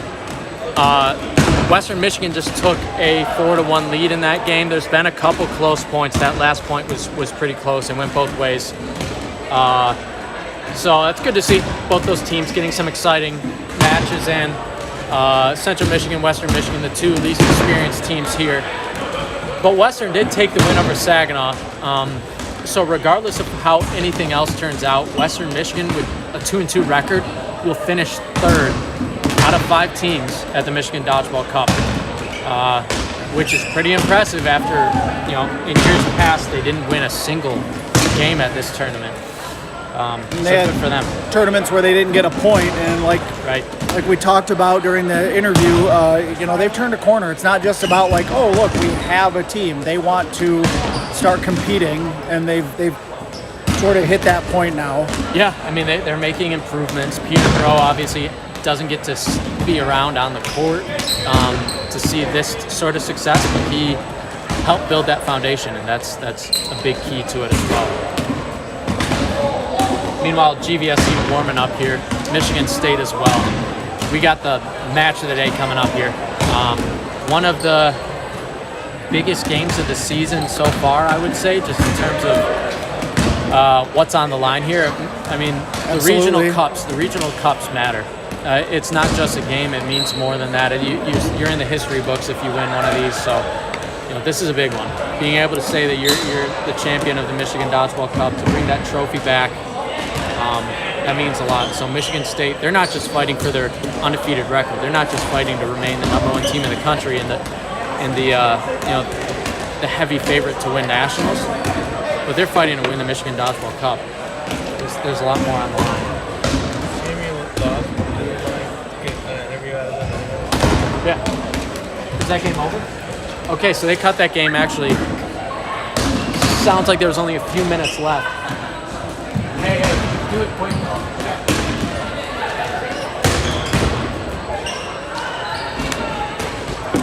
We're gonna try to.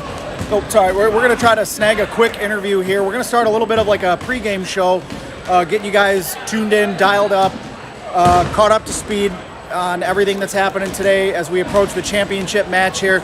Two teams coming in 4-0, undefeated. 3-0. Looking to go 4-0. We got Grand Valley State taking on #1 Michigan State. Michigan State looking to continue their historic season. Grand Valley looking to get the monkey off their back that is Michigan State right now. They have not figured out a way to beat these guys. We saw a similar storyline play out with Central Michigan back in 2018. They had dominated the regular season against Grand Valley until it came to this tournament, and Grand Valley just jumped out of nowhere, came out of nowhere and took it to them. Will MSU suffer a similar fate, or will they prove to be the team to beat still?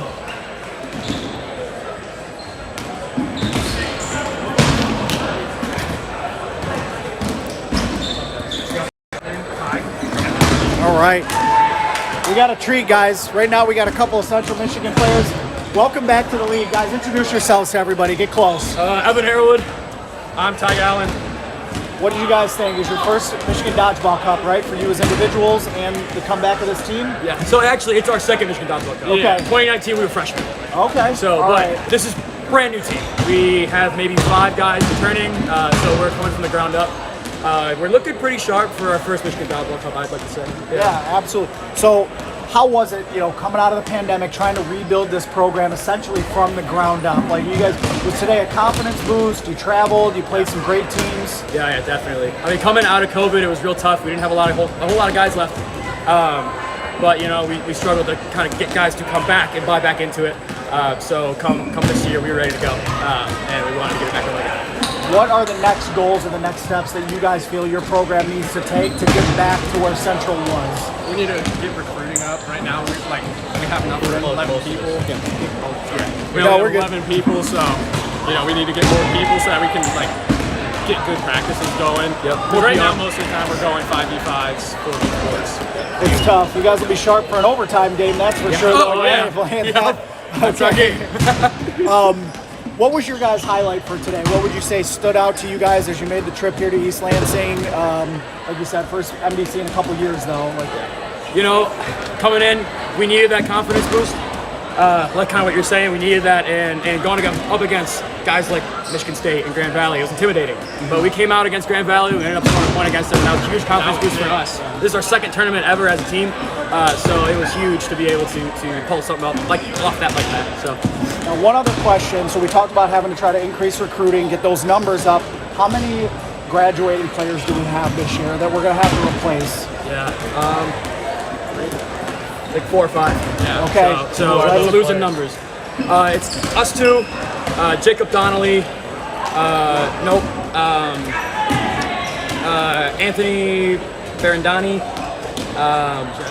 Jess, I don't know his last name. I think one other. So we're losing a couple guys. All right. Well, good luck on the recruiting trail. We're looking forward to seeing you guys at Nationals. You guys will be there, right? Athens, Ohio? Yeah. We aren't sure yet. We're figuring that out. Okay. So I think we'll know by the end of this weekend. Awesome. Well, we'll hope to see you there. Yeah. And thanks for giving us the Thanks time. for having us. Good job today. Yes, thank you. Good luck on your last game. Well, there you have it. Kevin, you want to rejoin me in the booth here? And we're gonna take that and go right into championship preview. So here we are, 2 teams, 2 powerhouse programs. They are each 3-0 on the day. Number 1 versus number 6. It's been an emotional day for Michigan State. They've been as good as advertised. What are you looking forward to here? I mean, this is why we were here. This is the best game of the day, most likely. I mean, the two of the best teams in the country.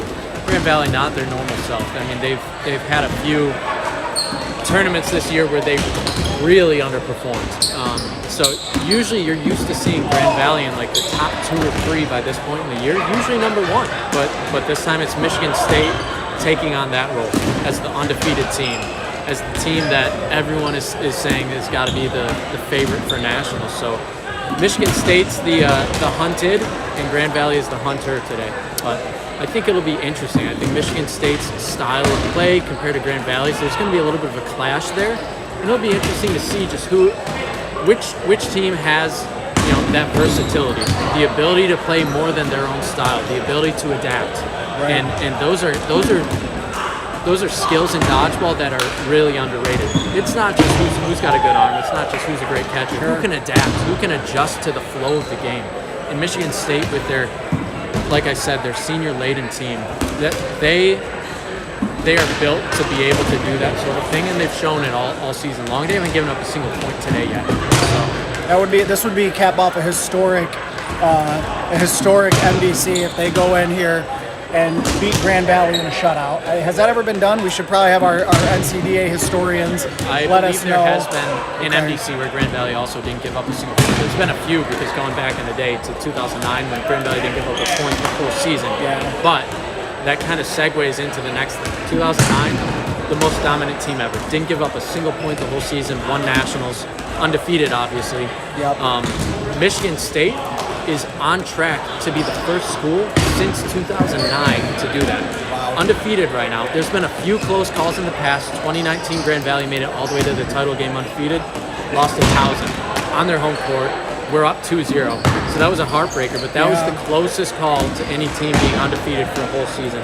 Kind of crazy to think about with how many dominant teams there have been over the years. Michigan State on pace to do that. So we're watching history right now. Absolutely. And that's interesting. Keys to the game.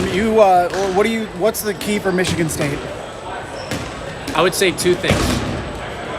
One of them is going to be the production of the lower level players. And when I say lower level players, that just I also mean like just the younger players, the people that don't have as much experience. We know what we're going to get out of Barry Butler. We know what we're going to get out of Jack Erling, Josh DQ McLean, those guys.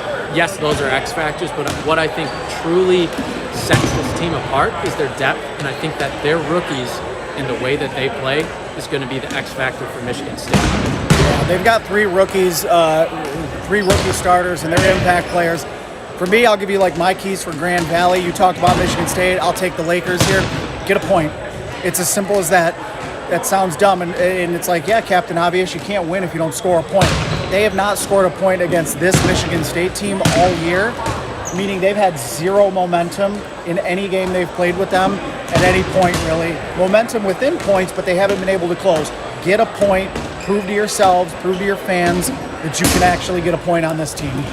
Yep, and we're still prepping for this game, everyone getting warmed up here, so we can continue talking a little bit. Let's talk about a few players now that you would say are X factors. I know that we talked about sort of, the overall what you think will be that X factor. Get a point for Grand Valley, get a little momentum, get that feeling that you can compete with this Michigan State team, because Michigan State's dominated them twice, 6-0 the first time, 4-0 the second time. There were a few close points, but still, they haven't given up a point to Grand Valley yet, which is crazy. And then on Michigan State side, like I said, the younger guys, and you've seen them a few times. Who are those guys that you would highlight as those top players from the younger end? Alec Dean, obviously. But. Well, I think when it was built up to me as I was starting to research these teams before the Grand Valley Gauntlet, Fidoa was the one who kind of jumped off the page. And he was as advertised. He made so many catches on the day. He's got an electric arm. But freshman to freshman, if I'm looking at, he's a junior, but rookie to rookie, actually, Matt Barabal has really jumped off the page for me today. And when we're sitting here arguing semantics over who's the better rookie, they're probably going to finish potentially 1-2 in Rookie of the Year voting. That's crazy, but that's, another day in the office for Michigan State. I mean, they're just, recruiting has been top-notch the last half-decade. Right, yeah. I mean, so Nick Kemmer from Ohio State, I'm not sure if I'm pronouncing his last name right, but he's been like the big freshman out in the Ohio region. Yes. Really getting a lot of talk. But I'm excited to see him next week. Yeah, at the ODC next week. But yeah, these two guys from Michigan State, definitely keep an eye on them. And then on Grand Valley side, let's give a few. We know about Tyler Pierce. We know about Ben Smart. Josh Hill is back for this game. That's another huge talking point that we got to discuss as this game goes on. Something to keep an eye on. There's some breaking news for the viewers right now. Josh Hill is suited up and will be starting for Grand Valley today, making his first appearance of the season. Three returning All-Americans on their side. Michigan State has 2 returning All-Americans on their side, first-team All-Americans. But outside of those couple of guys for Grand Valley that we already know, let's give the audience a few other people to keep an eye on. Yeah, we're going to turn this around as they're getting ready to start now. We'll continue to keep you guys engaged. I'm going to say Darnell Hurst Rimson. Now, he's a junior, so I'm going a little different. I'm not going to highlight a freshman there. He's got the speed to be able to play the way Grand Valley wants to play their transition. He's shown tremendous improvement with his arm strength and accuracy. Look to him to help that transition motor go for Grand Valley. Yeah, and I'll say, again, Aiden Jacobs is one of those people. I think that he, with his speed, with his athleticism, with his quick twitch ability, you've got to be able to do that against Michigan State. That's a big key to it. On your Facebook. Yeah. That's a big key is a player like Aiden Jacobs, but he's not the only one. I also think you got to look at some of these rookies for Grand Valley, and they've got to step up. Mason Smith is one of those guys. I think he's going to have to, no longer play like a freshman, if that makes sense. Mm-hmm. He needs to make a couple big plays at some point. He doesn't need to carry the team. He doesn't need to be the best player. He doesn't even need to be one of the top 5 players on Grand Valley today. But he needs to make a play here and make another play there. And when your young guys step up like that, it just takes the pressure off the top guys, the Ben Smarts, the Tyler Peaches. It allows them to truly blossom and play their game instead of just playing super conservative. Because I know after we had talked to Grand Valley's captains, that's one of the biggest things. They know for a fact their top guys have to be conservative. They can't leave themselves open. And if they do, then Michigan State is going to take control. Listen to that crowd. The stands have really started filling in here. You got to love it. This is what dodgeball is supposed to look like. You got Michigan State coming off an emotional week, looking to stay at number one, looking to capture and keep the Michigan Dodgeball Cup here at East Lansing. Grand Valley looking for a shot at redemption. And we are off. We are underway. Aiden Jacobs got kind of hit in the mouth. I think him and Bearable collided. They both end up getting out. Once again, for those that just joined us, we are in the championship game of the Michigan Dodgeball Cup. Michigan State, number 1 team in the country, undefeated, taking on Grand Valley State, the number 6 team in the country. Alec Dean gets taken out by Owen Israels there after he made a throw. That's a big get for Grand Valley, but again, Michigan State with that roster depth. Yeah, and Ben that's Smart a nice throws catch. a catch to Josh Kramer.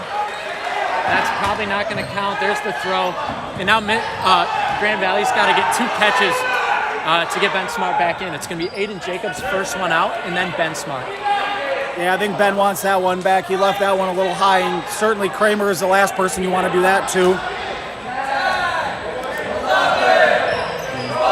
Owen Israel's in the middle, throws near the sideline, and Barry Butler throws at the same time. Count should be close to even. Once again, those joining us, we are at the Michigan Dodgeball Cup championship game here, 2023. Michigan State against Grand Valley State here, first point of the game. Already had an electric slate of games and some great games, but this is the matchup we've all been waiting for. The stands are looking packed right now. Lots of Michigan State support here today. Grand Valley got some fans coming late here, filling in their side, but yeah, Michigan State and you packed their side. You can feel the tension here. Yeah, and it looks like Grand Valley really is just trying to play off that back line. They're just reset throwing and trying to get back. Matt Budai with the throw there, and he gets back. They're forcing Michigan State into the middle of the court. So far, you're right. 2 minutes gone by, first half. Looks like they might have started the clock a little bit late. The game clock is a little behind us, so a lot of return fire right now. Both teams very much play it like a fighter, kind of sizing each other up. And Josh Hill, he told me pregame, he said, I can't wait to go against Gerling, and there was the first exchange between those two All-Americans. That's a key matchup today. Those are 2 of the best corner players for each team. And there's Mason Smith making a big throw. Owen Israels throws at Crockett, and he blocks it. Yeah, Crockett's known for, he's got a rocket of an arm, and he can catch, absolutely. He just doesn't look for him, especially with a ball in his hand. He's not as big of a drop catcher as like your Kramers or McLeans. He absolutely has that ability, though. So throwing at him solo will be a risk. Owen Israels and Mason Smith with a little miscommunication. Owen tapping himself on the chest, showing some leadership, saying that's my fault. Yep, and he's got to know better as the upperclassman in that situation. Tyler Peach gets taken out.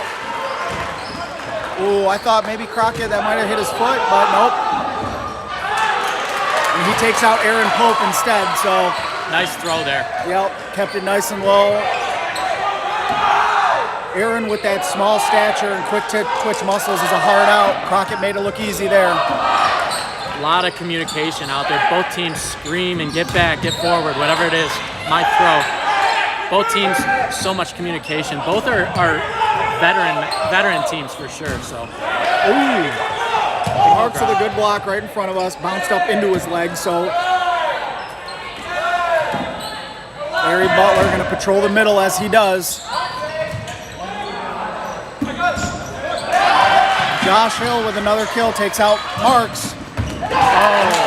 Alec Gonzalez with a cross throw from the close side takes out Butler in the middle. So.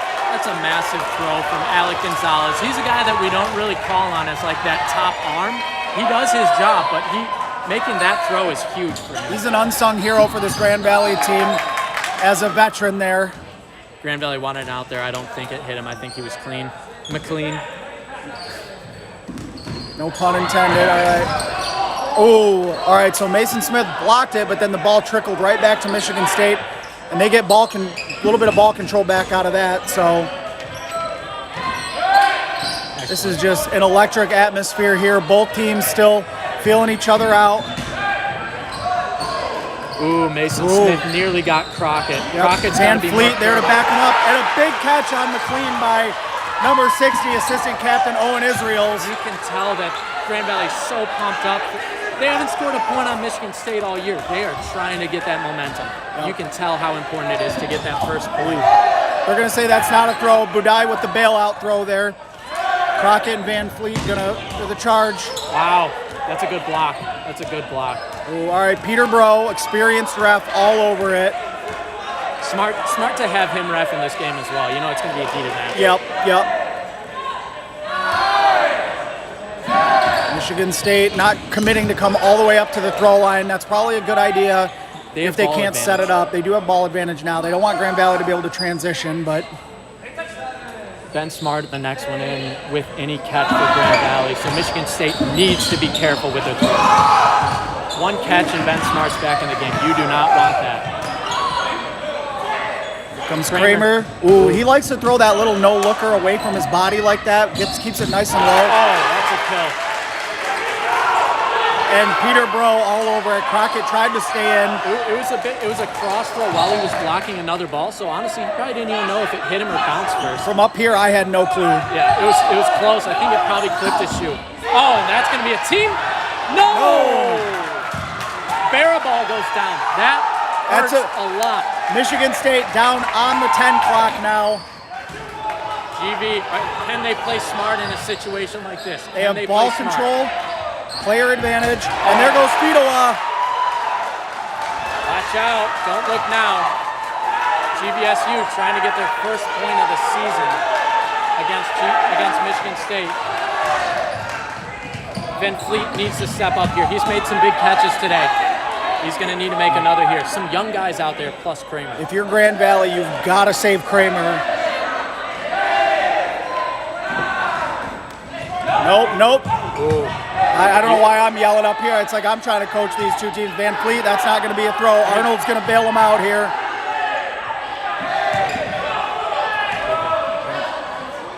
Yeah. So Arnold with the bailout throw there. Team throw coming. Oh, and a kill. That takes out Jack Salisbury, another upperclassman. Another one by Gonzalez, having himself a great first point here. Kramer with the throw, long throw, good spot. That got there, yep.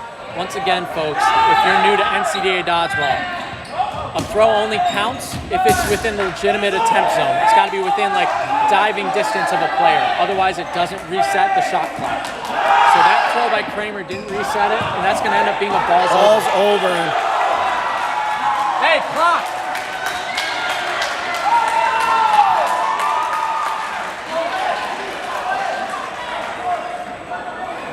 We're gonna add some time back on our end to be up with the to keep up with the official scorers table here, but that is a big balls over right now. Yep. All right, Peter Bro is setting it up to 18.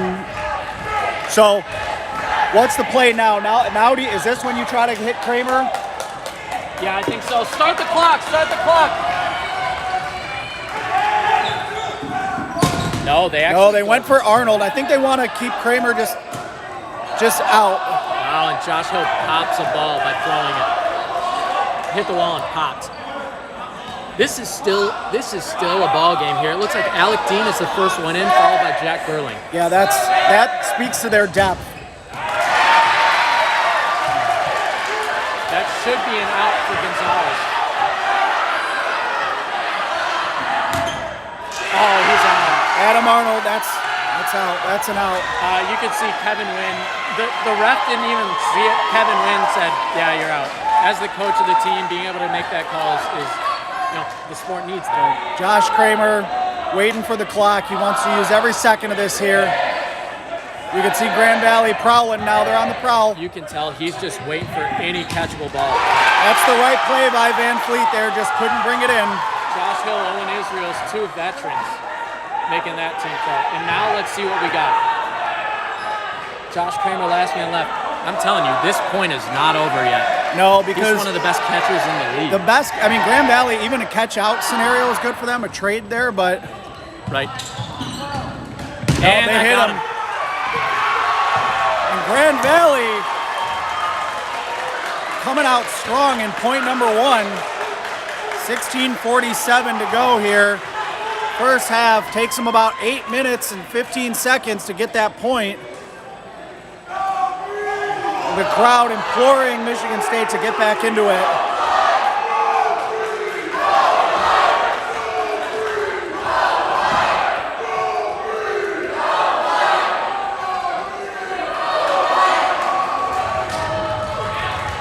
These teams are as good as advertised. You can tell Grand Valley's hungry to avenge last year's loss. Michigan State looking to continue their historic season here.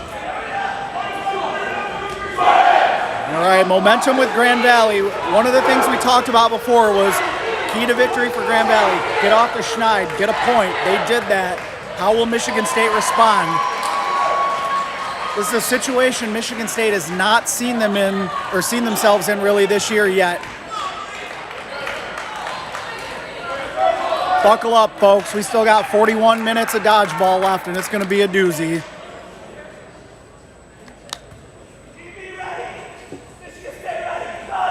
Looks like our ref is losing his voice.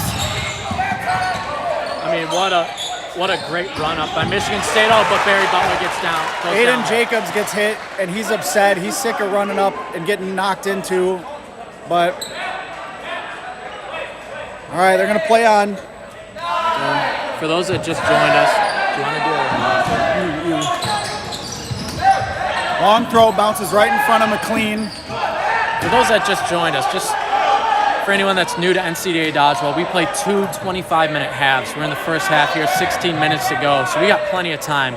Every time you eliminate the other team, you earn yourself a point. Ben Smart with a kill on Crockett there. And McLean goes down as well. Wow.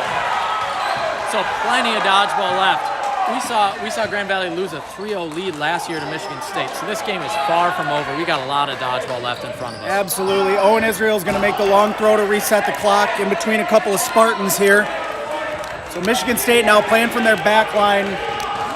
They have 3 balls on their side. Both teams with a lot of alumni helping coach, which is another great trend in the NCDA. A lot of alumni stepping up to be coaches, assistant coaches, all of that. Ben Smart. He's a very long, he can make those long, accurate reset throws. One of the best in the business at that. As is Jack Gerling, who just made that one. Same with Owen Israel's. Oh, and that should have been a catch. Ben Smart knows it too. He goes right at Alec Dean. Oh, and he catches Alec Dean instead. I mean, I'm not sure how he saw that ball. Aaron Pope jumped right in front of him. you can't ask for anything else out of Alec Dean there. He guns that right so low, and Ben Smart drops as quick as he can and makes the catch. And they take out Jack Gerling. Alec Dean and Ben Smart have this budding rivalry, man. These two just guys with great arms playing across from each other. And the Josh Hill, Jack Gerling storyline picking up speed as well as Gerling is out again.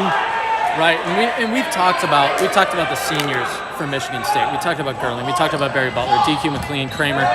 But I think Alec Dean is the next in line in terms of All-American guys for Michigan State, and he's got to step up. I mean, that was a great throw. It just happened to get caught by one of the best players in the league. But keep an eye on that guy, a sophomore from Michigan State, top freshman in the country last season. So speaking of the freshmen, you got Fidoua, Van Fleet, and Barabalt all still left on the court. This is where they can start making a name for themselves right here. I mean, 3 freshmen. Can they engineer a comeback? Yeah, I mean, this would be quite the moment. This is one of those things that goes on the resume of, hey, Michigan State had the best rookie class in the country this year. Why do you say that? Just check out point 2 from the Michigan Dodgeball Cup against TV. We'll see how it plays out and if they can do that. Hopefully we don't do our typical announcer's curse here. Marks, it looks like anytime Gerling goes down, Marks comes over and mans that left side for Michigan State. Oh, not that a great slipped throw. out of his hand. He got lucky that fell in between a crowd. I said this earlier, Tony, I'll say it again. One interesting thing about college dodgeball is most of these players just learned how to play dodgeball. What a catch! Fidoa takes out Ben Smart with the catch, and that brings in Barry Butler. As I'm talking about it, I said most of these players just learned how to play dodgeball either this year or last year, and they're out here competing. Fidoa, one of those guys, just took out one of the best players in the country. Yep, class-wise in school, I've got him down as a junior here, but he's a rookie on the court today, playing like a veteran. Oh, good look there by Baraball. Another one. And a catch! There it is. Owen Israels goes down. That brings in Jonathan Crockett. That is a huge swing. Now, Grand Valley's got 3 overtime players first in their queue, just worth noting there. Ooh, nice look by Fidoa, too. Wow, what a point this is so far. Electric. So the momentum is swung back towards Michigan State. And Grand Valley, that's not going to be a throw. Mason Smith, the freshman, bailing his teammate out there.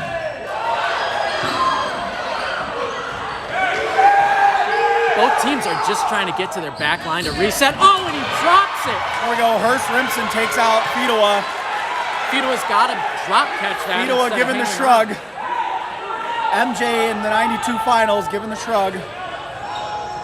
That's a big play for him. You mentioned him as an X factor. I did not expect that to get dropped by Fidoa. He's one of the best hands in the league. It's always the ones you don't expect them to drop that they drop, right? You know? We sometimes say that about Kramer. You're better throwing one right at his gut than you are throwing it outside of his catch radius because he just finds an insane way to make drop catches. But, all right. Pace is slowed down a little bit. Good block by Crockett on the counter by Alec Gonzalez. So Grand Valley trying to draw him up. Oh, and Marks misses the catch. Josh Hill with another kill takes out Tyler Marks. Michigan State has 7 players on their side.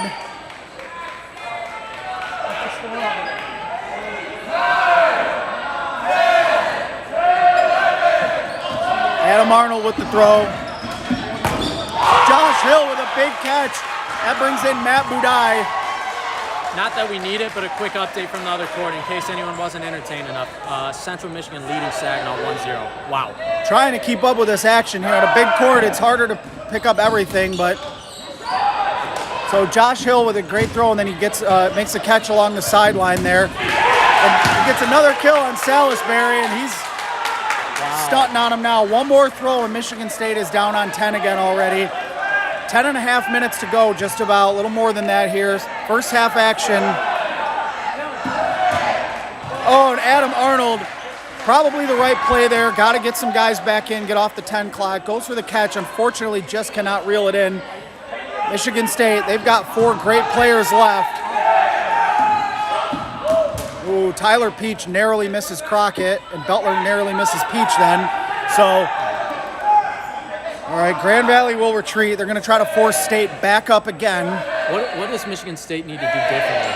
The rest of this point? It's hard to say. I think they have to pick up the pace a little bit. Yeah. Jamin Gutierrez.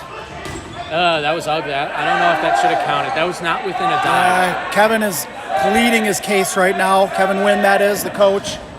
Barry Butler bounces one in front of Tyler Peach. Yeah, one of the 3 alumni. Josh Hill with a solo throw gets the kill on Van Fleet. Oh, and then Crockett gets taken out. You've still got two great players left from Michigan State. 2 senior captains. Under 10 minutes to go here. Let's see what they can do. People have come back from more like a tougher deficit than this. It's not impossible. Nobody's outline is stacked better right now than Michigan State's. I tell you that. If there's a catch. Wow, you're right.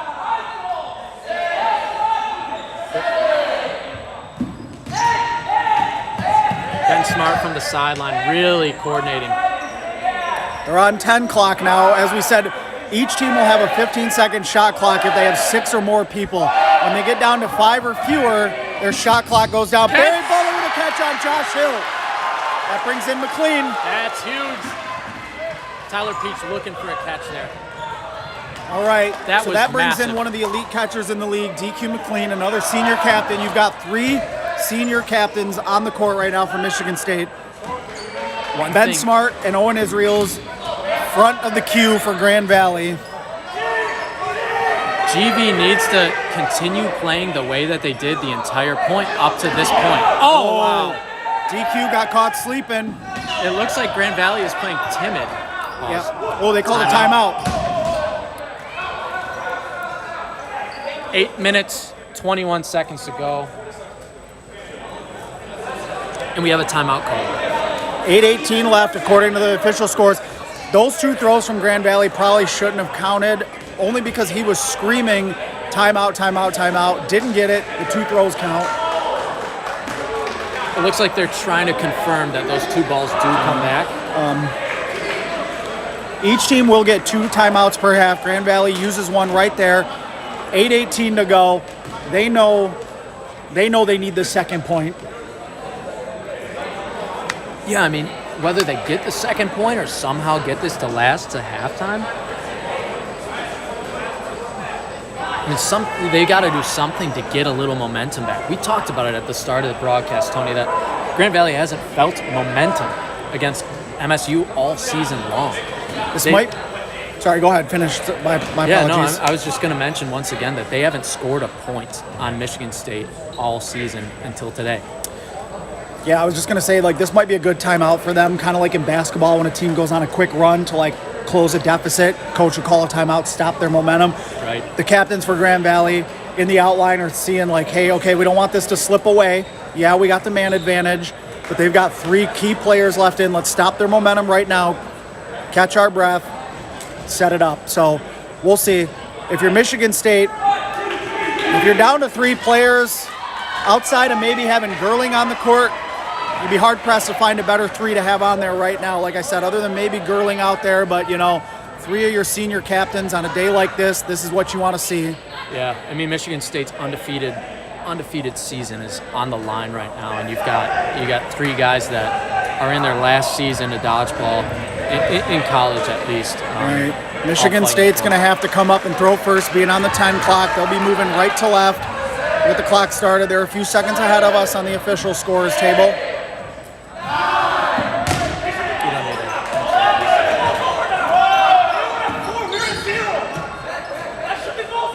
Coach Kevin Wynn arguing for a balls over there. We were at 0! 0 to 10! That's 15! We got another pause. So what they're saying is that timeout was called, and Grand Valley should have been on the 4 clock. Michigan clock. State, no, well, I mean, they were 4 out of 15. Oh. So they're saying we came up, we used 10 seconds. If they didn't throw within 1 second of that or it didn't get over, that should have been a balls over. So clearly there's something is being miscommunicated. And now the issue is that the ref didn't have a count or anything. So the only thing that you can do as a ref right now to make this right is give those balls back to Michigan State and reset the clock to what it should have been. Because it messed up Michigan State's entire strategy to go up and throw, and then Grand Valley didn't even have to throw right there. Listen to these crowds, though. That first crowd.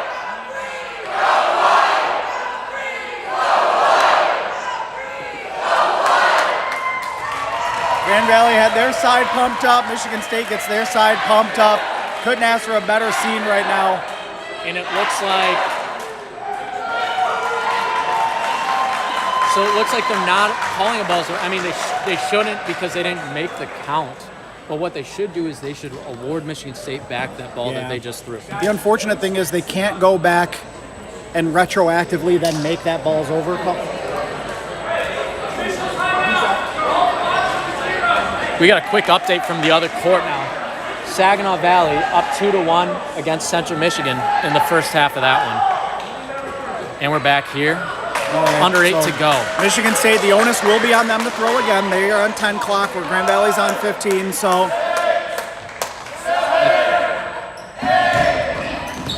And there's the throw that Michigan State was expecting earlier. Tyler Peach makes it immediate, so again, Michigan State will have 5 fewer seconds to throw than Grand Valley. And now it's going to be Alec Gonzalez making a quick throw. Oh, and McLean reaches for it. He just couldn't get his thumb out of the way. We knew it. I will say I would argue, and there's a catch from Peach. Guess who's last in again? Watch your feet.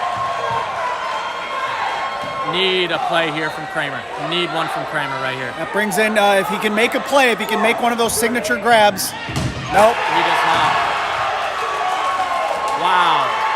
What a turn of events here in East Lansing, Michigan.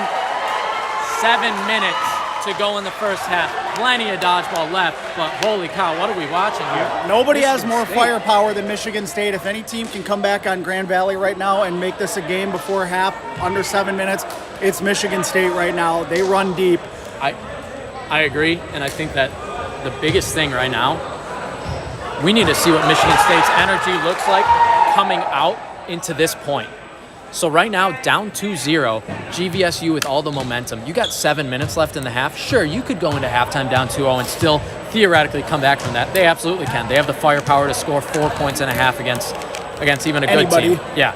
So I'm not saying that it's over if they don't score a point here, but I need to see this team come out with energy and shift the momentum and change the pace of the game back to what they're comfortable doing. Otherwise, I don't know if they can do it. One of the things we've always said about Michigan State, and this has been historic for this program, they are a phenomenal momentum team. Right now, they have none. Can they seize it? If they seize the momentum, watch out. But right now, like I said, Grand Valley just had to get that point. That was my key to the game. Just score a point. They've now got 2. So, yep, looks like Van Fleet is going to sit out this point. I'm not sure who came in for him. He had been playing earlier.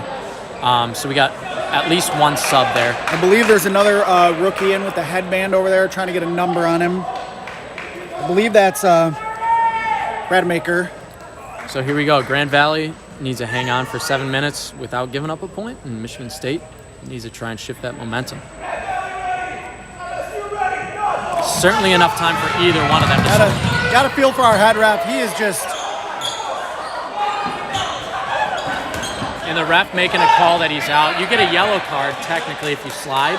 I don't know if that's what he did, though. I don't know if it was Marks just or if it was Barabal, and now Crockett's out too in the scrum there. So I actually think he breaks- might have made a mistake there. I don't want to speak for the ref and what exactly happened, but if both teams grab onto the ball, you just have to set the ball down, and then both people have to go back. It's like a jump ball in basketball where you don't get to just take possession by out wrestling them. If both teams have possession, you got to set the ball down at midcourt. DQ McLean. Somebody was like, "How did you get it?" Wow. You know what? You don't get that kind of hit with a foam ball. I'll tell you that right now. No, sir, you do not. That's a momentum shifter, maybe. We'll see what Michigan State can do here now. That got the crowd pumped up. That's to be sure. So They've been quiet a little bit. Michigan State, they look a little confused. I mean, nice block there by Matt Matt's Budai. got to get back. Okay, no harm, no foul there, but he was alone. Peach, Budai, Ben Smart, they're all great blockers when they have a ball in their hand, and Michigan State's focusing too much of their energy on trying to get those guys. Go for the middle. You've got the arms to just knock people out. Not to mention, if you get a couple of other kills early, then you take out the studs, they're buried in the queue now. Right? Would you rather have Ben Smart come in first on a catch or 5th? Exactly. So, anyway, Michigan State's still going to press the high line here now. They've got everybody up there. They're not really staggering at all. They had a little bit of a ball advantage. They just lost it. Now it's 5-on-5. So that was a desperation throw from Dean. It kind of looked like there. Again, they have their leaders on the court. They're confused. I think there could be a little bit of shell shock, unfortunately. you know what you haven't seen yet in this matchup, and we talked about it in the Saginaw Grand Valley game? When GV has their top guys in, they feel so comfortable out there. But when those guys go down, it can fall apart quick. And that's a start. Owen Israel. That's 2 giant chest shots that really got the crowd into it, taking out Aiden Jacobs and then Owen Israel. So get the crowd pumped up. Look for a cross here from Gerling. No. It'll be Kramer who takes... Under 5 to go now. Ooh. Wow. And Josh Hill goes down there. Yeah, nice throw. That's an honest out there. It clipped him. I think the crowd thought he got hit. It hit the ball that bounced in front of him, so you heard that thud. Yeah, and then the next play, it clips his jersey. No one thinks he's out, and he's out. It's part of the game. We've seen honesty from him. We've seen honesty from DQ McLean. So just... Oh, my. Oh, Alec Gonzalez was trying to throw the ball back. It looked like he was actually trying to hit his teammate. Not the case. He's had a heck of a first half here, too, for Grand Valley. Unsung hero. And he goes down right as we say it. Oh, Ben Smart getting caught tripping on a ball. Michigan State, a little momentum, but under 4 minutes to go. Can you pick up the pace now? Yep. I've seen Fidowa go super aggressive for a catch. I need to see more of the guys go a bit more aggressive here. You want that point before halftime. You want that momentum. And Smart's got to be careful. Yeah, it's the second time he's done that. Oh, and Tyler Peach misses a catch. Nice on throw the by throw Gerling. from Gerling, and this point seems to be slipping from Grand Valley a little bit. This would be humongous for Michigan State. Momentum is all on Michigan State's side right now. And another. And a catch by Gerling. Listen to the crowd. And Matt Budai gets taken out at the top. Absolute chaos. Ben Smart is still in. They're stopping the clock right now. Had to be a timeout called by Grand Valley. Their last of the half. Wow. So what do we say? How would Michigan State respond? Ultimate momentum team. Did you just see how it was like pow, pop, like yep. boom, hit, if I'm Grand catch, Valley, I like, would have called a timeout a little bit earlier. Once you see that start to happen, that's the second time out of the half for them. So they're out of timeouts. They cannot stop it again. They're just going to have to hang on. Again, that's one of those basketball-style timeouts to me. It's just stop their momentum, stop them in their tracks right now. Owen Israel's in the huddle now, pleading with his team. Listen, be smart, protect yourselves. That's all you got to do right now. Stay alive. Yeah, with too many reaching for catches there from Grand Valley. If they can stay off of the 10 clock, all they have to do is make 13 throws by the time. Now, they don't know. They're probably not doing math in their heads right now, but you have to make essentially a dozen throws and you can get this thing to halftime with a 2-score lead. Right. Yeah. I mean, this is what we wanted to see out of Michigan State. So this is good to see, and I think that if they can get it to 2-1 at halftime with momentum, anybody's game. The first point of the second half is going to be humongous. They're ready to start them here. Fans getting pumped up. Lots of fans here today. Lots of Michigan State support and Grand Valley as well. And we'll get ready for the point to begin. The officials figuring out the clock. Peter is explaining again, making sure everybody understands where the clock is at this time. Last time out of a timeout or a ball's over situation, there was a little, we weren't sure about the time, or at least there was a beef, but quick reminder, if you do not eliminate the entire other team before the clock hits 0, no point is scored. Both teams start at full strength next point after halftime. Here we go. For those of you just joining us, Michigan Dodgeball Cup championship match here. Grand Valley is actually on the 10 clock now. Michigan State in control at this point, trying to close the gap on a 2-0 deficit here. And MSU wants that ball advantage. You can just tell. Yep. They were content just to kind of throw and... Good throw by Mason Smith. They're counting on the freshman to make those throws in this situation. I'm not sure if I like Fedowa throwing at Ben Smart there with the ball. Like, why not maybe take the shot at the freshman, Mason Smith there, get the extra man out. The catch gets them off the 10 clock. 2:20 to go, first half. And Ben Smart takes out Alec Dean. Two drops. GB down to 3 players. Just over 2 minutes to go. You've got Aaron Pope, Jamin Gutierrez, and Ben Smart. Now it's up to them. 2 minutes. Ben Smart with a reset in between the 2 players. Not the closest throw, but ooh. It's going to come down to Jamin now. I think they're going to want him to make the throw here. No, it's a kill. Nice throw by Gerling. 1:42. 2 players left. And Pope goes down. Right through the block of his ball. Oh, that should not be a throw. I don't know if that should have been a throw. Stoppage. Yep, they call the balls over. Wow. 127. This is as well of a point as we've seen Michigan State play all season, and that's saying a lot considering their record and their resume coming into today. So you got Ben Smart in, Aiden Jacobs first in the queue. What does Ben Smart do here? I think does he sell out for a catch or just try to run away? He's so good at survivability. I think that what Michigan State's going to do is they're going to come up, pump fake once, and then go to the throw.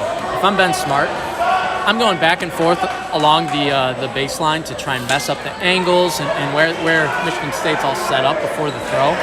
Then I'm going to try and get to the corner that's furthest away from the majority of the players on the other side to give me as much distance between me and most of the throws so that I can make a catch on one of those or just dodge.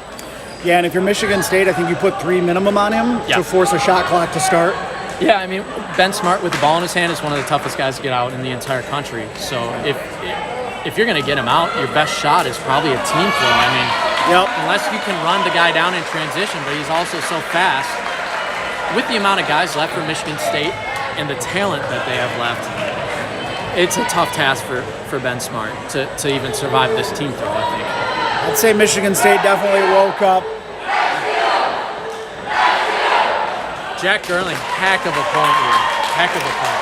Yeah, he unfortunately for Michigan State was on the outline for quite a bit of those first 2 points, and you can see the difference when he's on the court. They're just a different team. Yep. The refs. Michigan State huddling up. I don't know Matt if there was Barnett, a timeout call. Yeah, there might have been a timeout call along with the balls over, and then. Well, the coaches went out there, so that Yeah, it has to be. Okay.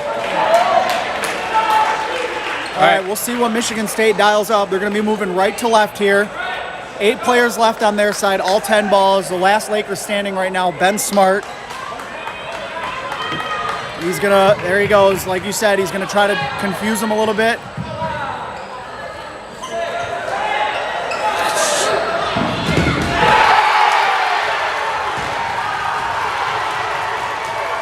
right, 2-1. And that's going to roll us into the second half now. If you're not watching this game right now and you're a fan of the sport of dodgeball, what are you even doing out here? Resetting him. We're going to take 5.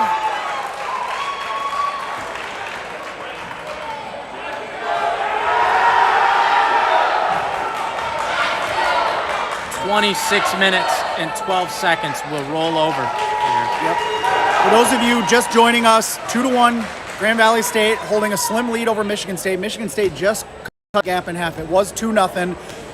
And now what's going to be interesting here is they switch sides. You'll see on camera, Grand Valley's got to be playing right in front of the MSU fan base, and Michigan State's playing right in front of the Grand Valley fan base. So it's going to be interesting to see that dynamic and how the crowd plays a factor in what's going on out there. It's going to get loud if Michigan State starts to get a little bit of momentum here. And if you're Grand Valley and they're screaming in your face, how do you communicate with that?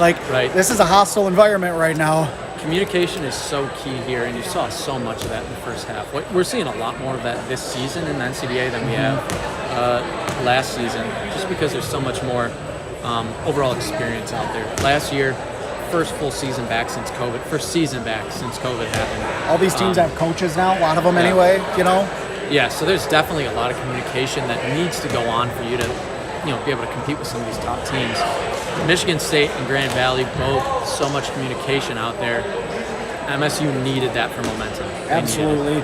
We said they're a momentum team. They proved it right there. If they could get that point, we got ourselves a game here. Even Grand Valley didn't have the pressure to make it 3-0. They'd feel a lot better if they did, but they just needed to not give Michigan State that momentum.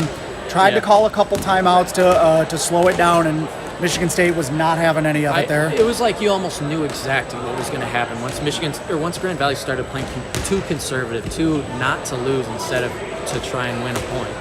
And that's what happened last year. Exactly. I was just going to say that. Yes, that's kind of what bit Grand Valley last year with a 3-0 lead. They let Michigan State just kind of chip away and get momentum, and you could hear that crowd get fired up. Gerling got an out over there, then a catch falling backwards. Crowd exploded. Momentum all with Michigan State right now. If you're Grand Valley, you got to do a little bit of soul searching. You have a lead. It does not feel like it right now, though. I can guarantee you that. No, that's the thing. All the momentum is gone for Grand Valley. That they had 2-0 lead against an undefeated team, and now we're back to this where Michigan State with a point, momentum, so much dodgeball to play. I think that to win this game, you're going to have to get 4 points. Absolutely. And for those of you just joining us, this is our last match of the day, championship game. A lot of you on the stream now watching. We thank you for being here. Please share the post, share the stream, toss us a like, subscribe to our page. We'd love to keep those numbers growing. People deserve to see this matchup right now. with everything that's gone on here, we've had some electric games already. It doesn't get any better than this. Number 1 Michigan State defending their MDC title from last year against a very hungry number 6 Grand Valley State. Lakers, not a position Grand Valley's used to being in, but this is making for some very compelling dodgeball storytelling right now. Yeah, I mean, so Grand Valley lost that point and lost some momentum here, but this is the best that we've seen Grand Valley play all season long. This is a team that, you know, prior to this tournament, they've had their worst season up to MDC that they've had, I think, maybe ever. Yep. When you talk about losing to Penn State, losing to JMU, they haven't lost to JMU since 2013. You think they haven't heard that? I guarantee they've heard that. That's bulletin board material. And losing to Cincinnati, their first loss to an Ohio school since 2007. Wow. So a lot of this crazy stuff statistics. There's pressure on Grand Valley. It feels like that they're just not, you know, living up to those expectations, and they're trying to, you know, come out here and turn the tide. And then on Michigan State's side, talk about pressure. We talked about it earlier. They could be the first team since 2009 to go undefeated in a full season. And it's crazy to think about, but that's hanging in the balance right now, down 2-1. You keep winning, you don't think the pressure starts to mount. It really does. People start talking about records. People start talking about history and things like that. So Peter Bro's going to get us started here. We're going to keep talking, take you through this, but we're going to get back down to the action on the court now. Apparently my pen isn't working there, but Grand Valley's going to break huddle. Michigan State is still in their huddle right now. I think Kevin was trying to get an explanation. There was an out called on the run-up that didn't actually involve a thrown ball. Matt Barabal, they might have got that call wrong. I think it was on the wrong person. Marks is the one who kind of collided with Hurst Rimpson there, and I thought maybe that's what they were calling, but you know, hopefully we can get some clarification on that. So yeah, the refs had a big huddle there with both teams, coaches and captains, and it looked like one, they were trying to tone everyone down. Not that there's been too much like smack talk or anything like that, but hey, it's an intense matchup. A lot of stuff's going to happen here. All right. And also to clarify a rule. So here we go. Both teams are going to break huddle. If you're confused as to why there's a kind of a odd number here on the screen for the time left, we had 1:12 left when Michigan State finished out that point. If we're under 4 minutes, we roll that into the second half, just add it to the 25. So we're at 26-12 here, second half action, championship match of the day, live from East Lansing, the house that Bomas built. I am West, the perennial home of Michigan Dodgeball Cup, where history has already been made today by Western Michigan. We'll see if history gets made yet again here today. And they're off. It was an instant classic last year. Could we be in the midst of another instant classic today? And that's a textbook run up by Michigan State. I think they control 8 of the balls now. Wow. So they got a kill on Jamin Gutierrez as well there. And then they get Owen Israel's momentum right off the get-go. Now, if you're Grand Valley, you at least got 2 balls out of that. You have to try to get ball advantage back, or at least even it up right now. Yep, and Michigan State, continue to keep your foot on the gas. You cannot let up. The throw's going to have to come from somebody other than Ben and Josh. They got to protect them. Here comes, Gerling wants that shot at Josh Hill. And now MSU relinquishes a little bit of that ball advantage too quickly. They're Grand Valley up to 4, and it's going to be Michigan State's throw here. MSU's got it. I don't know if they understand just how important ball advantage is for them compared to other teams with how good they are in terms of their arm strength. It's not an insult or anything like that on Michigan State. It's more so that's their strength.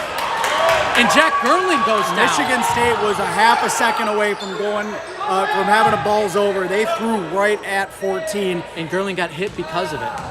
The communication's got to stay there for Michigan State right now. Yep. Oh, and Peach Johnson missed the catch. And now you're looking at Israels and Peach buried in the outline at 2 and 3. Yep. So that's big if you're Michigan State. All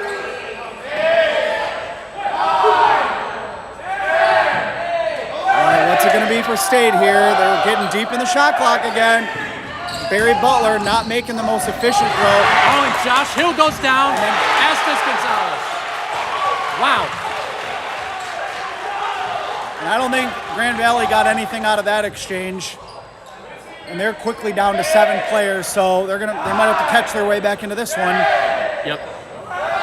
we could be looking at a 2-2 game here. Fidoa makes the throw.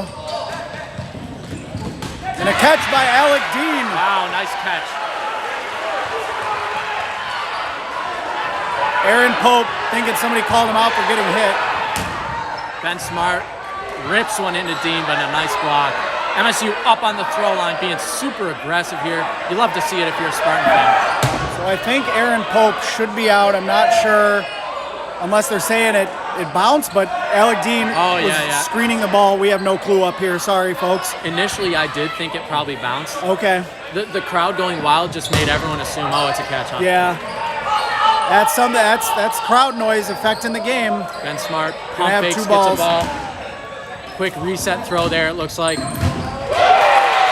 Mason Smith goes down. Bad spacing by Grand Valley over there. Yeah, they got caught in a crowd there, and Matt Budai evaded the throw, and then Mason was totally screened. You've got to be versatile enough to play outside of just your normal position. Too many of them are they're restricted to just playing in their zone.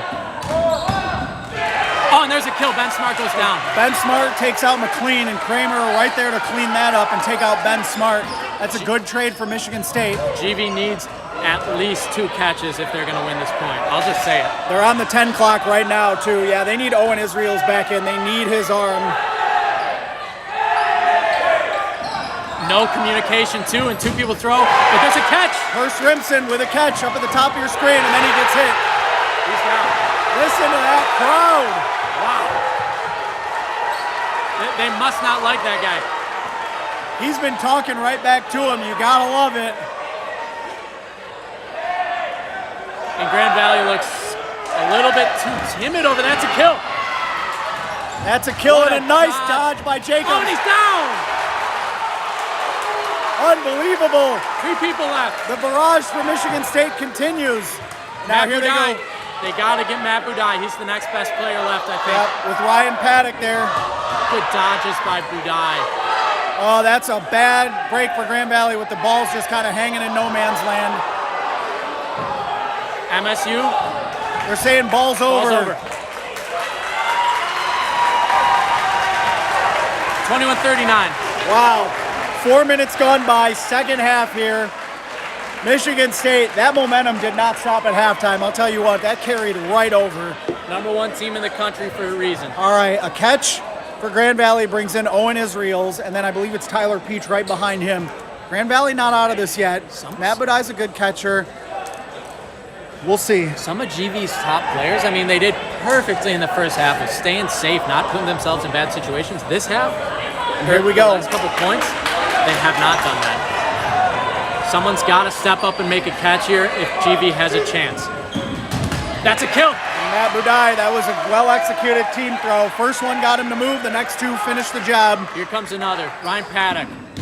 He gets taken out. No. I mean, the ball hit him, but did the balls hit before? I think they were. He didn't think he got hit. All right, that's about as far away as you can get. Nope, they're calling it. 21-10 left. So it was a little bit of a delayed balls over. I was going to say that's about as close as you can get without getting away with that.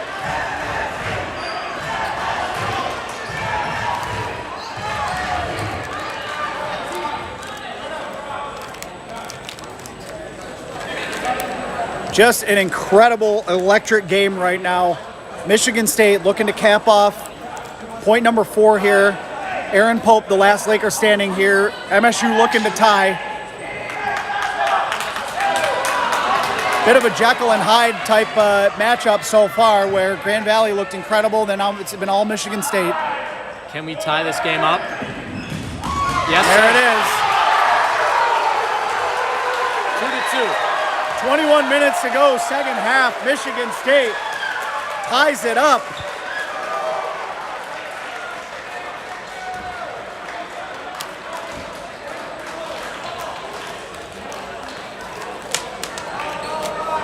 And I got to tell you, I personally believe the crowd is playing a factor here. Darnell Hurst Rimson was having himself a day. He gets tagged right in front of after he chirps the crowd, then gets immediately tagged. The crowd just erupted there. I think he kind of played right into their hands on that. Michigan State with all the momentum now. Like I said, Grand Valley looked invincible for 2 points, and now Michigan State looks invincible for 2 points. Anybody's ball game here. Took just over 5 minutes to get that point. Michigan State looking just dominant right there.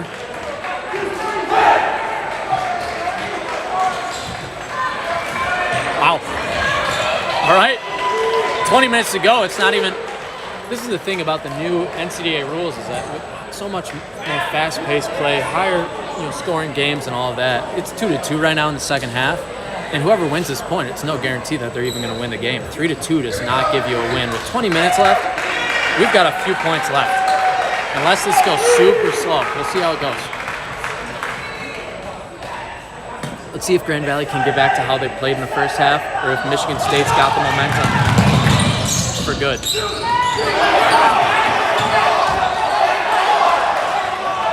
Gutierrez goes out. We got a timeout. Yeah, he held the ball.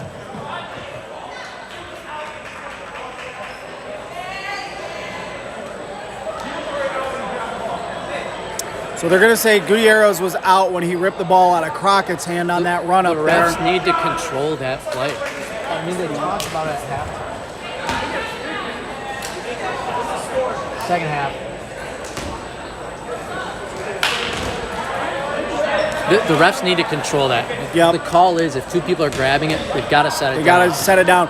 So Jamin Gutierrez, he grabbed the ball and kind of ripped it back, and he had gotten hit on the back, but he was, who knows, he maybe didn't even know it because he was intently grabbing for that ball. Nevertheless, he's first man in the outline again, second point in a row here on the run-up. Tough luck there. And they have put the ball back for at him. midcourt. Yep, I think that's probably the right call. Crockett should have maybe let go too. Now you could argue Gutierrez was out, would have been Crockett's ball, but... Right. The thing is, if both teams are holding on to it at the same time, it's just you got to stop and drop the ball right there. All right. We're going to say their clocks are at zeros.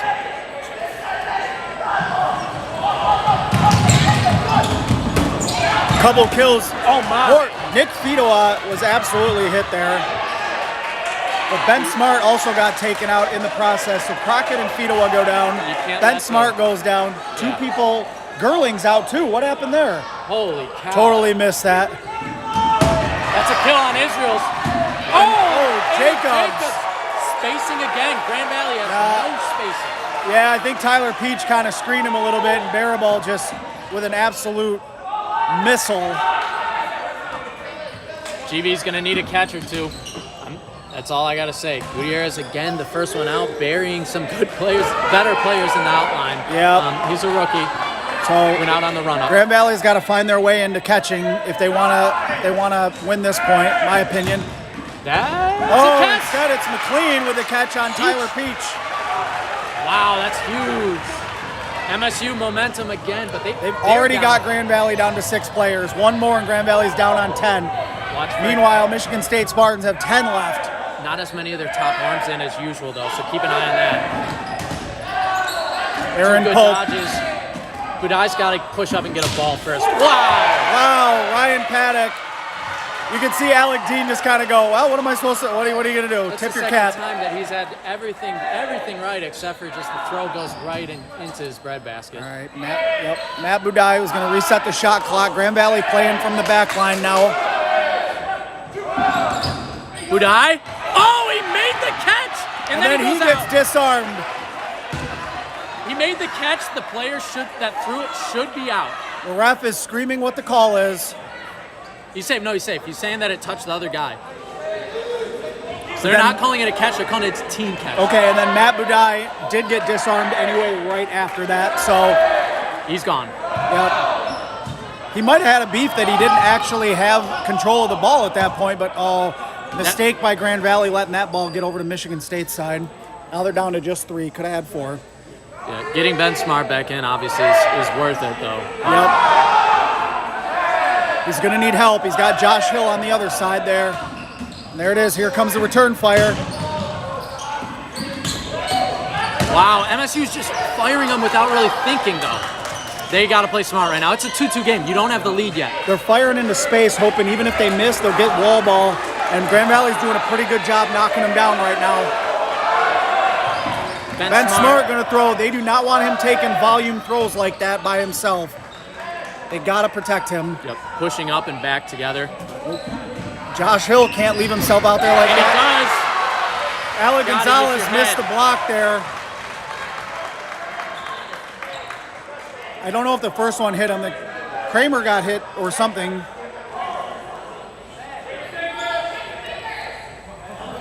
Oh, there's blood on the balls. So, player safety. If there's blood on the balls, we want to make sure we identify who it's from, make sure they get taped, clean them up. 18 minutes left is what the official scorers have, so we'll reset to that here.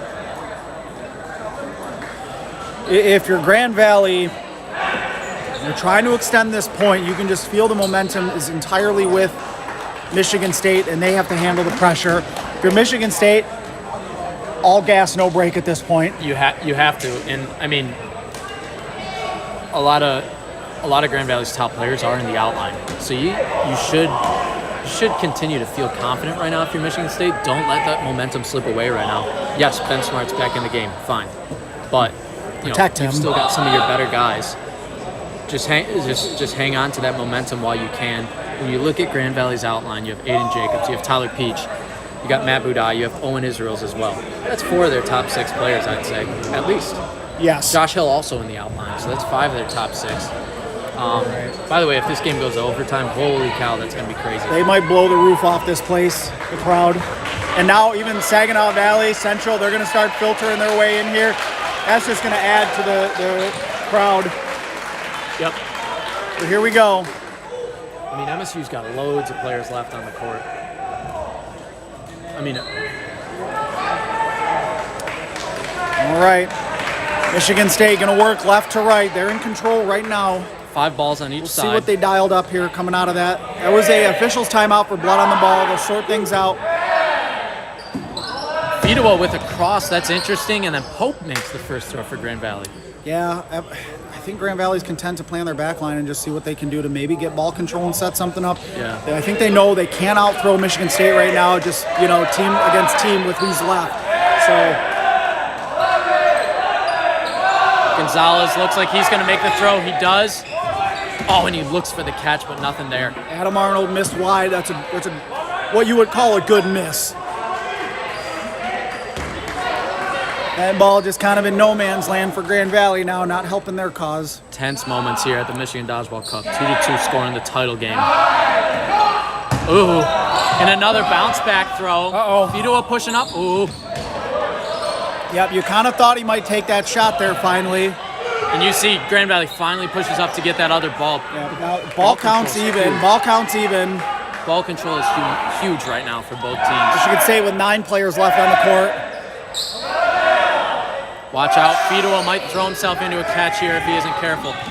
Grand Valley got rid of 2 balls there. That was not what they wanted to do there. They've done that a few times in crucial situations. Spacing is an issue here for Grand Valley in the sense that they don't have a lot of guys left, so this is how Michigan State can play wall ball.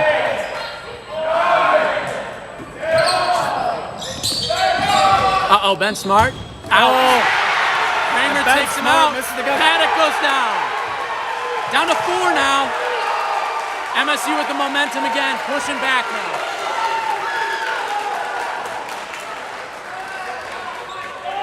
Every time they get a kill, this crowd just explodes. It should be Gonzalez making that throw. Why did Grand Valley get rid of 2? Good block by Pope, though. So Michigan State got a little careless there and gave up a couple balls. The last thing you want to do here if you're Michigan State is throw a catch. The last thing you want to do. Look at the guys that are next in. Owen Israels, then Jacobs, then Smith, then Peach. Yep, but creeping up on the 15-minute to go mark here, second half. Oh, easy there it catch. is. What are you doing? And that's McLean, one of their senior leaders, throwing the catch to Owen Israels, who's saying, give me a ball right now. Big play by the rookie Gutierrez. Yep. That's a big spot.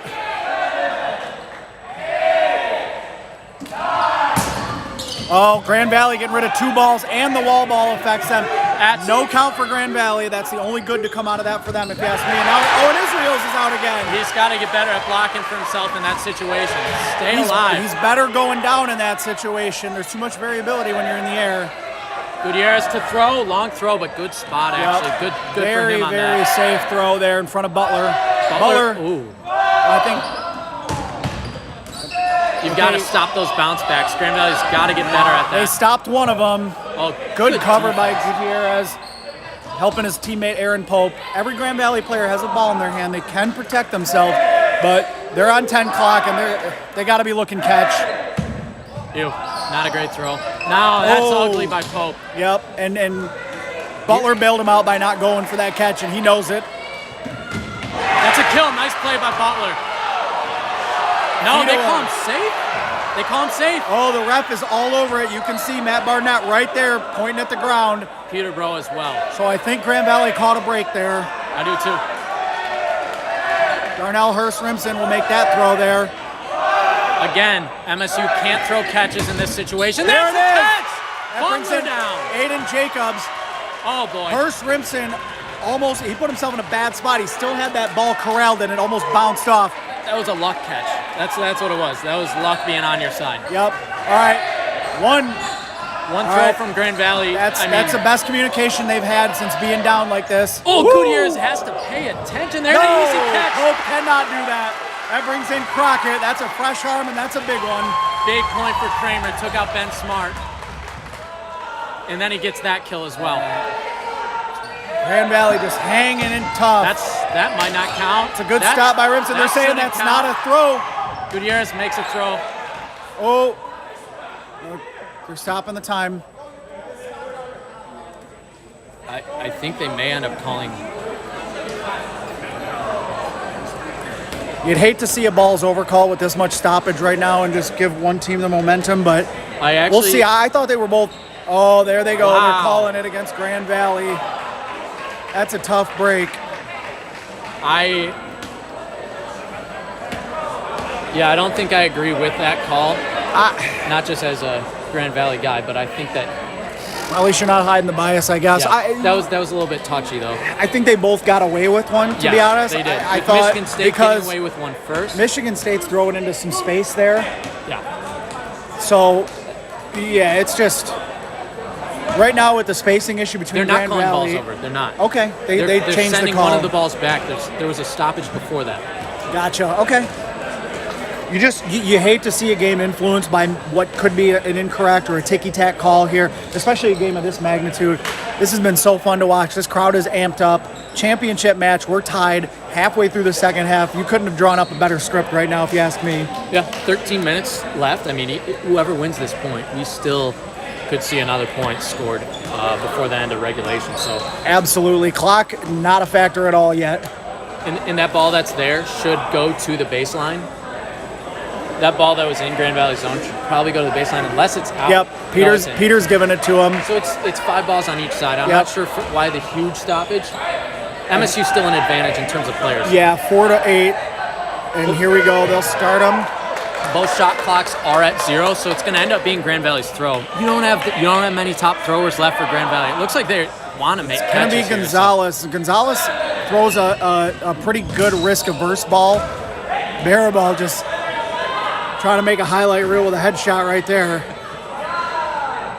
And he's a rookie. He's got to know the situation here. No catchable balls. No catchable. You've been with us all day. You saw him come up in the booth. He was a good interview. That's not going to be there. That one will. But again, Grand Valley not being smart with their balls.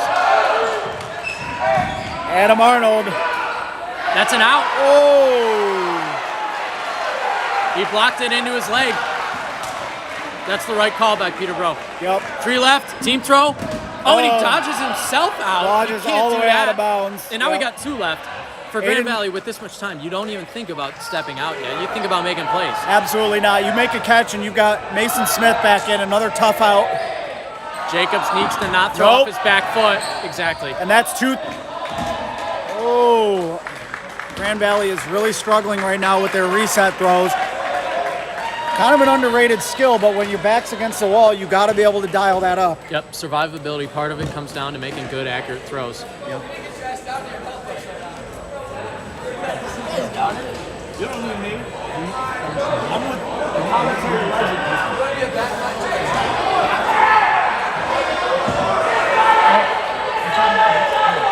head ref wasting no time, getting them going. So it's not a timeout. Let's go. So Do you see a catch coming here or no? I don't. I think Michigan State's too stacked on the arms. No, too crisp with their team throws. That's 2 kills. That's it. That'll do it. 3-2. 3-point comeback there by Michigan State. It has been all MSU for the last 20 minutes of this game. Climbing all the way back from down 2-0. And now Grand Valley's the one that needs to come with an answer here. Yep. What are they going to do? They have not been able to seize momentum back. We said Michigan State, I keep harping, I sound like a broken record. They're the ultimate momentum team. They're showing you why. They got an inch and took a mile here. Grand Valley, deal with the adversity, handle the pressure. We have a hostile crowd right in your face. Figure it out. Number 1 team in the country. Home crowd. Huge crowd. Everything that's gone on this campus last week, and Michigan State playing some inspired dodgeball right now. They came out flat. Absolutely. And they've responded. They've answered the bell. Yep. Great job by the leaders on that team, coaches, everything, to keep them focused throughout this week, keep them focused throughout this tournament. In this game, especially going down 2-0, to have that resiliency. To be a championship team, you have to have that resiliency. And we haven't been able to see that from Michigan State yet this season because they've just dominated almost every game. The closest match they've had was against Cincinnati, and they held a good lead in that. The one question you might have asked is, can Michigan State handle the pressure, handle being down? They hadn't been down. Answer is an emphatic yes. And that the refs again need to control that. We had another tangle up. Yep. Aiden didn't get, nobody got out there, but Aiden is pleading like, shouldn't he have to drop the ball too? And instead he just kept it. So that's anyway, Grand Valley only 3 balls. Yeah, once again, Michigan State winning that run up. Gonzalez down. Owen Israels leaves himself open, goes down. So they had switched up a bit. Owen Israels slid into that corner spot there. He normally patrols the middle. He quickly got crossed. So two of their upperclassmen, Israels and Gonzalez, get taken out quick. It should be Gonzalez first. They're going to need to make that switch. Grand Valley is not the same team playing off their back line right now, and I think Ben Smart might be focusing a little too much on Alec Dean right now. He's got to just take what comes to him. Michigan State in complete control right now, controlling the tempo and everything. All right, we got him to switch. Yep. Alec Gonzalez next one in. So Ben Smart taking a few of the throws here. Grand Valley is just pretty much, clock's not a factor. They don't have to worry about the clock. They just need to try to get balls back. Yeah, they need ball advantage back, or at least even, for them to be able to play their game. Ben Smart long throw there. He keeps going near Alec Dean, but nobody home. No, Grand Valley's playing timid, but they kind of have to with only 3 balls on their side. You want Michigan State to mess up and maybe throw multiple. Good stop by Mason Smith and Matt Budai in the corner there. That may not seem like a big deal, but with wall ball a possibility here, you have to try to keep those balls on your side. Mason Smith just can't get out of the way. That wasn't Crockett's hardest throw. If Mason was going to catch one, that was the one to catch right there. MSU comfortable playing from up here. As you Smart, can see. Another long throw near Alec Dean. It's going to be Barry Butler.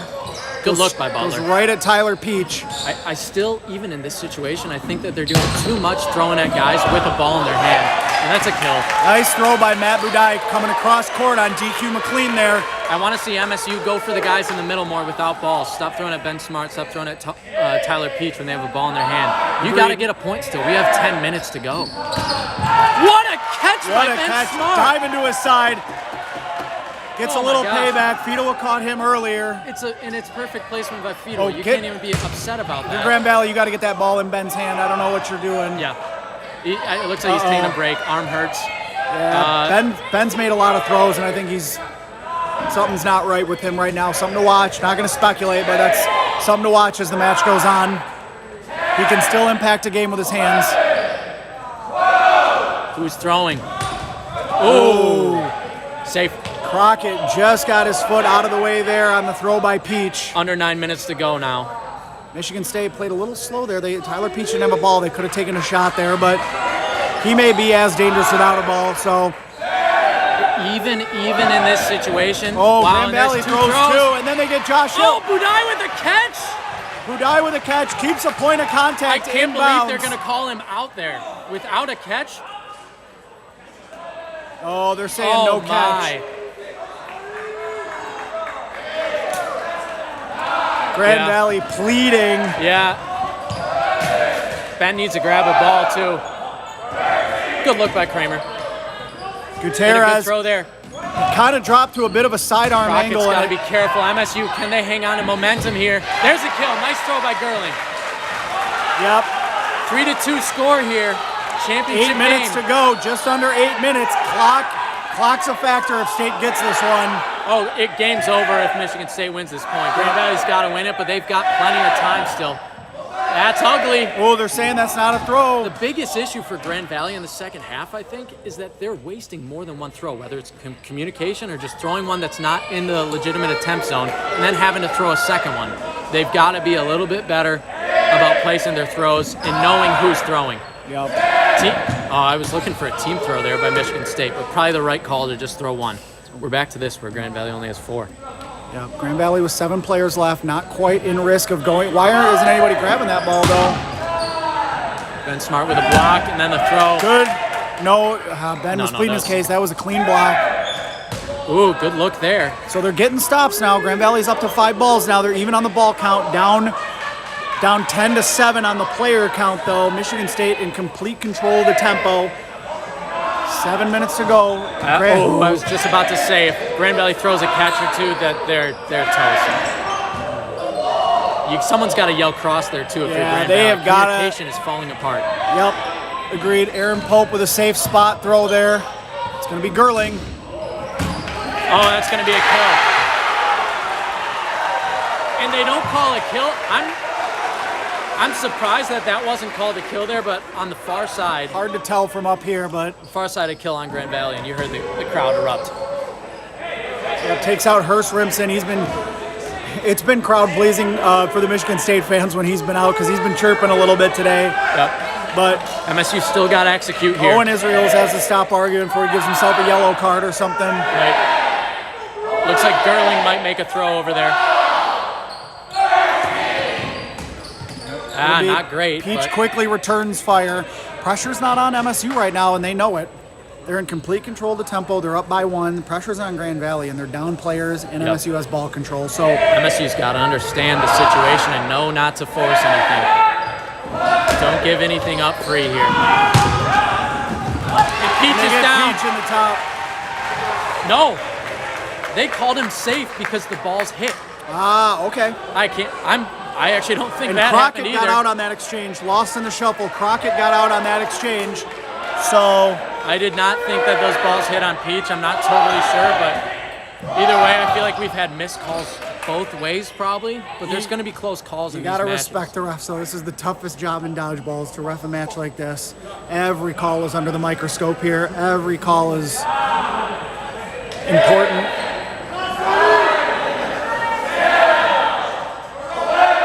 Michigan State still with 10 on their side to Grand Valley's 6. And Gerling goes down. Gerling goes down on Yep. that. I didn't even think that.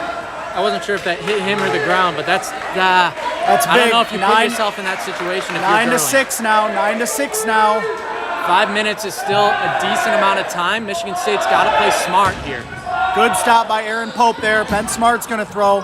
He's focusing so much on trying to get Dean out right now. And Dean's doing a heck of a job just defending himself here. Yep. Dean's like, he just keeps blocking. He's not reaching for catches. He's not giving himself up. You hear a little bit of a nervous go green, go white from the crowd here. They know that this point means so much. Safe throw by Peach. Both hit ground there. Grand Valley obviously looking for catches right now. Now Grand Valley does have ball control. Oh, and that's going to be We're going to say ground right in front of him. I mean, GV, here's the thing, though. You can't continue to play this game for too long with 4 minutes to go. Yep. Clock is going to become a factor here. Ben Smart, once again missing. Jamin Gutierrez. And McLean DQ goes down. McLean gets out by I think that was Tyler Peach throwing the cross from the top there. The fact that Peach got to stay in on that team throw when the balls collided. Monumental for Grand Valley. So Michigan State, 8 players left to Grand Valley's 6. Under 4 to go now. We're closing in on 3.5 to go. So GV is going to have to speed up at some point. That's a catch. Kramer makes a catch. Ben Smart takes out Alec Dean in the process, though, so... That should be a catch by Kramer. Yep, that's a net loss for Grand Valley there as Michigan State holds serve with 8 players. Yep. And Grand Valley is down on 10 clock now. 3 minutes to go. Pressure's on Grand Valley, playing from their heels right now. They're desperately trying to tie it up. Tyler Peach gets hit by Barable. Big throw for the rookie. Massive throw for the rookie over there, taking out Peach. And 3 MSU, minutes. 3 minutes away from another Michigan Dodgeball Cup. And I don't think that was a hit either. I don't know. All right. And Barry Butler goes down. And that's a huge momentum swing, too. Ben Smart gets the benefit of that call. I'm telling you, Michigan State is flirting with disaster with that shot clock here. Yep, the ball advantage, though, is huge, so you cannot give that up. You got to make a throw every time. Oh, and an easy catch by And that brings in Owen Israels. 5 left. That's a rookie mistake. 6. That's a rookie mistake by Fedowa. MSU 1 away from the 10 count. Could we see a miracle here in some overtime? If you're not watching this, you are missing out. Marks with the throw. All right, Ben Smart made the throw. Owen Israels, that was a good hold by him. It's so crucial that timeout. We got a timeout. It's so I think crucial that's Grand Valley. That Grand Valley gets them down to the 10 count as quickly as possible. Yeah, they need to speed the game up a little bit right now because Michigan State can just continue to bleed 15 seconds at a time. Oh, that timeout was called by Michigan State. Excuse me.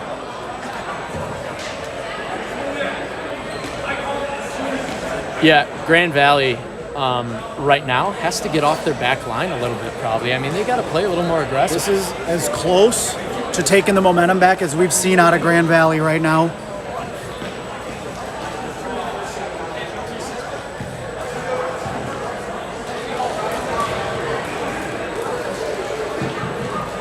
The other thing is, let's look at who we've got left from Michigan State. And the question is, do you have the arms left? You've got Kramer, you got Barabal. One of those two is a rookie, though. I mean, do you have the arms left to be able to execute for this last 2 minutes? That's the question. I think they probably do, but I think that Kramer's going to have to make a lot of these throws here. Well, and be smart. Yeah, Tyler Marks has a live arm. Everybody out there's got a live arm. I think Kramer is probably the best at locating it is the thing. Yep. So. Yeah, and then if you're Grand Valley, you got to look at the other side and say, hey, which of these guys is the easiest one to pick off? When can we get a situation where we can pick one of these guys off? Because when that happens, you set MSU back down to the 10 count. Yep. And at that point... That speeds the game up. That speeds the point up, which 2 minutes ago, it's a factor for Grand Valley. Now you got to move. Michigan State, the problem is, like, do they want to have to switch to such a risk-averse strategy? Yeah, I mean, that's what got Grand Valley in trouble in the first half. Yep. So we'll see what they do here. Still, a veteran team, a lot of leadership on this roster. They're the #1 team in the country for a reason. Undefeated record on the line, undefeated season here. Can they be the first team since 2009 to go undefeated for a full season? We'll find out here in the next 2 minutes if they can keep that streak alive. And we're off. 2:10 to go. Second half action. Michigan State clinging to a 3-2 lead. These counts are slow, too. Ben Smart going to throw. That's Owen Israels gets him, though. That's poor reffing. Owen Israels throw, though. Like you said, Josh Kramer would have to make some of those throws. That's well spotted to the side of Ryan Paddock. That ball got stopped by a player that was in the outline when it would have gone right next to him, and they said, keep the count going. Yep. Good job by Michigan State to stay safe there. Now you got to execute a smart throw. Good throw there. There's no pressure on Michigan State to get anybody out. Ben Smart's almost got to go all out to get somebody to get them down to 6. You got a minute and a half now. It's looking like Michigan State's going to pull away with the Michigan Dodgeball Cup. Clock is a factor. Who's going to throw here? It's Ben Smart who makes the throw. No clock for Grand Valley, so Michigan State can bleed it out. That one counts. Good throw there. It's Jack Salisbury, one of those seniors. 1 minute to go now. Michigan Owen State. Israel's going to come up and throw. Yeah, they don't have the ammo. Oh, there it is. catch. That's a catch. Grand Valley's got to hurry They now. gotta go. Nope. Nobody home. Michigan State can make 4 more throws and call it. Don't throw a catch here. The ball popped.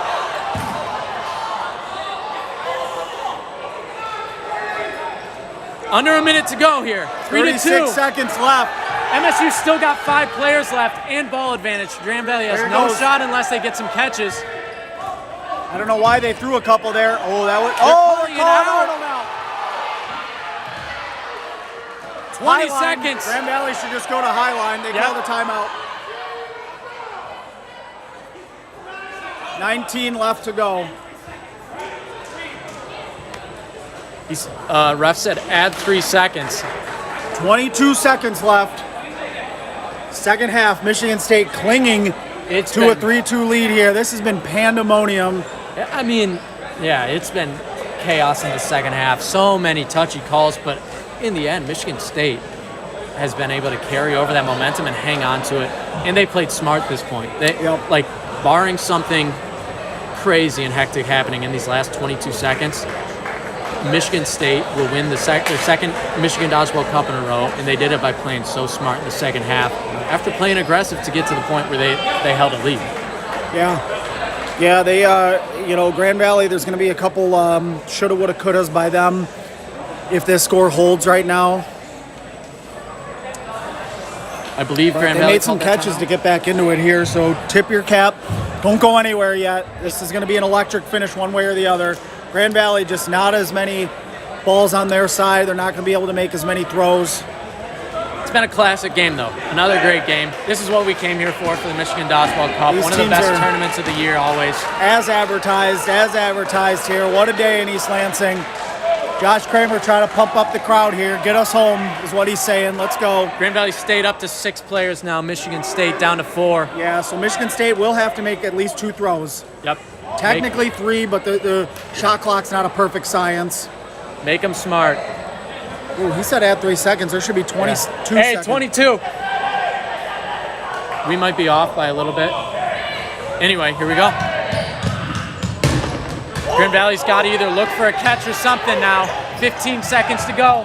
That's not going to cut it. That's an a out. kill. 3 players left.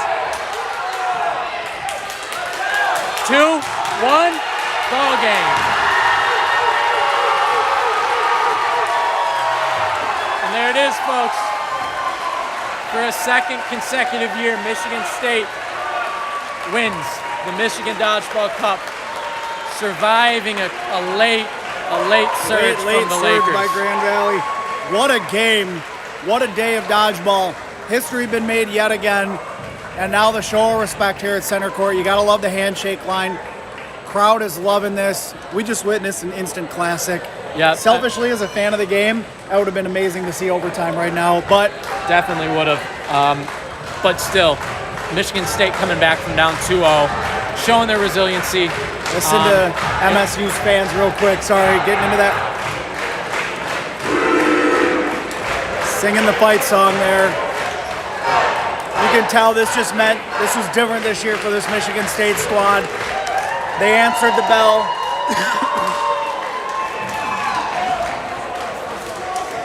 After this week that they've had on campus, heck of a game.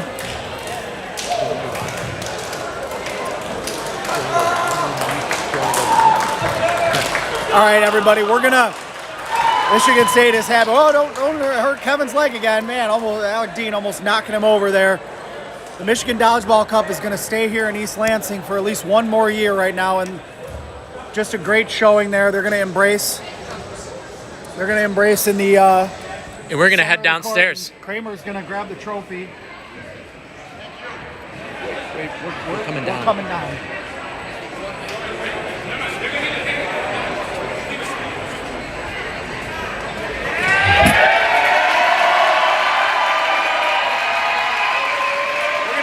Can't get a sideline interview too. We're gonna let Michigan State soak this up for a minute. Stick with us though.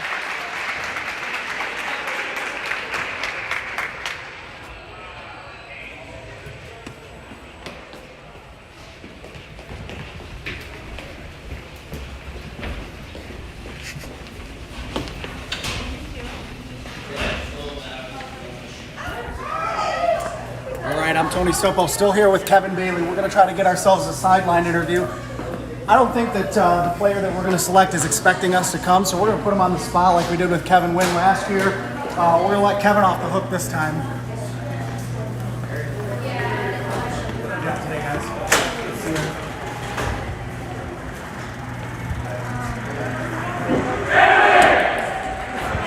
All right.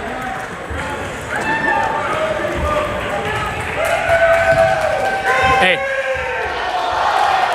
Listen to that crowd.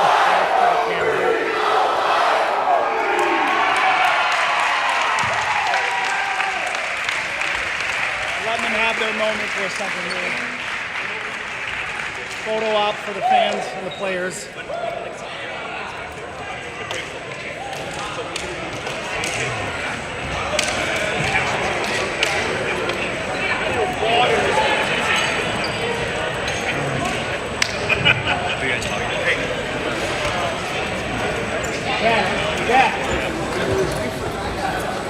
Okay, he's got a smile. He knew this was coming. Let's get a few people. I'm here with Jack Gerling, senior assistant captain. After everything that you guys have gone through, how does this one feel? Last year was great, but this feels amazing. I mean, for everyone to come together, we didn't have practice all week, right? In this situation, and we just bound together like you guys. You guys fell behind 2-0. Maybe they caught you a little off guard after the start you guys had to the season against them. Take me inside that huddle. What did you guys have to do to respond? We just had I'll tell you right now, this guy is the best player in the league.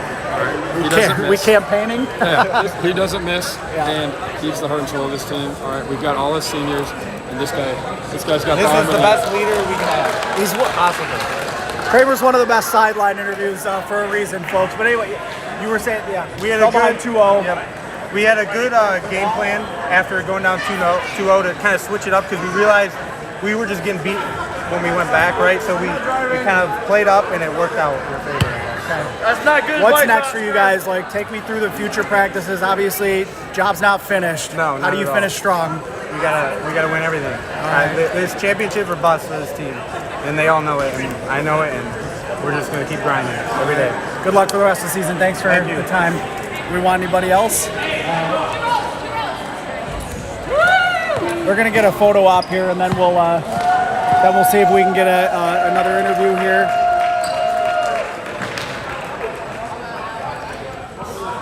Is this the first time in MDC history we've had a repeat champion, not Grand Valley? Yes, it is. We'll have to fact check that in a second.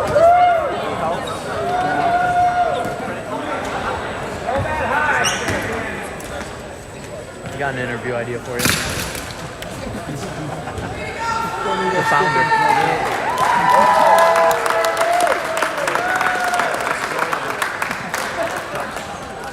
Also, the house that bonus built. We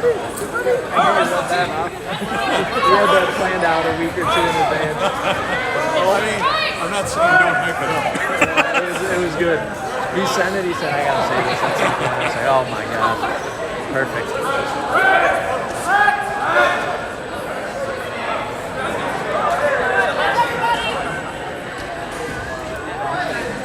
What are you gonna grab? It's like a DQ. Good idea.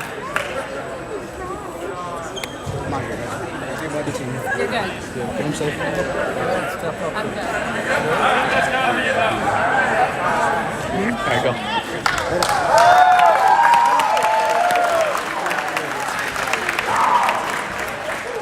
Either they're growing bigger or I'm getting shorter. Oh yeah, you worked hard on that one.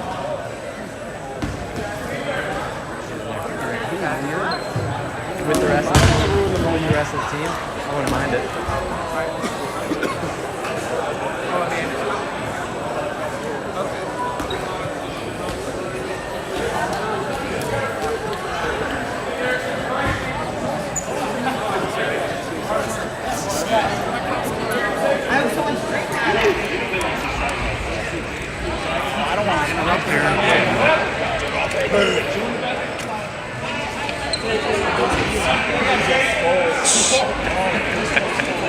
Ever the showman, Jonathan Crockett, the sophomore. You guys like the chip too? When, did that happen today? Yeah. Whoa! All right. Get a shot of that. There we go. Ladies will love that. All right, get in there. DQ's walking away.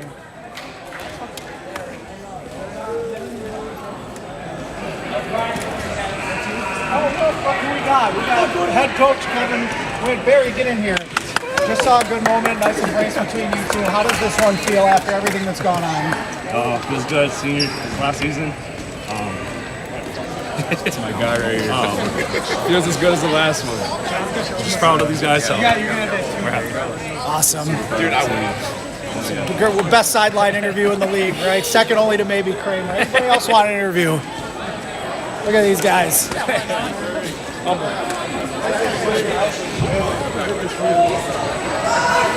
Should we conclude it? Sign them off. All right. I'm Tony Stumpo for Kevin Bailey and the rest of NCDA. Coming live from MDC. Thanks for being with us, and we'll see you next time.